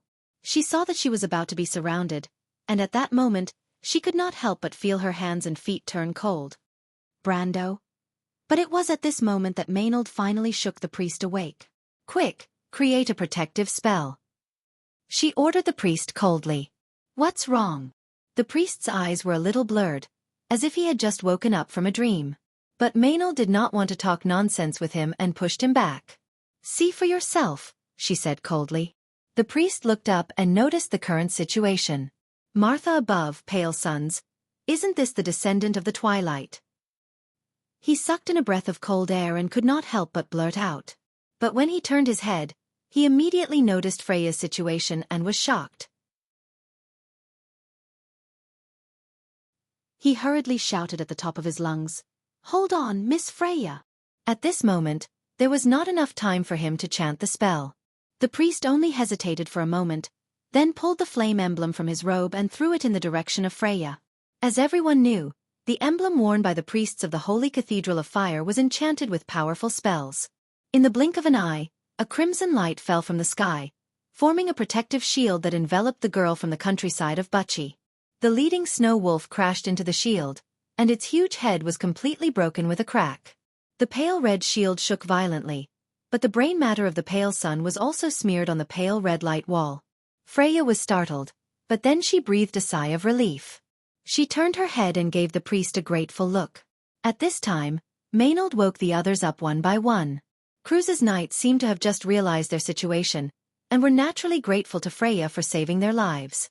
But unfortunately, although their commander was temporarily saved by the protective spell, he was still trapped in a tight encirclement. Everyone understood this. "We have to find a way to cut into the wolves, separate them from Miss Freya, and rescue her." Little Pero saw this scene and replied. But he frowned again, showing a worried look. "But the wolves are too thick, I don't know if we can do it." "We can only try, Miss Maynard. Can you take the injured Aaliyah away from here, so that we can give it a try?" The other knight echoed in unison. But at this time the priest of Cruise, who was responded with gratitude by Freya, turned around. "I suggest you don't do this, I have a better plan." "Mr. Priest, what do you have in mind?" Little Pero was slightly startled and looked at him. "Leave it to me here." The priest glanced at everyone and replied, "I will separate the wolves from Miss Freya. There are only a few minutes. You have to seize the opportunity." "What do you want to do?" "I will pray to the path of the golden flames. The flames will burn away all evil, and the Flame King will be with me." The priest smiled at everyone. "Don't worry, the pale suns were destroyed by the gods of order in the legends, and it will be the same today. Mr. Priest," the priest waved his hand. "Go, remember that you are the pride of the people of Cruise, don't let the lady wait too long." With that, he dismounted, gently touched his robe with his hand when he landed, and then walked in the direction of the wolves. Maynard looked back at this guy and couldn't help but shout, "Wait! What is the lady's order? What is your name?" Maynard asked with a frown. "I am an attendant of the Golden Flames. My name is not important to me, but you can call me Million." The priest replied with a smile. Maynard nodded silently. "I will remember you, Million." With that, she turned her horse's head, and all the other knight of Cruise looked at her. But the female knight did not say a word. The cold wind was biting cold, but there was a strange meaning in the wind that was as cold as a knife. The knight formed a charging formation. Million faced the direction of the wolves, took a small breath, and then raised his hand. A golden flame separated the gloomy clouds above the sky, fell from the sky, and swallowed his body in the blink of an eye. At that moment the priest of Cruise shouted, "Sage, today I will fulfill the promise engraved in the golden flame to you. The descendant of the eagle will never bow to injustice and evil. Please give me your authority, let me do your will, and sweep away all the evil in this world." The pillar of fire became bright in an instant, almost completely enveloping the priest, and the golden light illuminated the whole forest. It lit up the eyes of Maynard Cruz and the other knight of Cruz, and also made Freya, who was fighting the white wolf, look back in shock. Everyone saw this scene. Milion raised his hand high, his body was almost completely burned out, and his whole person turned into a flame. This was because the unbearable divine power had completely destroyed the mortal body, but at the last moment of his existence in this world, he raised his right hand and slashed from top to bottom. At that moment, in the dark night sky, a giant golden flame soared hundreds of meters long appeared above the forest, and the blade fell from the sky, like a meteor falling heavily among the wolves. The moment the blade landed, a bright explosion engulfed countless white wolves in an instant, and the brilliant sparks were Milion's judgment on the ground under the pretense of the authority of the golden flame. The flames burned fiercely, and the wolf pack had been divided into two. Maynard turned her head, the golden flame still illuminated her cheeks, but the female knight said nothing, just loosened the reins. Little Pero, take Aaliyah and leave. The rest of you, follow me. To be continued. If you like this work, you are welcome to come to Chidian.com to vote for me. Your support is my biggest motivation.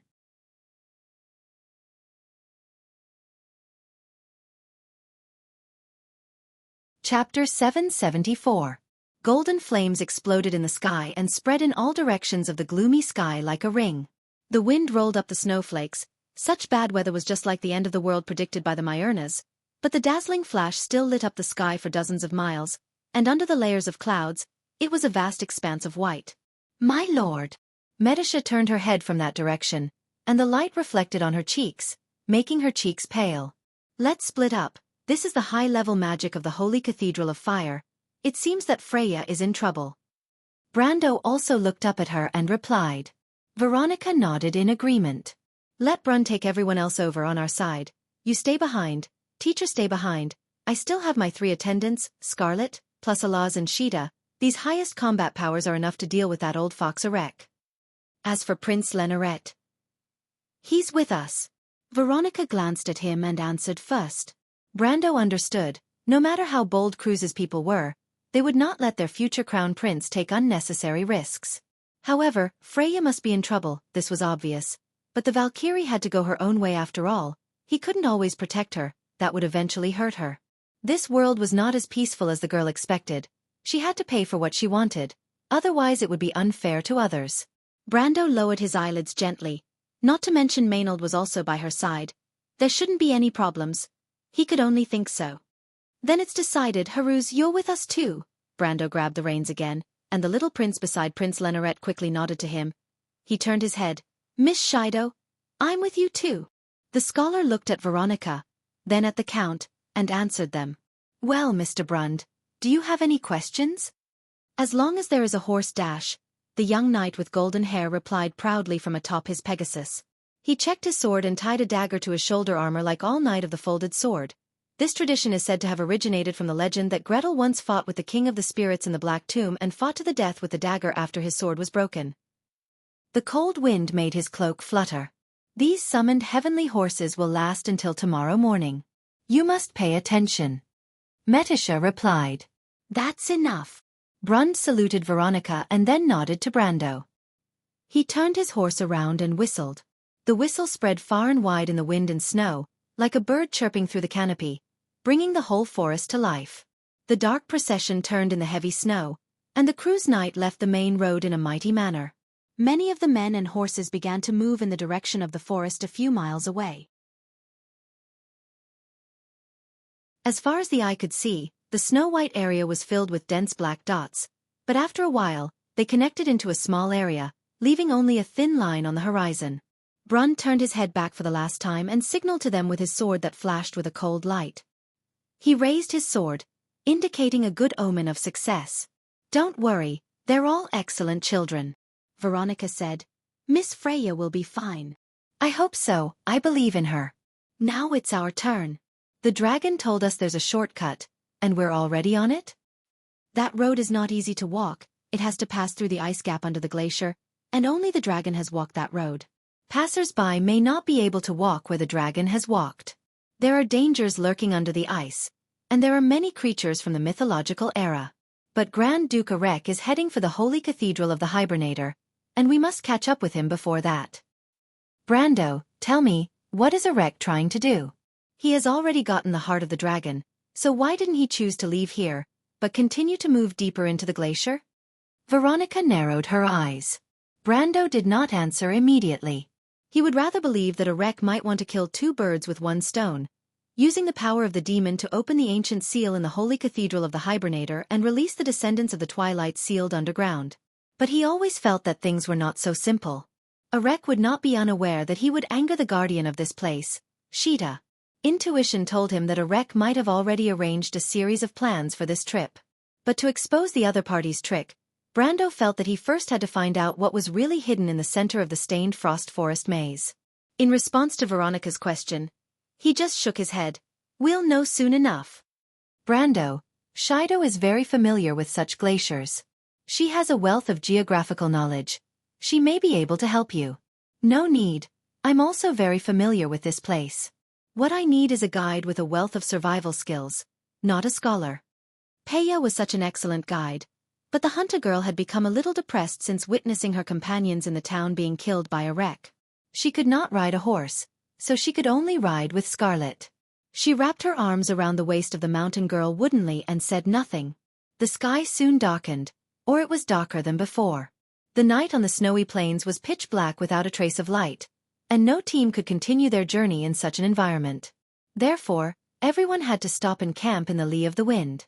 The direction of the forest was quiet, and there was no news at all. Just like that, the night passed. In the early hours of the morning, Brando finally found the shortcut that Sheeta had mentioned that led to the ice gap.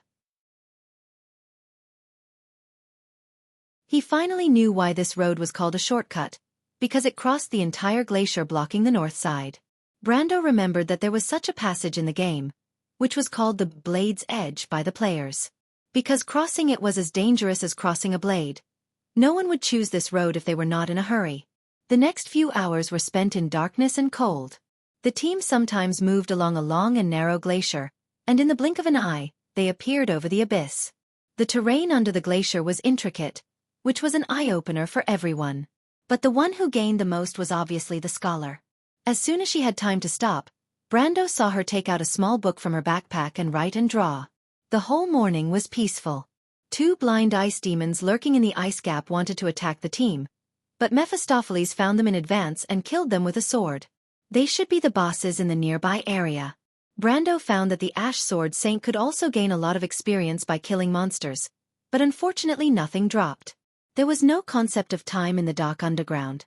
Almost 2 or 3 hours after Mephistopheles killed the ice demons, the team came to a natural open place. At this time, Shido and Haruz, who were slightly weaker, were almost exhausted. Brando put the torch between two icicles and then asked everyone to stop to rest and replenish their strength. At this time, Alaz came to him. The little female dragon pulled Brando out of the crowd and pulled him aside. Her golden eyes flashed with a dangerous light. She stretched out her claws to Brando and whispered, "Brando, someone is following us, did you notice?" Brando was slightly startled, and then a serious look appeared on his face. "I vaguely felt it. I thought it was an illusion." "Why, can you feel it?" Brando was not lying. Because of some experience in the game, he trusted his intuition very much, which was why he asked the team to stop. These glaciers and the cracks below were caused by the war tens of thousands of years ago. No one knew what would be under the ice. According to the strength calculation in the game, it was not impossible for a boss above level 60 to appear. In terms of combat power, it was equivalent to the existence of the Peak of the Law. Even though Brendel's teacher had 1 foot in the ultimate realm, but fighting in this kind of environment, strength sometimes did not mean anything.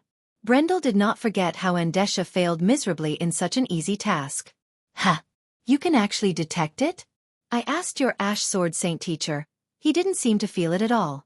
"How did you feel it?" Alaz was a little curious.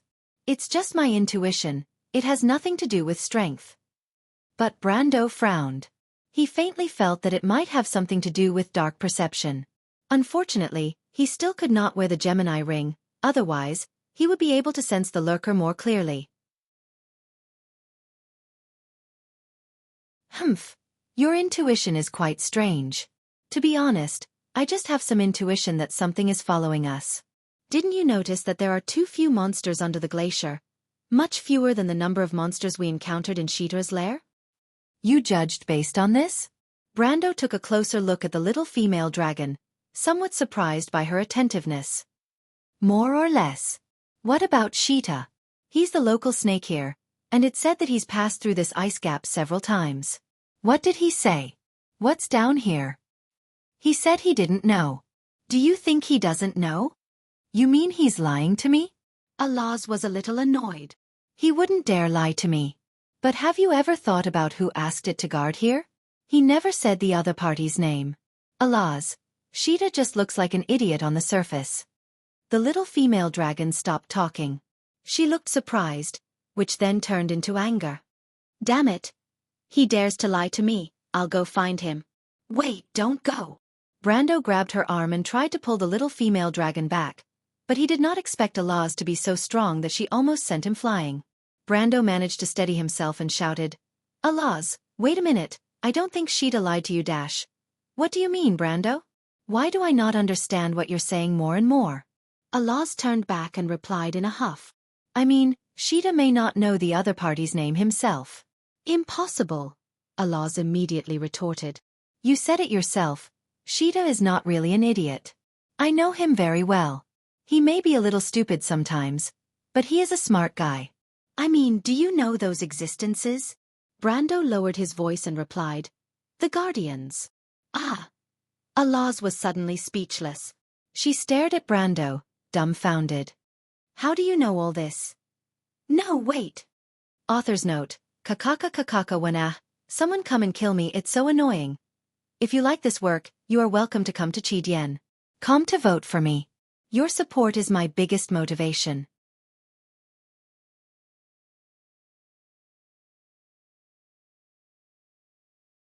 Chapter 775. The crisscrossing ice crevices were deep and winding, like the blood vessels of a giant beast intricately distributed under the glacier, but there was no blood pulsing inside, only darkness and silence.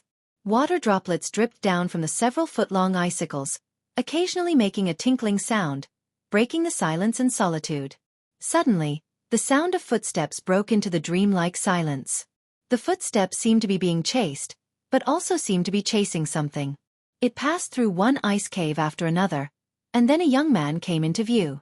The young man's skin was dark, and his clothes were tattered from head to toe. There were even bloodstains on them, but under his long messy hair was a pair of eyes that emitted a dazzling brilliance. Yuruta panted heavily. Since entering the stained frost forest, the sword wounds on his body had not healed, the high fever continued, and the surrounding scenery was sometimes clear and sometimes blurry to him. When his condition worsened, the ice-blue pillar even produced double images in his eyes, but in the dark, he could always see the figure that was sometimes far and sometimes close. It seemed to be a person, but there was always only a back view. For 2 weeks, it had been floating and always walking in front of him. It was as if there was a kind of magic urging him to cross the forest and the glacier, always following behind it, all the way here. But Yuruta already had a splitting headache, and his mind was groggy. He could not remember much, but he at least remembered his father, his sister, and the hunter who died outside the stained frost forest that day. When he was curled up under the carriage, feeling the wound on his chest and abdomen bleeding, his body getting weaker and weaker, light as a feather, as if he was about to lose all consciousness. A voice entered his mind, and he only remembered that it was a neutral, emotionless voice. Do you want to live, mortal? Stand up if you want to live. Save me, save me. Yuruta remembered groaning in a daze, but he did not get an answer. He coughed hard. You want to save me? I can't save you, but someone can. Yuruta opened his mouth wide, feeling that he could barely breathe, let alone speak. But soon after, a cold aura spread out from his chest, allowing him to regain some of his consciousness. You must come to me, come to me. You can only save yourself if you obey my orders. During this period, I will temporarily protect you, but you don't have much time. Yuruta's body was injected with a trace of power. He barely opened his eyes and saw a huge, pale blue phantom standing in front of him. It was like a ghost, but he did not have the strength to look up at the other party's face. He could only see the loose robe. Why did you save me? Where are the others? You and your sister might be related to the 12th legacy. But that's not the point. You need my help, and I need yours. Sister? Yuruta heard this word and became excited. Sister is still alive? She won't die. Someone will save her. What about me? Can I still see her? Don't worry, you will eventually reunite with your sister, as long as you listen to my orders. But who are you? I'm Crystal. You mortals like to call me that, but I prefer my original name, Lucas. However, what you saw was not me, but a message. It's hard for me to explain it to you, but you just need to understand that you need my help, and I need yours. You need my help? Yes, I need you to come to my side. Side? Aren't you right in front of me? The blue figure did not answer, but looked down at him, and then slowly turned around. Yuruta felt that his body seemed to be recovering faster, and there was always a voice in his heart calling to him. Somehow, he followed in a daze. They walked into the forest one after the other, as if no one noticed them. He passed by the Black Knight under a wreck, who was unaware. Then they passed through the forest, through the valley, through the snowfield and the glacier, without encountering a single monster. Every night after that, the blue figure would reappear, walking unhurriedly in front of him, the distance erratic. Day after day, Yuruta forgot his surroundings, even forgot hunger and cold, and forgot time. But gradually, the other party walked faster and faster, leaving him less and less time. Yuruta, you have to accelerate faster. You don't have much time left. The teenager also gradually realized. His body was getting heavier and heavier, and the sword wound that had not healed was like a painful brand that constantly tugged at his nerves. His steps were no longer as brisk as when he first stepped into the forest. His mind was sometimes clear and sometimes muddy. Most of the time, Yuruta could only maintain a limited amount of calmness. His vision was getting narrower and narrower in front of him, and the surrounding scenery was getting darker and darker. Finally, there was a moment. He saw the blue figure in front of him disappear. His feet went soft, and he suddenly slid down the side of the ice. There was a series of sounds of broken ice rolling down in the darkness, and then it quickly returned to silence. Wake up, there's not much time left for you. Wake up, Dash. I need your help.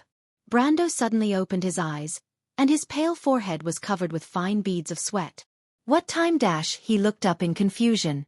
The ice above his head was always a magnificent blue, and the whistling sound known as Jupiter's whispers echoed in the distance. It was the sound of a cold current passing through an isthmus in the north. At one end of the isthmus, there was a huge glacier connected to the ground. The sound had been going on for years, but it was still far away. It often made people mistakenly think that there was a howling monster locked in the underground abyss. Brendel stared suspiciously into the depths of the cave for a while. His eyes were as deep as a puzzle that could not be solved. He gathered the blanket that did not seem to be too tight, and only then did he realize that he had a dream. He had a strange dream. In the dream, many people passed through a shining snowfield. They wore strange clothes, black and white robes, and rode wingless dragons. Gradually, black, huge, obelisk-like buildings appeared around them. The buildings emitted a strange metallic luster and were covered with a spider-web-like crystal grid. Brando recognized that those were the remains of Milos. It was said that the closer to the center of the glacier, the more such remains there were. Brando saw such a scene in the dream. He saw those people pass through these ancient ruins and come to the edge of a huge rift. There they held a grand sacrificial ceremony, pushed the slaves down the valley, and then threw a huge shining box into the abyss. Time passed slowly in the glacier. He saw those people then settle down and become neighbors with the cavemen on the ice. But suddenly there was a dispute among them, and then there was a split, a war, and they were divided into two factions from the inside. The losing side continued north, while the rest stayed. The good times were gone. Many old people froze to death on the glacier. The young people tried to leave the glacier for the forest, but they fell one by one on the migration path. Only a few people were left. The person he dreamed of watched on the glacier day after day, watching his people fall one by one. Death was like a plague, and finally fell on him. Brando vaguely remembered the last sunrise he saw in the dream. The sun rose from the west, red and huge, and the world became blood-red, as if it was a sign of something. Brando looked away. The cave was quiet, and everyone was asleep. There was a bright light in the far end of Brando's vision. It was a bonfire. It should be the latter half of the night, so the ones keeping watch at the bonfire were Metasha and the Shire. He could even occasionally hear the low voices of conversation coming from there. But Brando did not intend to get up. He leaned quietly in the darkness alone. He did not understand the meaning of his strange dream. When he completely calmed down, he had realized that the scene he saw in the dream might be what the Myrna people saw with their own eyes. And those people he saw were probably the Myrna people who crossed the glacier. The Myrna people were driven away by Gretel at the end of the War of the Holy Saints. The time was about chaos, 1024, which was before the year of the Golden Hoof, and earlier than the age of runes and swords. Not long after that, the last great demonic wave happened. According to the records in the scriptures, the population of the whole continent was reduced by almost 1/3 in that disaster. That was the worst disaster Wonde had experienced after the War of the Holy Saints. He suddenly remembered the red and huge sun he saw in his dream, and remembered a passage in the Black Prophecy. Blood fell from the sky, and the disaster stopped from the west to the east. Wasn't that the description of the last great demonic wave? But why would he suddenly dream of a scene that happened 1,000 years ago? Brando himself did not understand. He only felt that it was indescribably strange. He also remembered the box that looked like a golden ark that the Myrna people threw into the abyss in his dream. He faintly felt that his dream might have something to do with the box. But as for what was in the box, he knew nothing. There were no records of it in history. Brando sighed softly. The feeling of being spied on rose in his heart again. He subconsciously turned his head. The surroundings were silent. The ice cave was like the body of a sleeping beast. It was sometimes so quiet that it made one's heart palpitate. But Brando looked around vigilantly. He clearly felt that there was always a pair of eyes hidden in the darkness. Brando, that can't be the protector dash. He could not help but turn his head and look in the direction where Alaz was sleeping. He remembered the conversation between the two in the afternoon. To be continued. If you like this work, you are welcome to come to Qidian. Come to vote for me. Your support is my biggest motivation.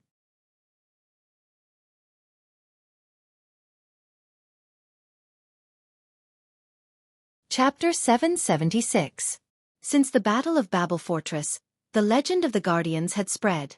Legend had it that the Guardians had always been in a secret place that no one knew of, guarding the knowledge of the gods from the ancient times. They were a special group of golden people, created by the Dragon of Fury, Alphonse. But when the dispute restarted, they would return to the earth. But in fact, there is no such thing. Arek smiled coldly. That is just a legend made up by the mortals to comfort themselves. The real guardians have never existed. The knowledge of the mortals is lost, scattered on the earth. They're sad fragments of knowledge about magic and order. After saying this, he raised his head.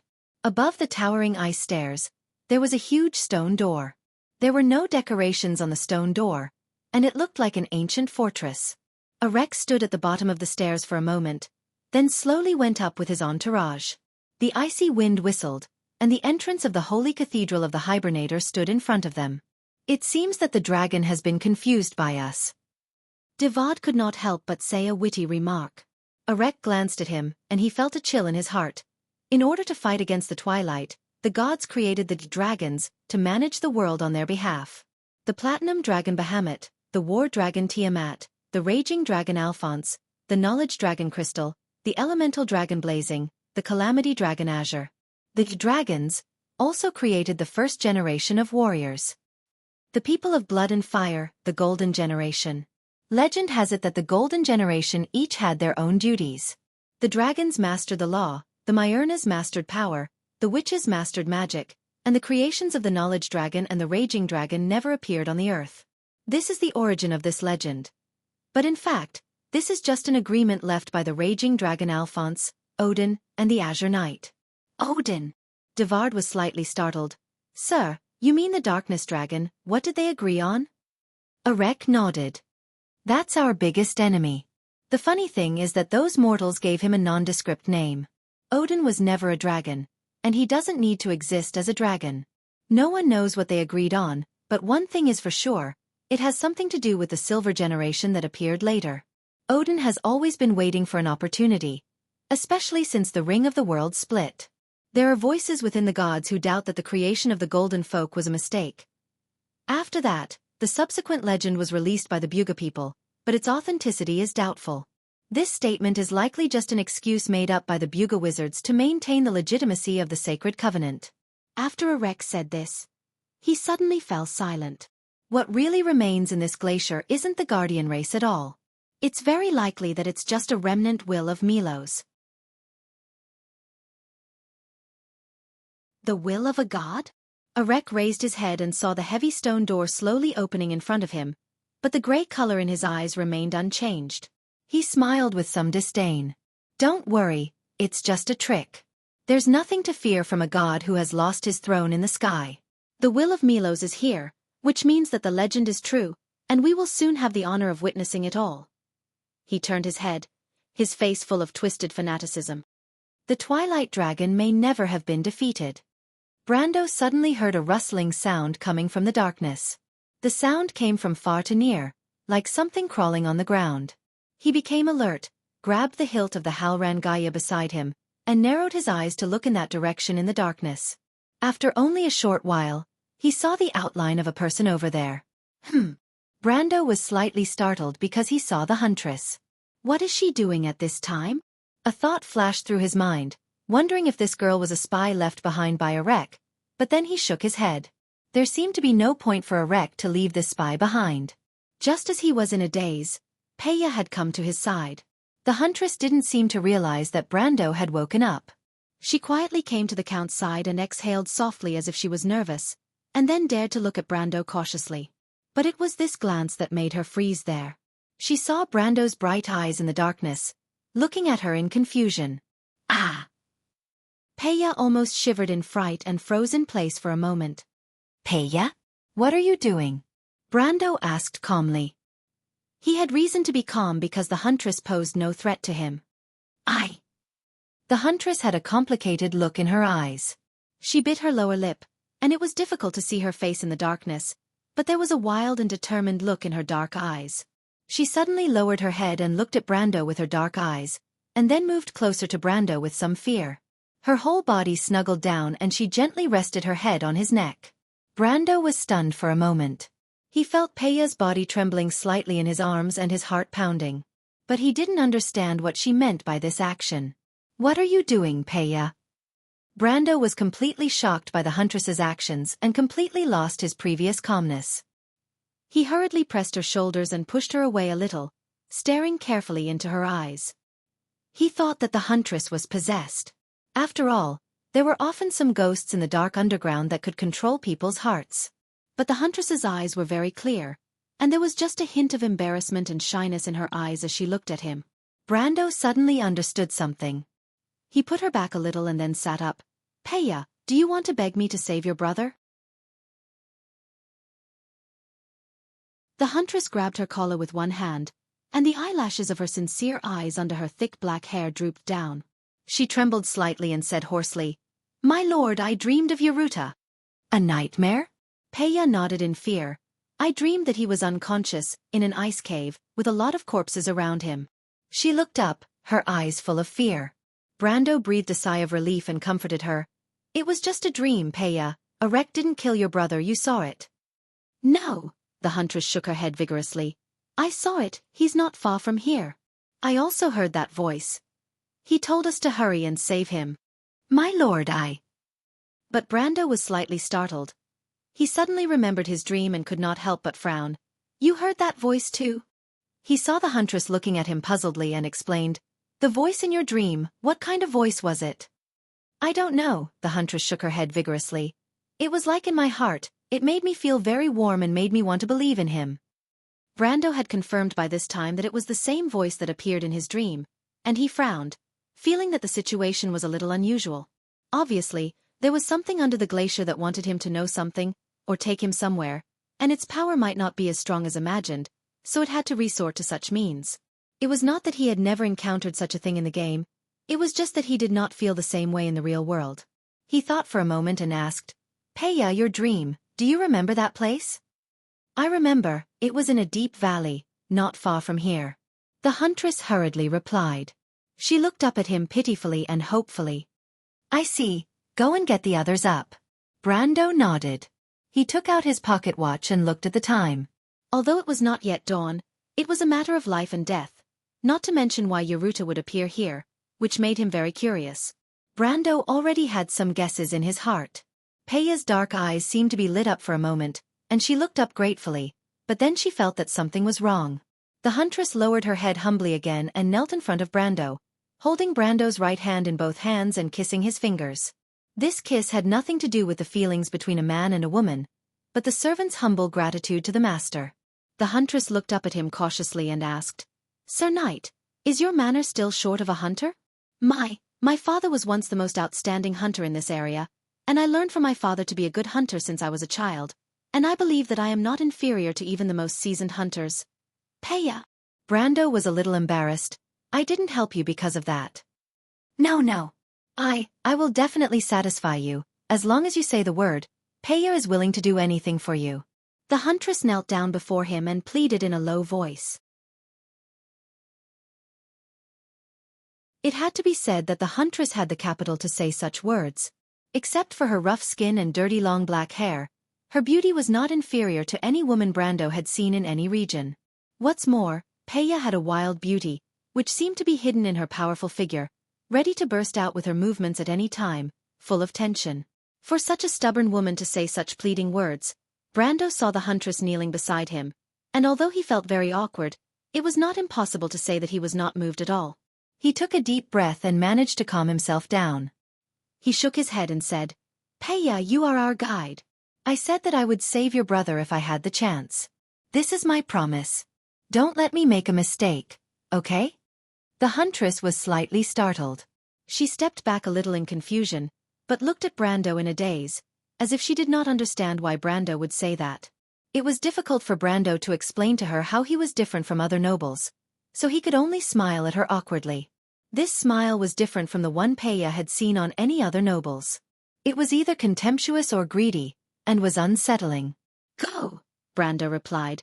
The scene before was a little too explosive, and he was a normal man. He suddenly felt a little envious of those damned nobles. This envy turned into a kind of resentment, and in the end, it turned into a commanding tone. "Hurry up and wake everyone up. Tell everyone to get ready to depart. Your brother is still unconscious. Have you forgotten?" "Thank you, Lord Knight." Brando watched Peiya retreat and breathed a sigh of relief. But he still had another problem to solve. He turned his head and said to the darkness, "Have you seen enough, Miss Shido? If you are well rested, we will be ready to set off." He had thought that this sentence would scare off the scholar who had been quietly peeping, but he did not expect Shido to be much more generous than he had imagined. She smiled politely at him from over there. "Mr. Brando, they say that you are the model of the ancient nobles, but in terms of romance, you are far from it. In the face of a noble and beautiful lady who is willing to sacrifice herself, you have chosen to refuse. How disappointing." Brando almost spat out the water in his mouth. But the poet added, "But I admire it very much, Count. You have shown me a noble character, and its name is refusing to take advantage of others." The scholar smiled and nodded to Brando before retreating into her tent. To be continued. If you like this work, you are welcome to come to Chidian. Come to vote for me. Your support is my biggest motivation.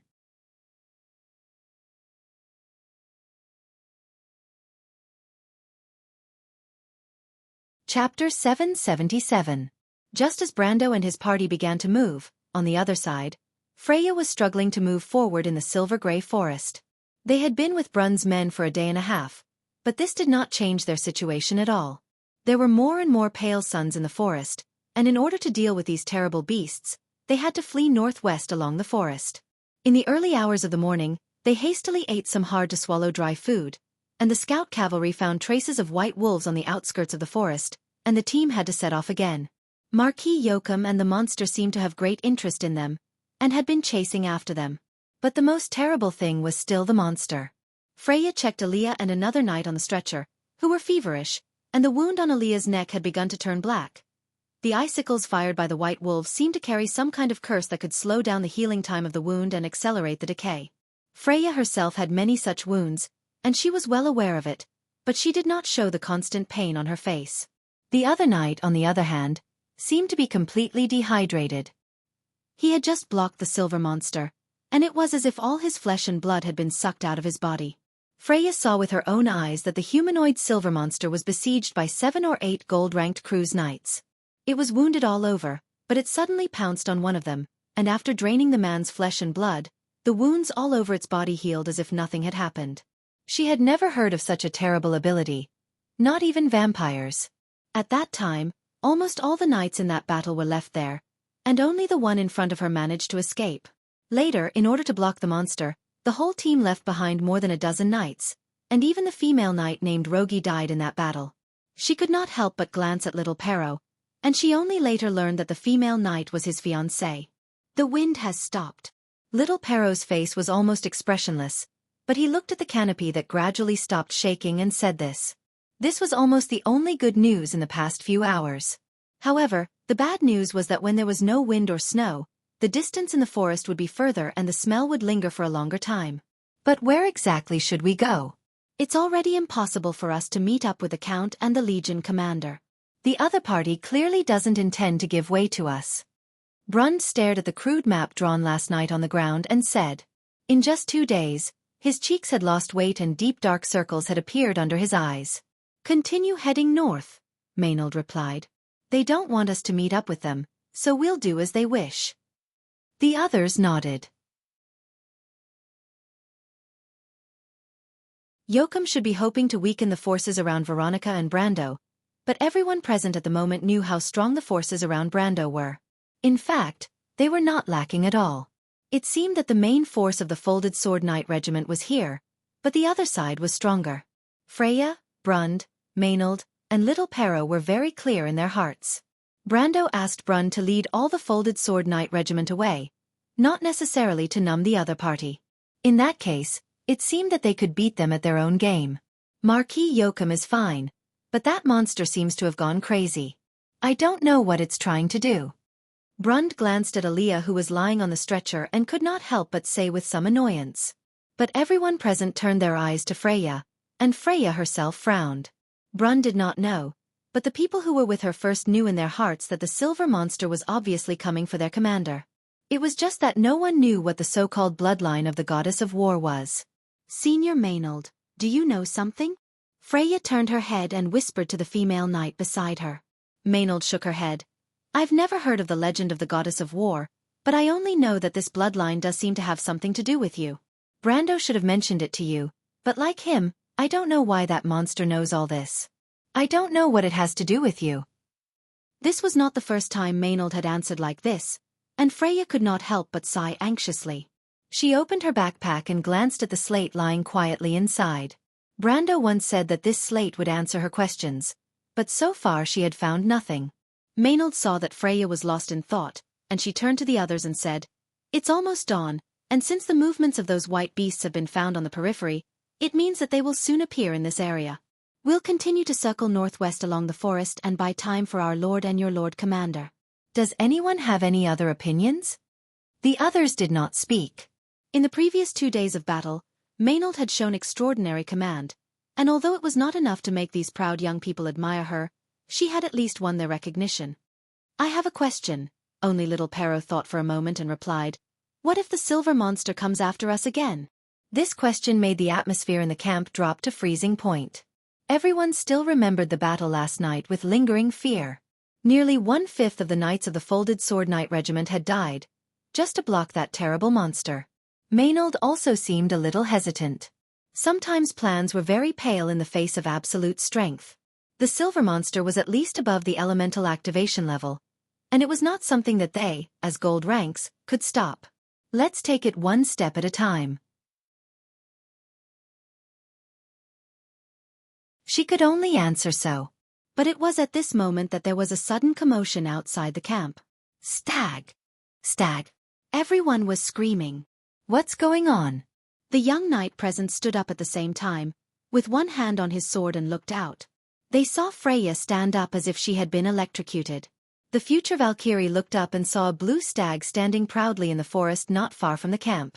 This scene seemed to pull her thoughts back to that night in the year of flowers and summer leaves in an instant. The blue stag looked at the knight in the camp and twisted its beautiful neck, as if to signal everyone. It turned around and then slowly walked into the forest. Quick, follow it. Freya seemed to wake up from a dream and hurriedly said to everyone. Wait. Little Pero looked at the forest and frowned. Sir Commander, that's the holy cathedral of the Hibernator. The heavy stone door slowly opened, revealing a dark and deep space behind it. It was like an obsidian passage. The cross-section of the whole passage was trapezoidal, and the surface was covered with bright red polylines. A thin layer of fog was deposited on the ground, but as the stone door opened, the cold wind that rushed in from the outside had already blown it away, revealing the dark ground below. Arek walked up the frosty stairs, and his eyes first fell on the skeletons that were scattered on both sides of the passage. These skeletons were clearly divided into two categories. On one side, there were tall humanoid creatures, still wearing the armor they had when they were alive. The armor was simple in shape and covered with patterns that were incompatible with the aesthetic style of this era. Most of the weapons used by these skeletons were heavy broadswords or battle axes.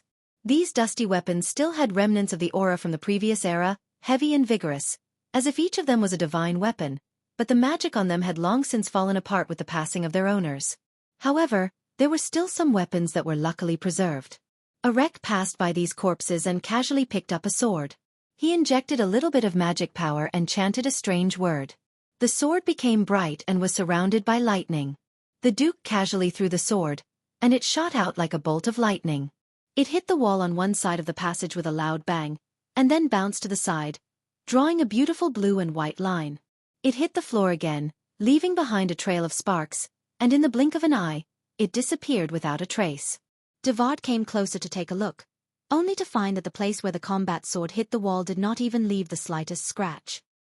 He could not help but change his expression and asked, "What is this temple built with?" "The previous blow with the weapon was almost equivalent to my full blow. This wall." "This is not a building, Devard," Arek replied. "Milos fell here." "Who built these buildings? The Myernas, or the Cruz people? They can't make it." "No, Milos is the follower of the Dragon of Fury. Alphonse, this is his body." "Ah! Don't be surprised. Why do the gods shape their images according to human imagination? The myths of the Myernas are barely reliable.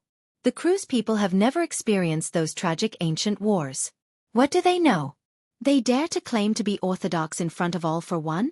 They are just some clowns who took the opportunity to steal the throne. Odin doesn't care about them, but we are not such fools." Arek's words echoed in the passage. He slowly passed by the skeletons of another kind of creature, which were obviously wolves. But their skeletons were much larger than their descendants living on the earth now. The skeletons of these wolves were like the skeletons of giant dragons, with thick forelimbs, two particularly sharp tusks, and oddly shaped bone plates and long horns on their heads.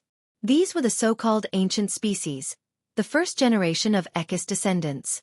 Arek admired these skeletons as if he was admiring a work of art, but he did not have any other intentions. He just walked through them.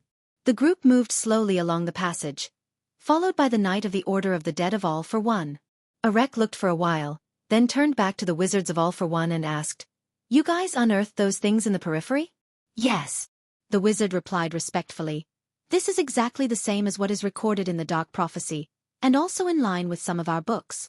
Milos fought a long battle here with Ekis, and at the same time, the Lord's Second Legion participated in the battle." "The Second Legion? Is it the Crystal Cluster?" "No, the Crystal Cluster came from the Seventh Legion. They attacked the Wings of Earth on the extreme plane, so it's impossible for them to appear in the inner world on a large scale." "It should be the No race here. No race, Ekis, the name of the abyss. I'm getting more and more curious." Arek could not help but squint his eyes, and faint stripes began to appear on his pale face. "You will see one of them soon." As soon as the wizard finished speaking, a hall appeared in Arek's vision. More skeletons appeared in the spacious hall, but at the center of these skeletons, a breathtaking corpse involuntarily attracted everyone's attention. It looked like a fox, with astonishingly beautiful silver fur all over her body. She floated in the center of the hall with her eyes closed. If it wasn't for the fact that she was already dead, perhaps people would have thought that she was just sleeping. "Dim Ko Hua, this is Ekis' eldest daughter." Arek could not help but murmur to himself, "I didn't expect her to fall here. My lord, you'd better come and see this." After Brando slowly slid down a layer of gray-white ice from above, he heard Metasha, who had gone down first, shout from below. He bypassed a dense patch of icicles and saw Metisha half kneeling at the entrance of a dark ice path in front of him. There was a figure lying next to the silver fairy princess. At first, he thought it was Peiya's brother, but when he got a little closer, he found that it was not. It was a skeleton, at least 6 or 7 meters tall. The skeleton was wearing heavy armor, with its head down and sitting on the ground against the ice wall. Its fatal wound should be on its chest. Brando noticed that there was a fist-sized hole in the chest armor of the skeleton where the heart was, apparently pierced by something. This is the skeleton of a frost giant. Brando glanced at the skeleton's physique and made a judgment. It seems that Xianxia did not lie to us. This road does lead to the holy cathedral of the Hibernator. Are they the guardians of this holy cathedral? Metisha asked in a low voice. They used to be. Brando replied. Is this what you want me to see? No, there are more similar skeletons ahead. But not all of them are frost giants. There are some strange corpses that even Miss Shido can't recognize. The silver elf princess replied. What kind, wolf? Seeing Metisha shake her head, Brando could not help but be curious. It was well known that Milos had fought Ekis here, but what other corpses would there be here besides the bodies of frost giants and the bodies of Ekis children? Human? Unlikely. Brando knew that the scholar lady would never make a mistake on such a matter. He motioned for Metisha to lead the way, and then followed in, and soon found the scholar lady with a puzzled look among the skeletons. Shido was staring at a strange corpse in a daze. To be exact, it was not a corpse, nor was it a skeleton, but a pool of silver human-shaped liquid. This pool of liquid lay among the corpses of 7 or 8 frost giants, and there was a frost-blue combat sword stuck in it. If it were not for this sword, others might have missed this corpse, and just thought it was a pool of ice water. What is this? Brando saw this thing and could not help but be stunned. P.S. Yesterday I had a discussion with Mother Z and sorted out my thoughts. I'm back, you know. Well, as for the strong heroes who were on their way to kill me yesterday, please go back. To be continued. If you like this work, you are welcome to come to Chidian.com to vote for me. Your support is my greatest motivation.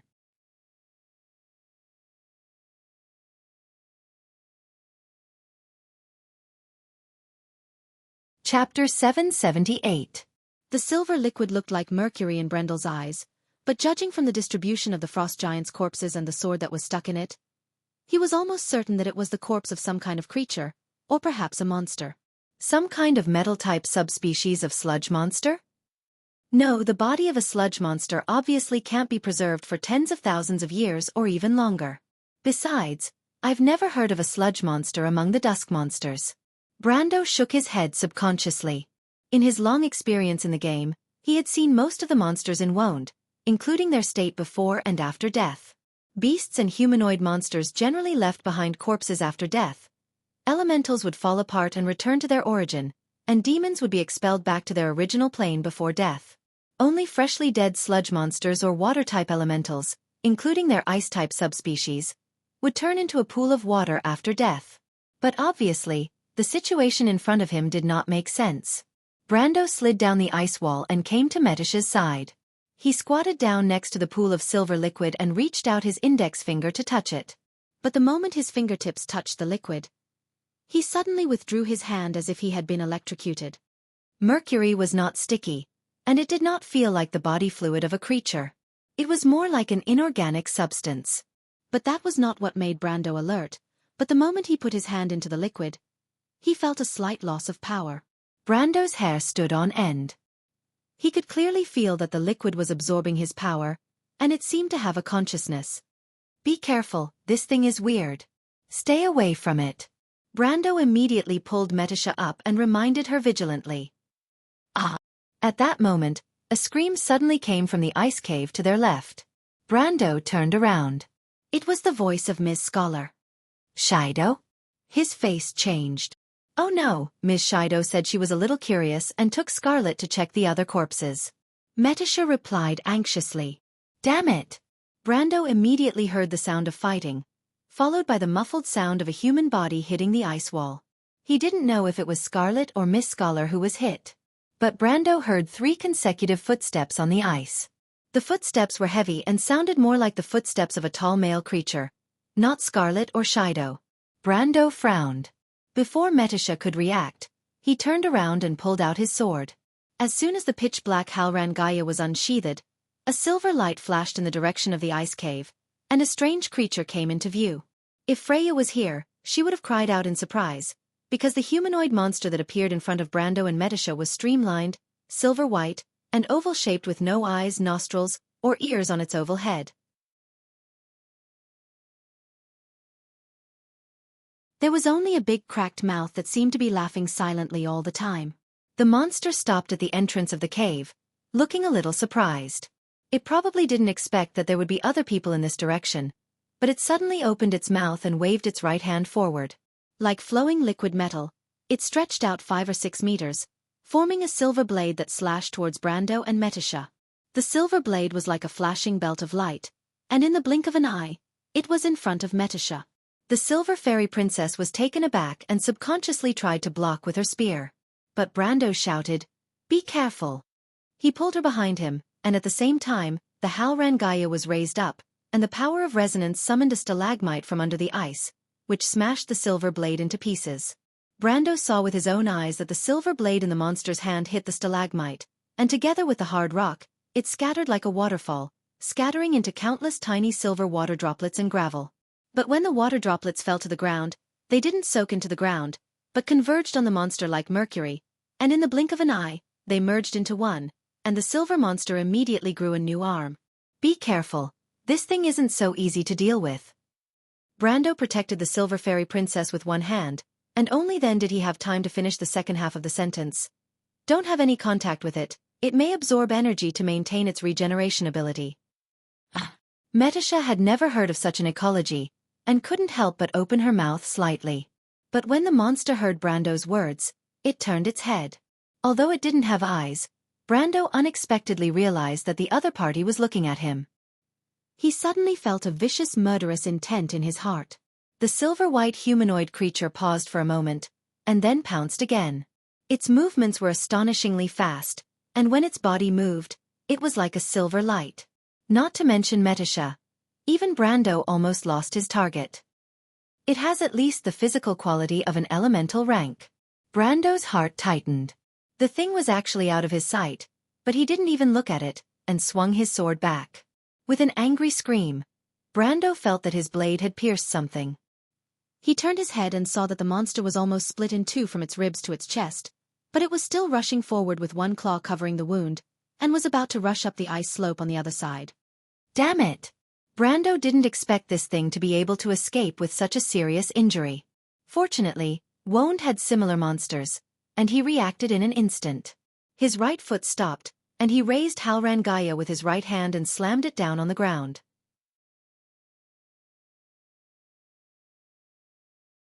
With a dull roar, a stone dragon was seen extending from the tip of Brando's sword towards the back of the monster in a straight line. The silver-white humanoid monster was astonishingly fast, but the stone dragon that came out from the ground was faster. One after the other, they caught up to the monster's feet in the blink of an eye. The resonance effect of Halrangaya was equivalent to the full damage of the attacker, which meant that this attack was equivalent to Brando's full-strength attack. With a loud bang, the terrifying impact from the ground directly blasted the monster into the sky, and its right leg, which took the full brunt of the damage, turned into countless silver splashes. The monster was still flipping in mid-air. Brando immediately let go of Halrangaya and raised his right hand, and the Ring of the Wind Empress immediately began to charge.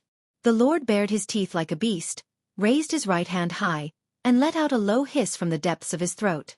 The next moment, the wind bullet spun and shot out, instantly hitting the monster in mid-air. The wind bullet almost pierced through the center of the silver liquid, piercing through the monster's heart, forming a bright ring. From the moment the monster passed by Brando, to the moment it was sent flying, and then Brando released the wind bullet, the whole process was just a blink of an eye. The battle that broke out even stunned Metisha. This was the first time she saw Brando fully display his combat talent in the game. The Silver Elf Princess reaction was a little slower, but she still saw the whole process of the battle, and her eyes could not help but shine brightly.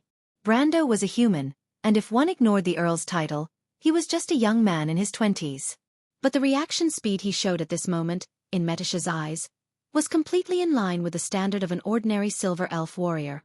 But if the silver elf princess knew that in fact, the current Brando was far from his peak level, and even slightly regressed, who knows what she would think. In fact, since the battle with Ebden, Brando's enemies were either too weak or too strong. All along, he had been a little out of practice in the game. The monster was completely smashed, and it fell to the ground like a pile of mud. Brando hoped that he could kill it in a few seconds, but things did not go as he wished. The silver liquid quickly wriggled, and almost in the blink of an eye, it turned back into a human form and slid up the ice slope at the same time. Its movement speed was simply beyond common sense. Even when it was smashed, its speed was still faster than the rushing river under the glacier. When it turned back into a human form, it was already nearly 100 meters away from Brando and Metisha. Even if Brando wanted to chase, he was a step too late. Not to mention that the quality of the monster's body was not worse than his, and the speed of the two was just about the same. Brando saw that the monster had reached the top of the ice slope in a few seconds, and could not help but cry out in pity. Because he had already seen that the silver monster's skin had become gray, just like the silver liquid he saw before. It was no longer as bright, and this meant that the magic that maintained the monster's vitality might be on the verge of exhaustion. What a pity, if only there was one more. He was annoyed, but it was at this time that he saw a figure appear at the top of the ice slope. Brando was slightly startled before he realized that it was the eldest son of the king of the Cruise people, the young man who proudly declared to him that his name was Leneret Aurelius. Leneret apparently also discovered the monster rushing towards him at the same time. He reacted quickly and immediately pulled out his sword from his waist. "Be careful, don't touch it." Brando knew that the eldest son of the king was only at the level of a mid-gold rank, and his actual combat power might not even be as good as the lower gold rank. The royal family had always been used to using some extraordinary means to cultivate their descendants, but their actual combat experience might not be as good as expected, so he quickly reminded him. However, the eldest son of the king of the Cruise people reacted with frightening calmness. Almost at the same time that he heard Brando's reminder, he took a step back and slashed down with his long sword. The power from the gold rank poured down into the ground, and immediately cut off the ice that was nearly 50 meters wide in front of him. After the ice fell off, it caused a terrible landslide. The disintegrated ice and snow pressed down on the monster head-on. The monster had no choice but to smash a huge icicle with one punch. This punch probably consumed a lot of its strength, and the color of its skin was even dimmer. It had no choice but to jump up and try to jump over the layer of ice that was rolling down. But Leneret seemed to have expected it to do so. He raised his head and stretched out his left hand. The ring on his left index finger flashed white, and a wind ball flew out and hit an icicle above the cave. With a loud bang, the icicles smashed down with almost half a meter thick ice. This time, the silver monster could no longer avoid it. It was covered from the sky with a loud bang, and then fell into the ice that was collapsing. It rolled down and was pushed to Brando's feet. This scene stunned Brando. He could not help but look up at Leneret, wondering how this guy's fighting style was exactly the same as his. If he could use the environment, he would never do it himself, and he was so calm that it was frightening. If this was the other party's first battle, then it was a little too scary. "My lord, his ring can also release wind balls." Metisha could not help but sigh in a low voice. Brando nodded. He could not help but give the eldest son of the Cruise people a thumbs up. He had to say that the previous battle was really beautiful. If it were not for Leneret's quick reaction, this thing would have run away.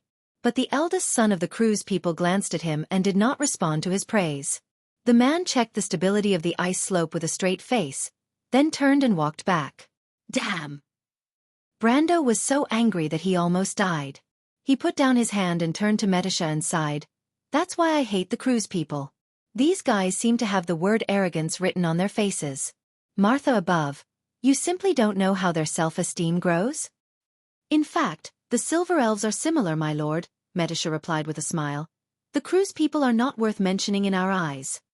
"Is that so? Why don't I feel it at all?" "Because we have to maintain the necessary elegance.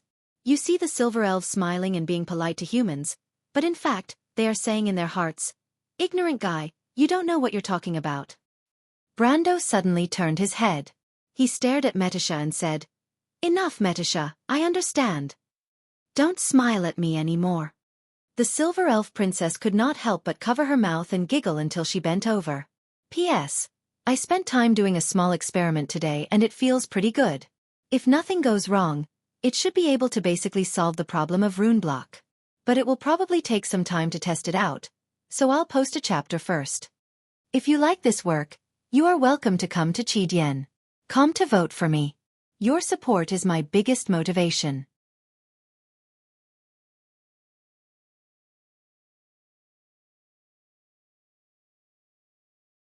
Chapter 779. Medisha was laughing so hard that she could not stand up straight, and Brando could only shake his head helplessly. But he was more worried about Scarlet and Shido, so he turned to the little princess and said, "Don't worry about this for now, let's go and have a look, Shido and Scarlet are still over there." Only then did the silver elf princess nod her head and stop smiling. The sudden encounter surprised everyone, and Brando was a little worried that there would be more similar creatures of chaos, dusk species, lurking under the crisscrossing ice, but he immediately dispelled this worry. Scarlet sat down against the ice wall, her face slightly red, because the Lord was very close to her, so she did not dare to breathe too loudly. In fact, the bruise on her shoulder was not a big deal, but Brando's actions made her heart pound. Brando checked the injury on the red-haired girl's shoulder and breathed a sigh of relief. Fortunately, it's not a big deal. The Highlander girl lowered her head and also breathed a sigh of relief, but the relief she felt was obviously not the same as Brando. "I'm sorry, Scarlet. I'm sorry, Mr. Count." Shido stood beside the two, holding her thick notebook with both hands, and looked at the two apologetically. "So, what's going on?" Veronica turned back and interrupted her. She and Mephisto stood on the left and right of the landslide, and farther away, Haruz, Faraz, the Shire, and Cruz's princes had already cleared the broken ice. When the huge ice blocks were removed by the Shire's magic, the silver-white corpse under the snow gradually revealed. Brando glanced at the monster. It was obviously not killed by the collapse of the ice layer. The skin of the corpse was far less shiny than it was when it was alive, but dull and gray, as if the surface of the metal was covered with a layer of frost. His heart suddenly skipped a beat. This thing died because the magic in its body was depleted. No, it was not accurate to say that it was dead.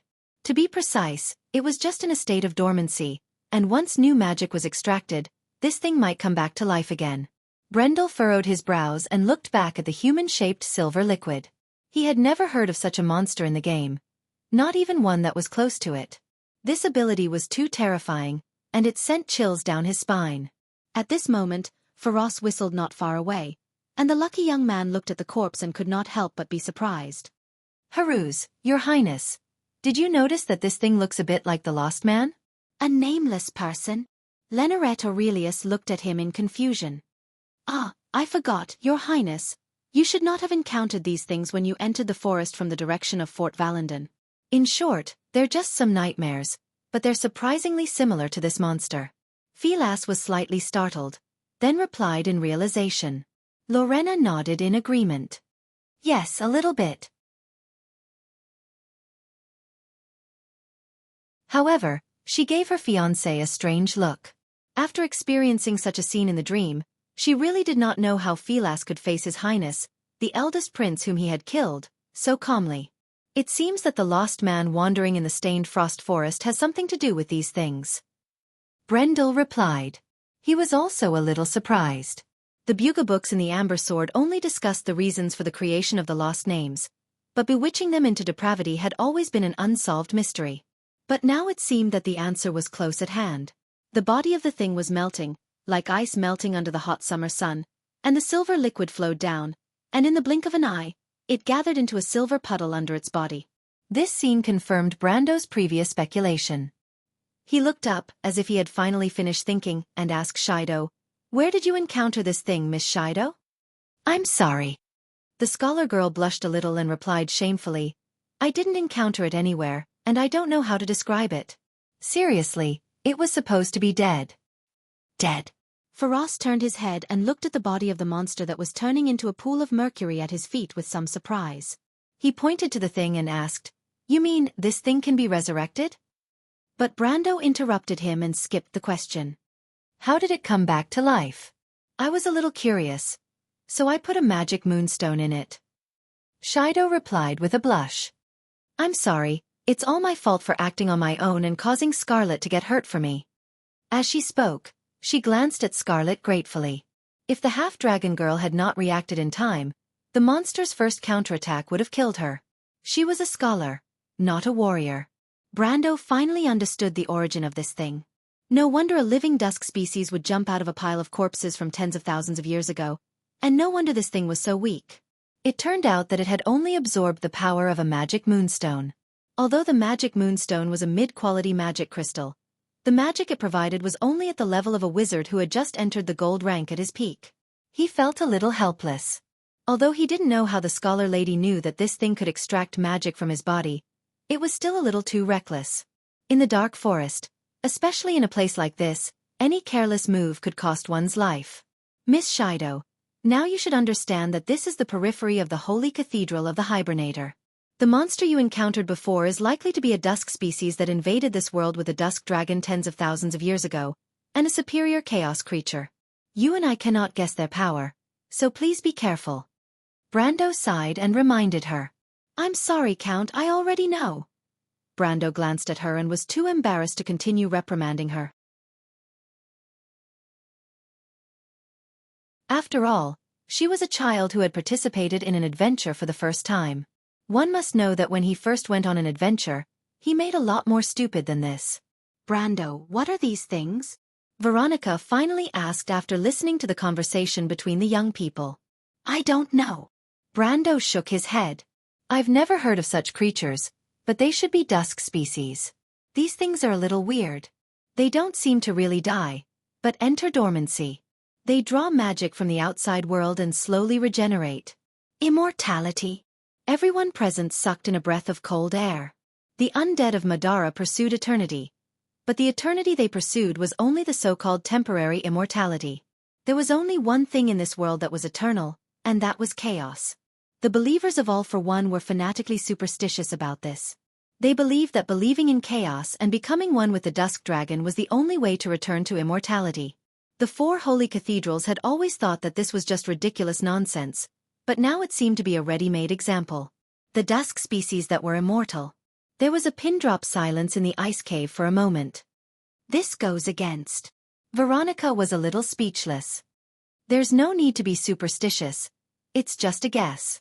Brando stared at the monsters, and he could not believe it himself. These dusk creatures that fought the frost giants head-on tens of thousands of years ago were just dormant after death. The frost giants were the bravest and best of the golden folk, and even they could not kill these monsters. Brando found it hard to imagine that anyone in this era could completely eliminate these monsters. He shook his head, and at the same time asked in the spiritual world, Lady Saint Tossol, I know you're here. Have you seen anything similar? I haven't seen it, but I always feel like I've heard of something similar there. The voice of the elf came immediately. Are you sure? It wouldn't be seems if I could be sure. Are you an idiot? Brando shrugged. He had to comfort the others. But at least we have good news. It seems that they are not lurking under this glacier, but fell in the fierce battle tens of thousands of years ago. As long as we don't provoke them, it doesn't seem to be too much of a problem. Tens of thousands of years, Mr. Brando. Are you sure they won't slowly collect the magic power drifting in the air and revive? Lorena questioned, somewhat puzzled. Do you feel the magic power in the air? Brando asked rhetorically. Everyone was slightly startled, and then they realized that the space in the ice cave seemed to be terrifyingly clean. The magic power drifting everywhere in the world of Woned was completely absent here. Veronica and Mephisto's faces changed in an instant. Only Brando was slightly indifferent. He had already learned this from the Shire. Wizards were much more sensitive to magic power than warriors. What's going on? Faraz was the first to ask. A seal. Veronica glanced at Brando, her face a little solemn. This is the seal of the Holy Cathedral of the Hibernator. It turns out that these things are sealed under this cathedral. After the magic power is cut off, they can never be revived. How is that possible? Shido heard this and couldn't help but widen her eyes. Sir Commander, this is the Holy Cathedral of Milos. Could it be that even the gods can't eradicate these monsters? At this point, her face suddenly changed and she subconsciously shut her mouth, feeling a little chilled. The others were similar. Brando glanced at Faraz and Lorena, both of whom had a solemn look on their faces. Veronica was the same. The crew's goddess of war suddenly thought of a possibility. Brando. I'm here. Do you think Arek wants to open a portal here and connect the lower level of the Sulphur River to the Sea of Magic here? If that's the case. Miss Scholar's face turned pale. If that's the case, once these terrible monsters are fully released, when they re-enter the world of Woned, they will forever break free from the shackles imposed on them by the Holy Cathedral of the Hibernator. Brando couldn't help but swallow when he thought of this. He could only think of one sentence. The returning Twilight Army. To be continued. If you like this work, you are welcome to come to Chidian. Come to vote for me.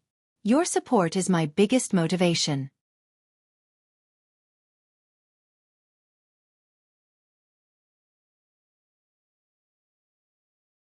Chapter 781. Under the uneven light of the torch, the dark blue ice layer formed an arched cavity. The low temperature caused the water to form a thin mist, as if it had frozen the sound. Brando.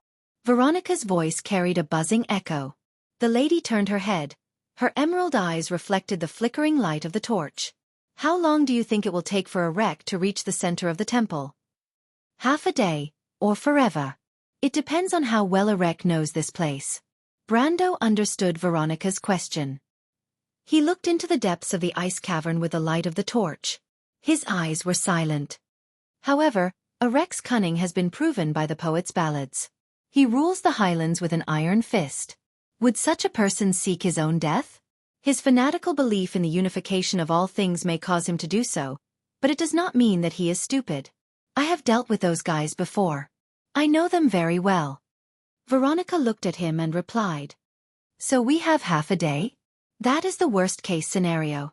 Maybe more, but it is not worth counting on. Brando replied. Can we make it before that? Brando did not answer the question. He looked back and stared at a certain person. No, a certain dragon.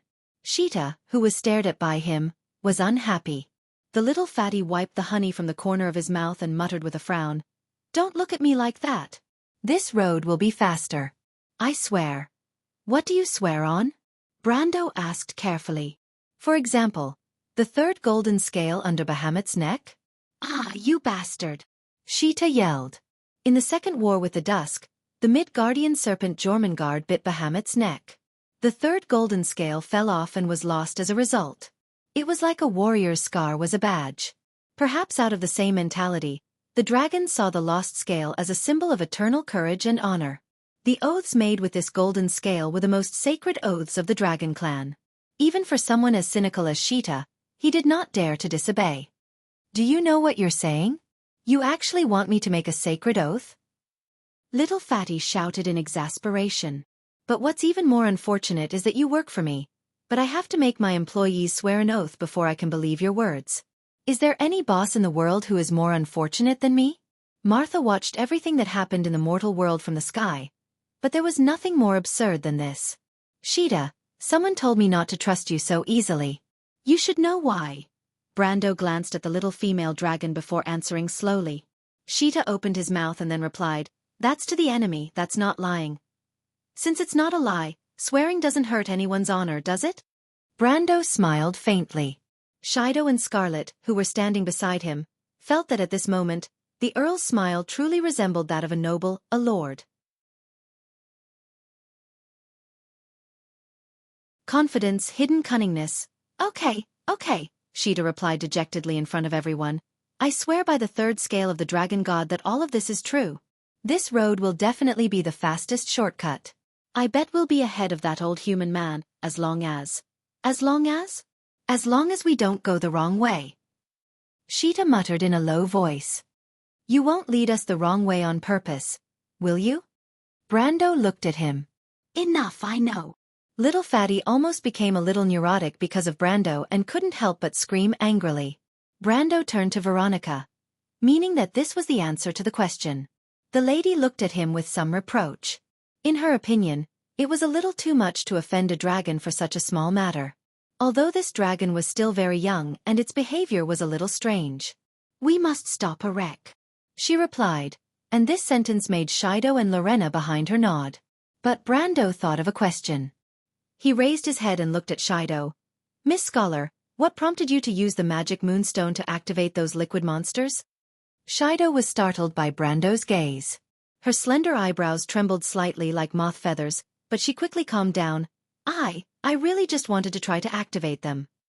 Count Tonagel. At this time, the eldest prince who had been silent all this time spoke up. Lenoret glanced at Brando and reminded him faintly. Miss Shido is a descendant of the Thun family. Would you like me to remind you of what we crews used to defend our honor? Brando turned around. It used to be iron and blood, and now it's pride and prejudice?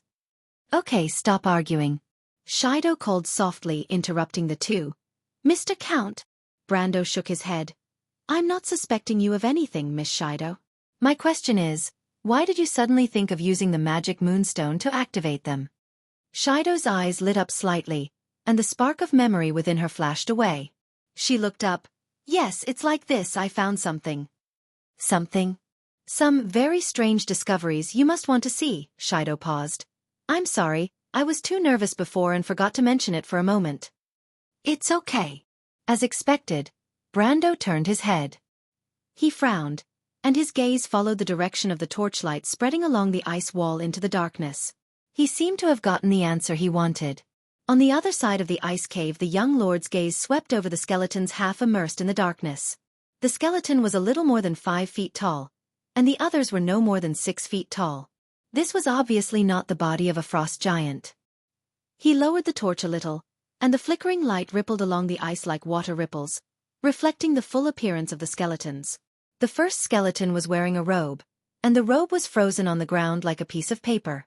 Brando squatted down beside it and tore off a piece with his hand. The fabric was a little strange.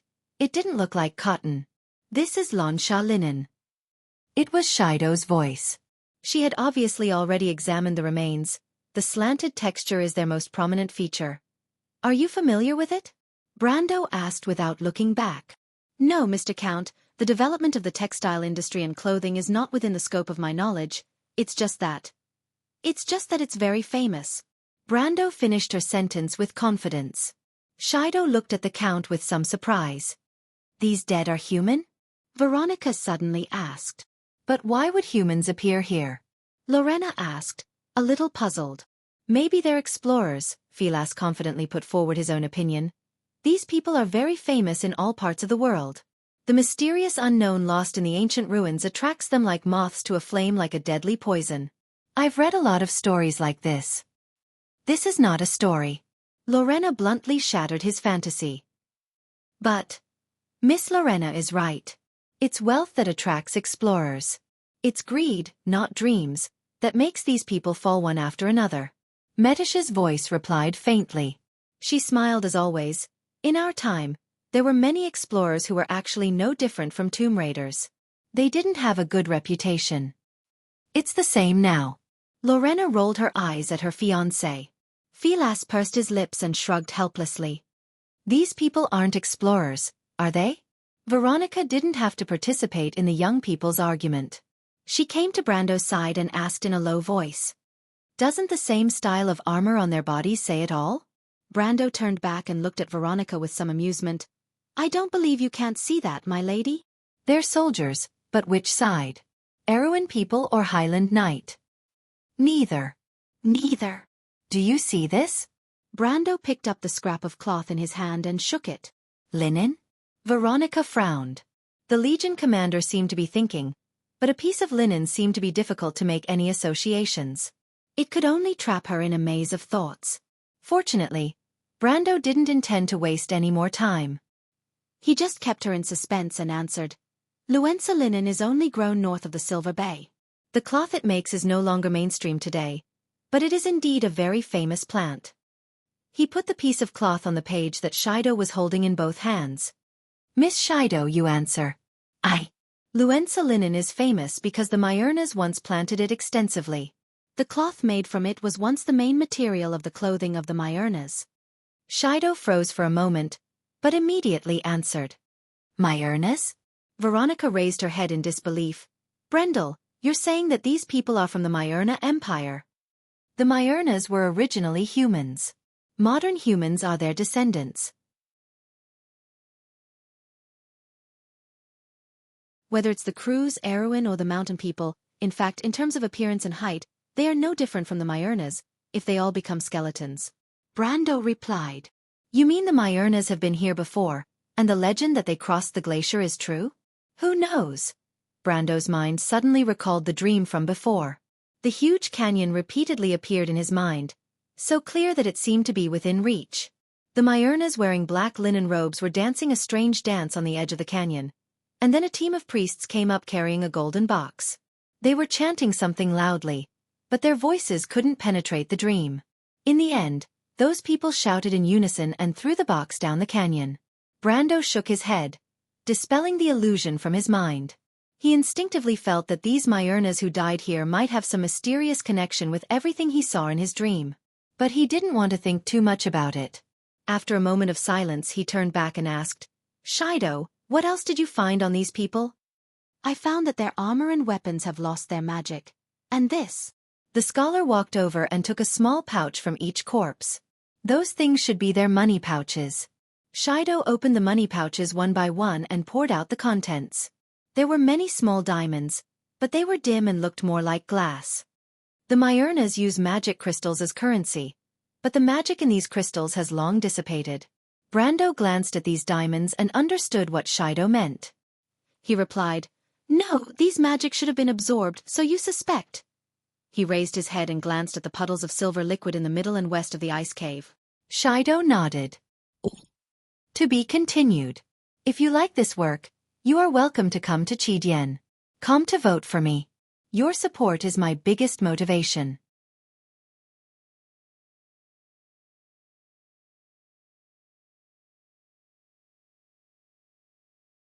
Chapter 782.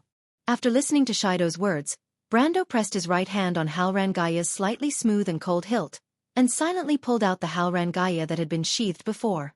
The dark blade came out of the scabbard, faintly revealing a heavy aura like mountains and rivers. He raised his head and took in the panoramic view of the entire underground world under the glacier. Around him, Veronica, Mephistopheles, and the little female dragon all did the same. The ice cave was shrouded in a fog, and for a moment, only the sound of weapons being unsheathed could be heard. These Myurna people obviously came here after the Twilight Era. The people of the ancients all died here, and it goes without saying what killed them.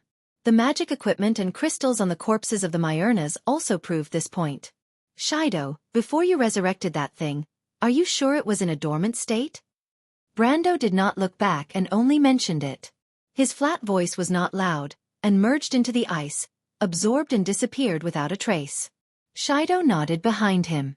The eldest prince, Lenoret, pulled out a long sword with his right hand.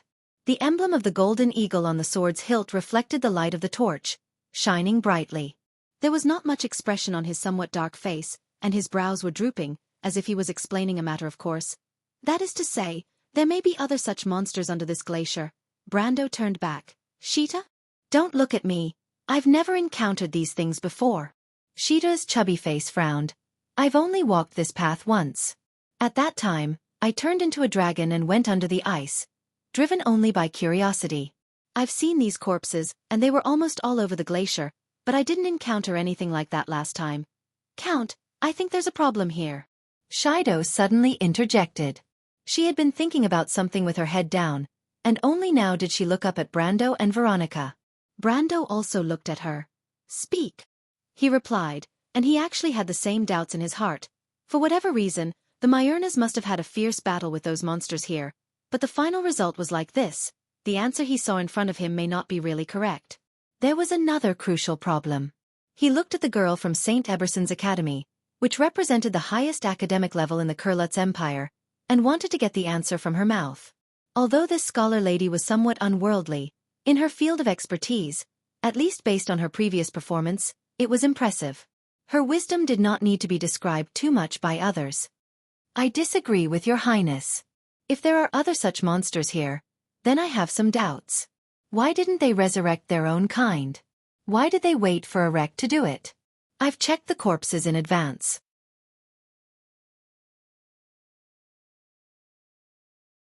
Almost all the magic power in the Myrna corpses has been sucked clean, but there is still a lot of magic power in the armor and weapons of the frost giants. If they're still alive, why don't they use the magic power in these magic equipment to revive their own kind? Shido faced everyone's gazes, but she did not panic. Her blue eyes flashed with the spark of reason as she carefully put forward her own analysis. Brando pursed his lips. This was exactly what he was puzzled about. But it wasn't a simple answer. It was just one of the inferences. It was the same as solving the quest, which needed to be peeled off layer by layer. Brando still remembered how to solve a series of plot quests. In the Amber Sword, there were no quest prompts for any quest, and all clues needed to be repeatedly inferred and tempered by the players themselves. He was most familiar with the process. He glanced at the eldest prince of the Cruise people. He needed someone to help him prove his falsehood, but the young man from the Aurelius family's dark face was as expressionless as ever. He neither rebuked nor agreed, as if Shido wasn't against him. The future emperor of the Cruise people was really not an ordinary person.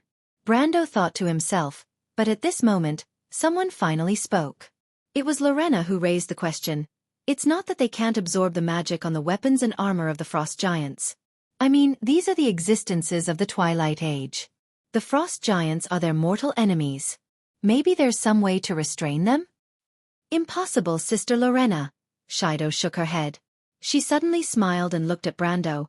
The Count has also noticed this. I noticed you shaking your head slightly just now. Can you help me explain it to them? After all, Shido's words alone are not very convincing. Brando saw the scholar girl winking at him and that kind, playful smile, and understood what the latter meant. The scholar girl wanted to use his reputation in Veronica's heart to explain this matter. But Brando wasn't annoyed. He looked at everyone and asked, have you noticed the weapons stuck in the mercury? What good idea is there in those broken weapons? Philas was taken aback. But not everyone's brain was structured in a straight line, especially when Lorena looked back at the weapons of the frost giants and the Myrnas. Then her face changed. All the weapons stuck in the mercury had completely lost their magic. The Count's observation is very careful. In fact, I've also done experiments. The result of the experiment is that the mercury can also react to the magic equipment of the frost giants. It's just that there's not much magic left in these magic equipment from the ancient times. I'm afraid one or two of them may not be enough to resurrect them. Shido sighed and continued to answer. Unfortunately, I was too reckless later. I shouldn't have used a complete magic moonstone to do the next step of the test.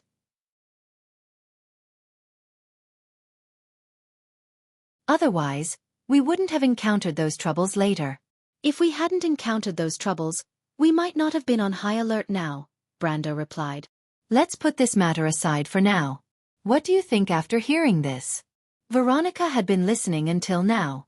A Cruise soldier like her seemed to have a natural calmness, just like His Royal Highness. The lady tapped the silver hilt of her sword before asking, one or two pieces of magic equipment aren't enough to resurrect them. That means more will do. If there are more similar creatures under the glacier, then we won't see any magic equipment left with magic power today. Is that what you mean, Shido? Shido nodded. She continued to answer. In fact, I think we've entered a misunderstanding, Lady Veronica the Count. When we saw the bodies of these Myrnas, we thought that the monsters who killed them must still be alive. But if you think about it carefully, this assumption isn't necessarily true. It's entirely possible that they were also killed here, and their bodies are a pool of silver liquid in this ice cave. Wait, I understand what you mean. You're saying that these Myrnas were the final victors back then. The corpses we see now are just the warriors who died together with these monsters back then, and these monsters are all left here. But how is that possible? Lorena retorted with a frown. It's possible, Sister Lorena. We always presume that these silver monsters are terrible and impose an invincible impression on them in our hearts. But that's not the case. Didn't Your Highness just kill one of them? The Myrnas are descendants of the Golden Folk, so why can't they defeat them? Shido looked back at the female knight and explained clearly. Lorena opened her mouth and couldn't help but be speechless. But she paused, feeling that something was wrong, but after thinking for a while, she reluctantly found a reason. But I don't understand. If there are still Myrnas alive, why didn't they clean up the bodies of their companions and leave them exposed in the wilderness? Brando shook his head. This is normal because they are Myrnas, not Cruz or Erwin. The Myurnas revere brave warriors, and leaving the bodies of their companions on the battlefield is a form of respect for them. So it was really the Myurnas who were left behind back then. Did they stay here? Did we run into them? Brando also shook his head, and at the same time, the illusion of the dream suddenly appeared in his mind. The images of the Myurnas meandering across the glittering glaciers lingered before his eyes. He closed his eyes as if resting silently for a while, and then replied, "No, although the Myurnas are known as descendants of the Golden Folk, they are not the ancient Myurnas after all, and they do not have the long life force of the dragons." "That's good." Philas heard this and finally breathed a sigh of relief and replied loudly, "Whether it's the Myurnas or these monsters, since they are all dead, it's not necessarily a bad thing." Brando glanced at the careless fellow and thought that sometimes recklessness and ignorance were bliss. At least he didn't feel nervous or afraid. But was it really that simple? Not necessarily. Shido's reason was reasonable, but he never forgot what kind of place this was. This was a dungeon. Philas, what we said is just speculation. No one knows what dangers are hidden under the ice. If you let your guard down, you'll be making a big mistake. Shido sighed. It was obvious that this was not the first day that she had met our lucky knight. Little Shido, you're scaring me again, aren't you? Philas laughed. I'm afraid not. Brando's hand never left his sword from the beginning. He looked up and stared at the dark shadows between the intersecting glaciers. Have you ever considered the question, why did the Myurnas come here? Weren't they fleeing the late King Gretel? Shido whispered, but her voice was getting smaller as the scholar saw Brando gently shake his head.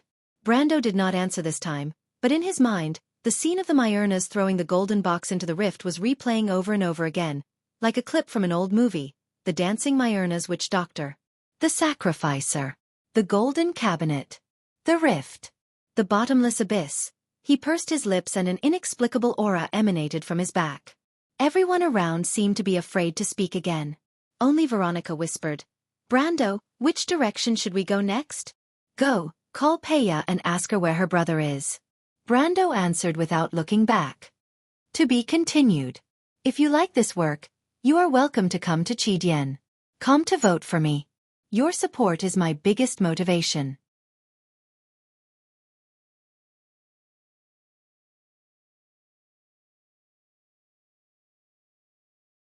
Chapter 783.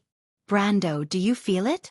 The hunter maiden's thin figure struggled along the cliff in front of her, teetering on the verge of collapse.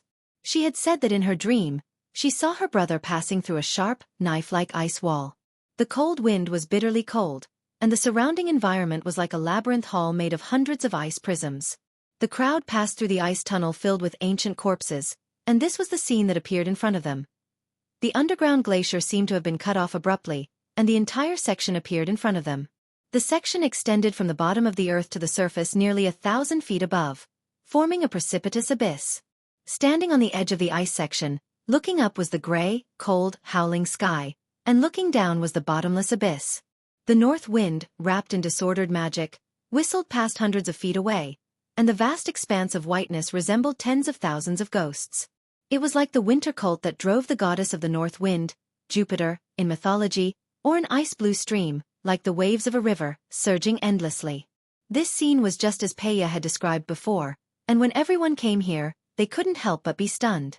Using dreams to find answers sounded outrageous, and although the witches believed that dreams foretold reality, most people thought it was absurd. Even Veronica, who supported Brando, couldn't help but think that the young lord's ideas were a little too presumptuous, and Lorena and Shido were even more skeptical. The Empire's eldest son was non-committal, as if that cold look was his trademark. The only ones who supported Brando, apart from those who had followed him since the beginning like Scarlet and Metasha, who firmly believed in his decisions, were the witches and Faraz. As for the latter, there was no need to ask. Mr. Knight was willing to believe in anyone he saw eye to eye, no matter how ridiculous the reason for believing was. But Brando himself had a hunch in his heart, and in fact, he had been having this illusion all day. Something was guiding them. He remembered more than once his strange dream and the pair of eyes behind him that he couldn't find the reason for. "You mean the voice on the ice?" A long-lost familiar voice suddenly rang in his mind. Brando was slightly startled and immediately reacted, "Lady Saint Tossol, you're awake?" The voice on the ice had been following them since they passed through the crisscrossing cracks under the long ice, and the low rustling sound was imperceptible hundreds of feet away. If it wasn't for the flow of dark magic, Brando would occasionally even think it was just an illusion. But he was not the only one in the team who noticed this, as Alaz and the Ash Sword Saint were on high alert. Other than the glacier worms, the only things that can move under the ice are those unknown things.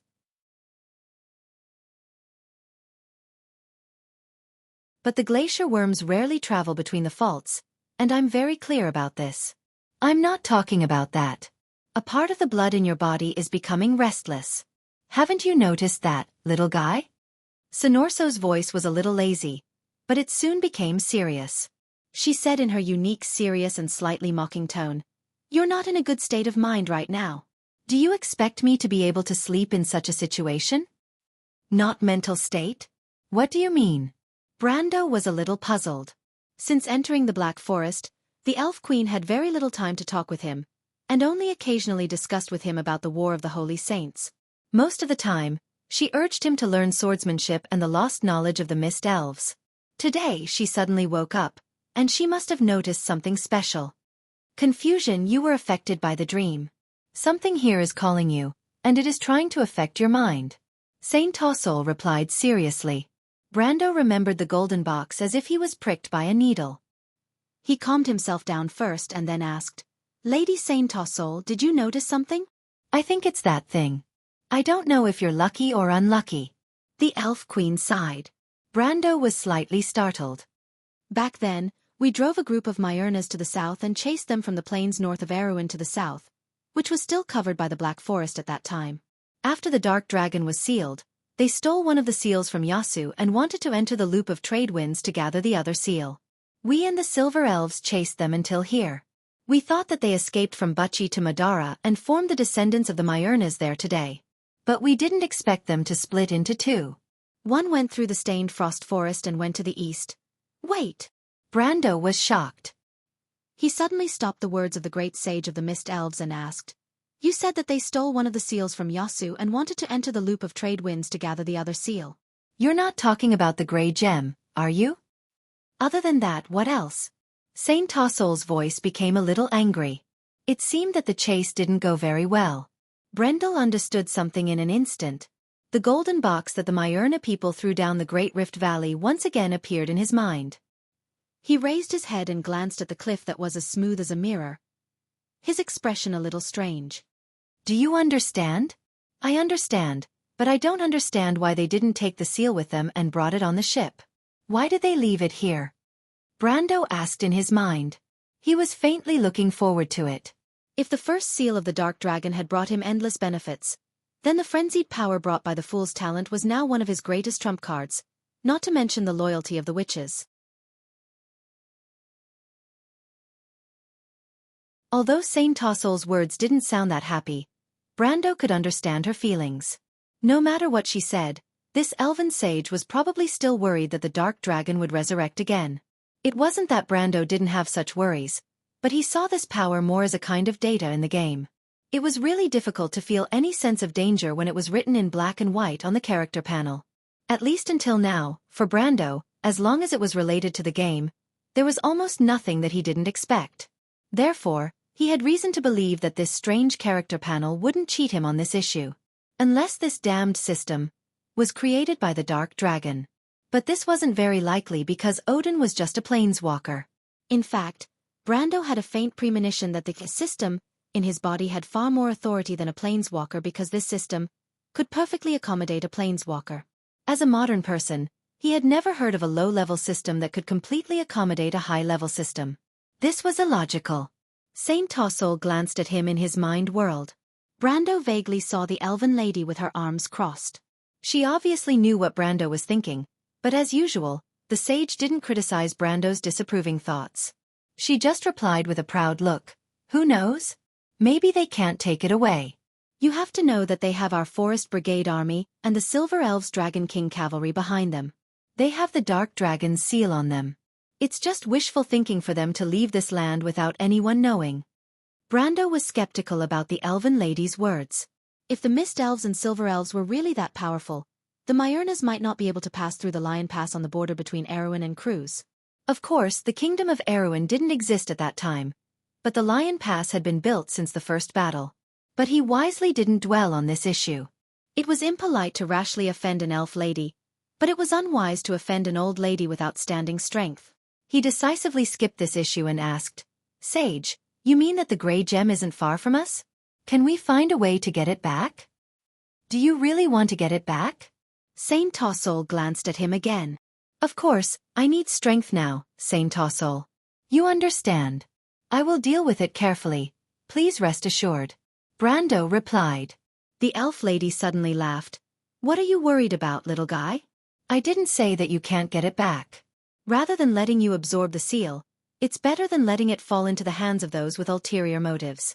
Besides, Odin also approved of you, didn't he? There aren't many people who can make that arrogant guy like you. I still don't understand what he likes about you." Saint Tossol thought for a moment and nodded with her hand supporting her chin. "It seems that I have a good eye. Then." Brando was a little excited, as if the depression of being watched during the day had been swept away. "Don't be happy too early, little guy," Saint Tossol snorted. "You want to know the location of that thing? Actually, there's no need for that. It's not far from you, and it's getting closer." "Getting closer?" Brando was startled. "The leader of the Myrna people is called Sabers-Onsu. You may not have heard of his name, but in our time, he was a very famous guy. The Cruz people called him the last Frost Earthguard, which means that after him, there was no more outstanding Frost Knight than him." Saint Tossol suddenly said casually, "If he wasn't murdered or usurped, then the grey gem should be kept by him." "A Frost Knight will make an oath, and once they make an oath, they will always keep their promise, from life to death. You know what I mean, right?" Brendel's jaw dropped as he looked at the elegant elven lady in front of him. The great sage's eyes were as deep as the starry sky, shining with a cunning glint like a little girl who was waiting to watch a good show. What kind of joke was this? How could he not recognize Sabers-Onsu, the leader of the Myrna people's Black Crow clan, the last Frost Knight Lord, and the man who guarded the Winter Whistle Pass alone during the final war, making Cruz's White Wolf Legion not dare to move an inch, and became a laughingstock. To this day, the mountain people still talked about his figure at the mountain pass. The lone wolf painted on the red stone slab was his personal glory. Such a hero that only appeared in legends and epics, and now it seemed like Saint Tossol was going to find trouble with them? What kind of joke was this? This guy's opponents back then were people like Flame King Gretel, Wind Queen Saint Tossol, Archbishop Fanzin, and the Mountain Crown Elaranta. What was Brando? But Brando suddenly turned his head with a strange expression. As soon as Saint Tossol's voice fell, a creaking sound came from above everyone's heads. Grey Sword Saint Mephistopheles, Alaz, and Veronica looked up at the same time, and they only saw a visible crack in the center of the ice above their heads that was spreading forward at a rapid speed. "Be careful, Peya," Lorena suddenly cried out. "To be continued. If you like this work, you are welcome to come to Chidien. Come to vote for me. Your support is my biggest motivation."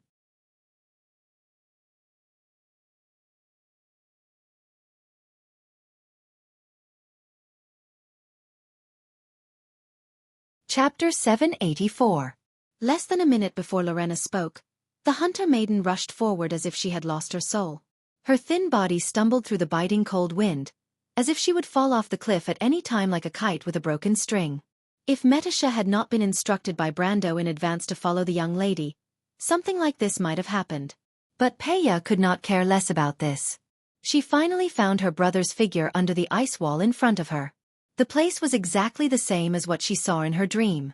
She saw her brother lying between pieces of broken ice as if he was asleep.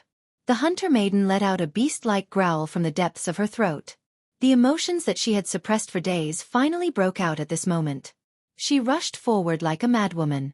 The steep ice and difficult terrain were nothing to her at this moment. Her hand quickly cut through the sharp icicles, and the striking red blood flowed up the cliff made of ice like a line. Ahead was Peya, who was climbing up like a female leopard. Metisha was surprised to find that she could not keep up with her, let alone whisper a reminder to be careful.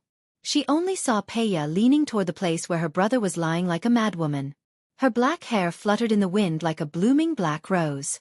It was at this moment that the silver elf princess suddenly felt the ice under her feet begin to tremble slightly. She looked up subconsciously, and a conspicuous crack spread over her head, heading straight for Peya in front of her. "Be careful, Peya." Lorena's shout came at this time, and at the same time, there was a loud crack. The ice above Peya's head collapsed as if it had collapsed. Almost everyone saw a white shadow flash, and then the hunter maiden fell into the hands of someone else. It was a knight. Saber's Onsu clenched the long sword in his left hand with a finger guard, and the cold blade of the long sword was placed on Peya's neck. As for the hunter maiden, she was frozen there as if she had been enchanted. She was motionless and could not even move her eyes. "Who are you?" Brando did not see Saber speak, but his rumbling voice had swept through the hearts of everyone present like rolling thunder. Whether it was the Ash Sword Saint Veronica or the two dragons, they all felt like they were facing a real giant at that moment, and they had to look up. "And who are you?" Out of everyone, only Alaz was able to open her mouth with much difficulty and ask a question in return. But the little female dragon frowned and looked extremely uncomfortable. Ever since Brando met her, he had never seen her show such a serious side. "Who am I?" The knight standing next to Peya repeated the question.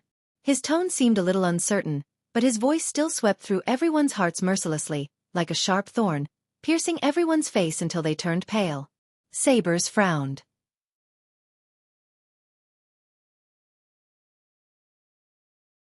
The Myurnas did not look much different from humans in appearance, but as the former golden folk, their pair of golden dragon-like eyes were their most conspicuous symbol, not to mention that the pure-blooded Myurnas also had hair as black as the deepest night.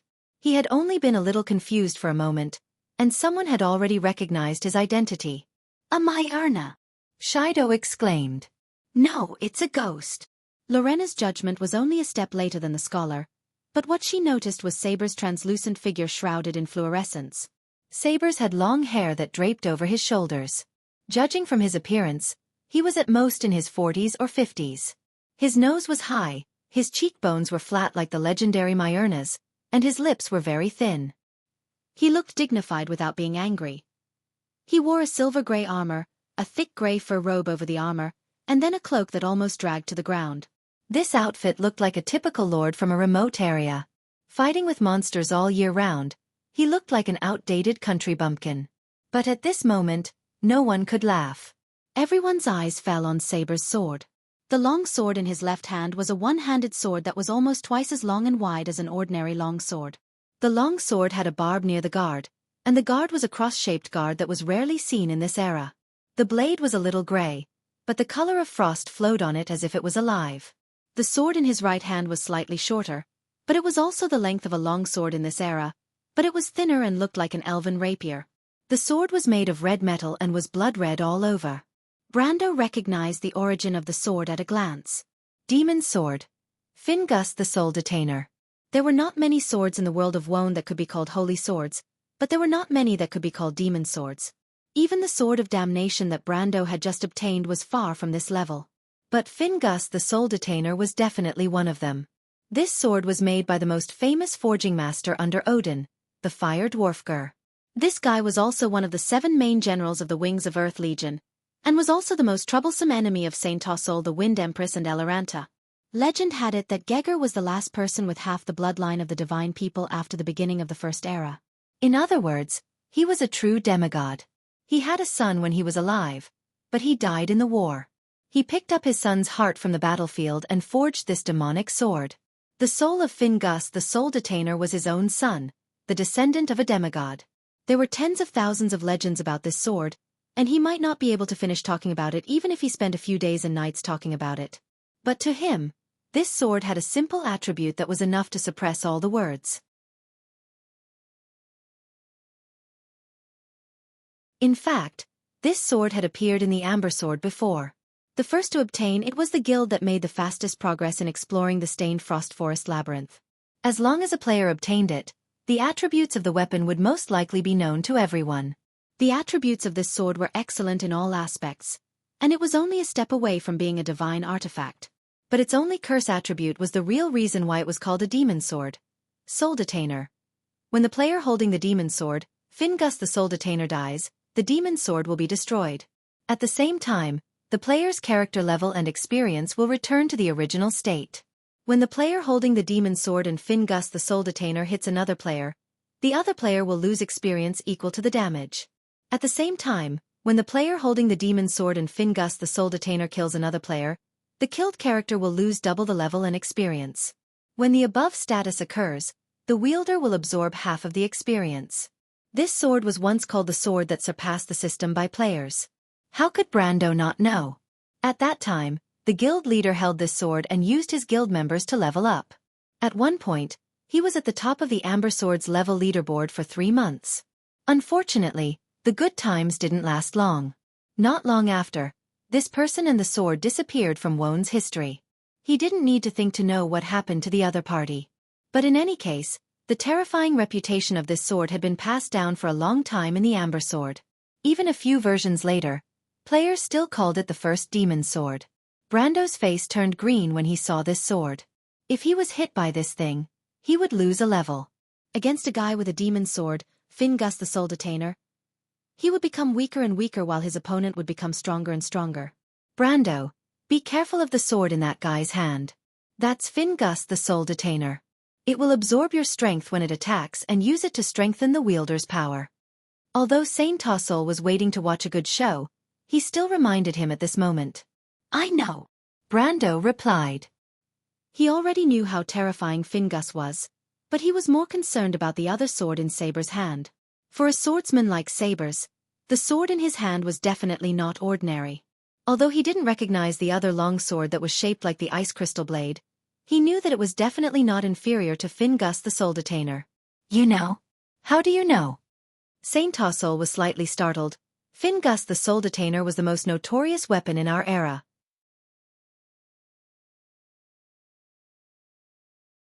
In order to prevent people from coveting it and causing unnecessary trouble, after the victory of the war, we sealed off all information related to it.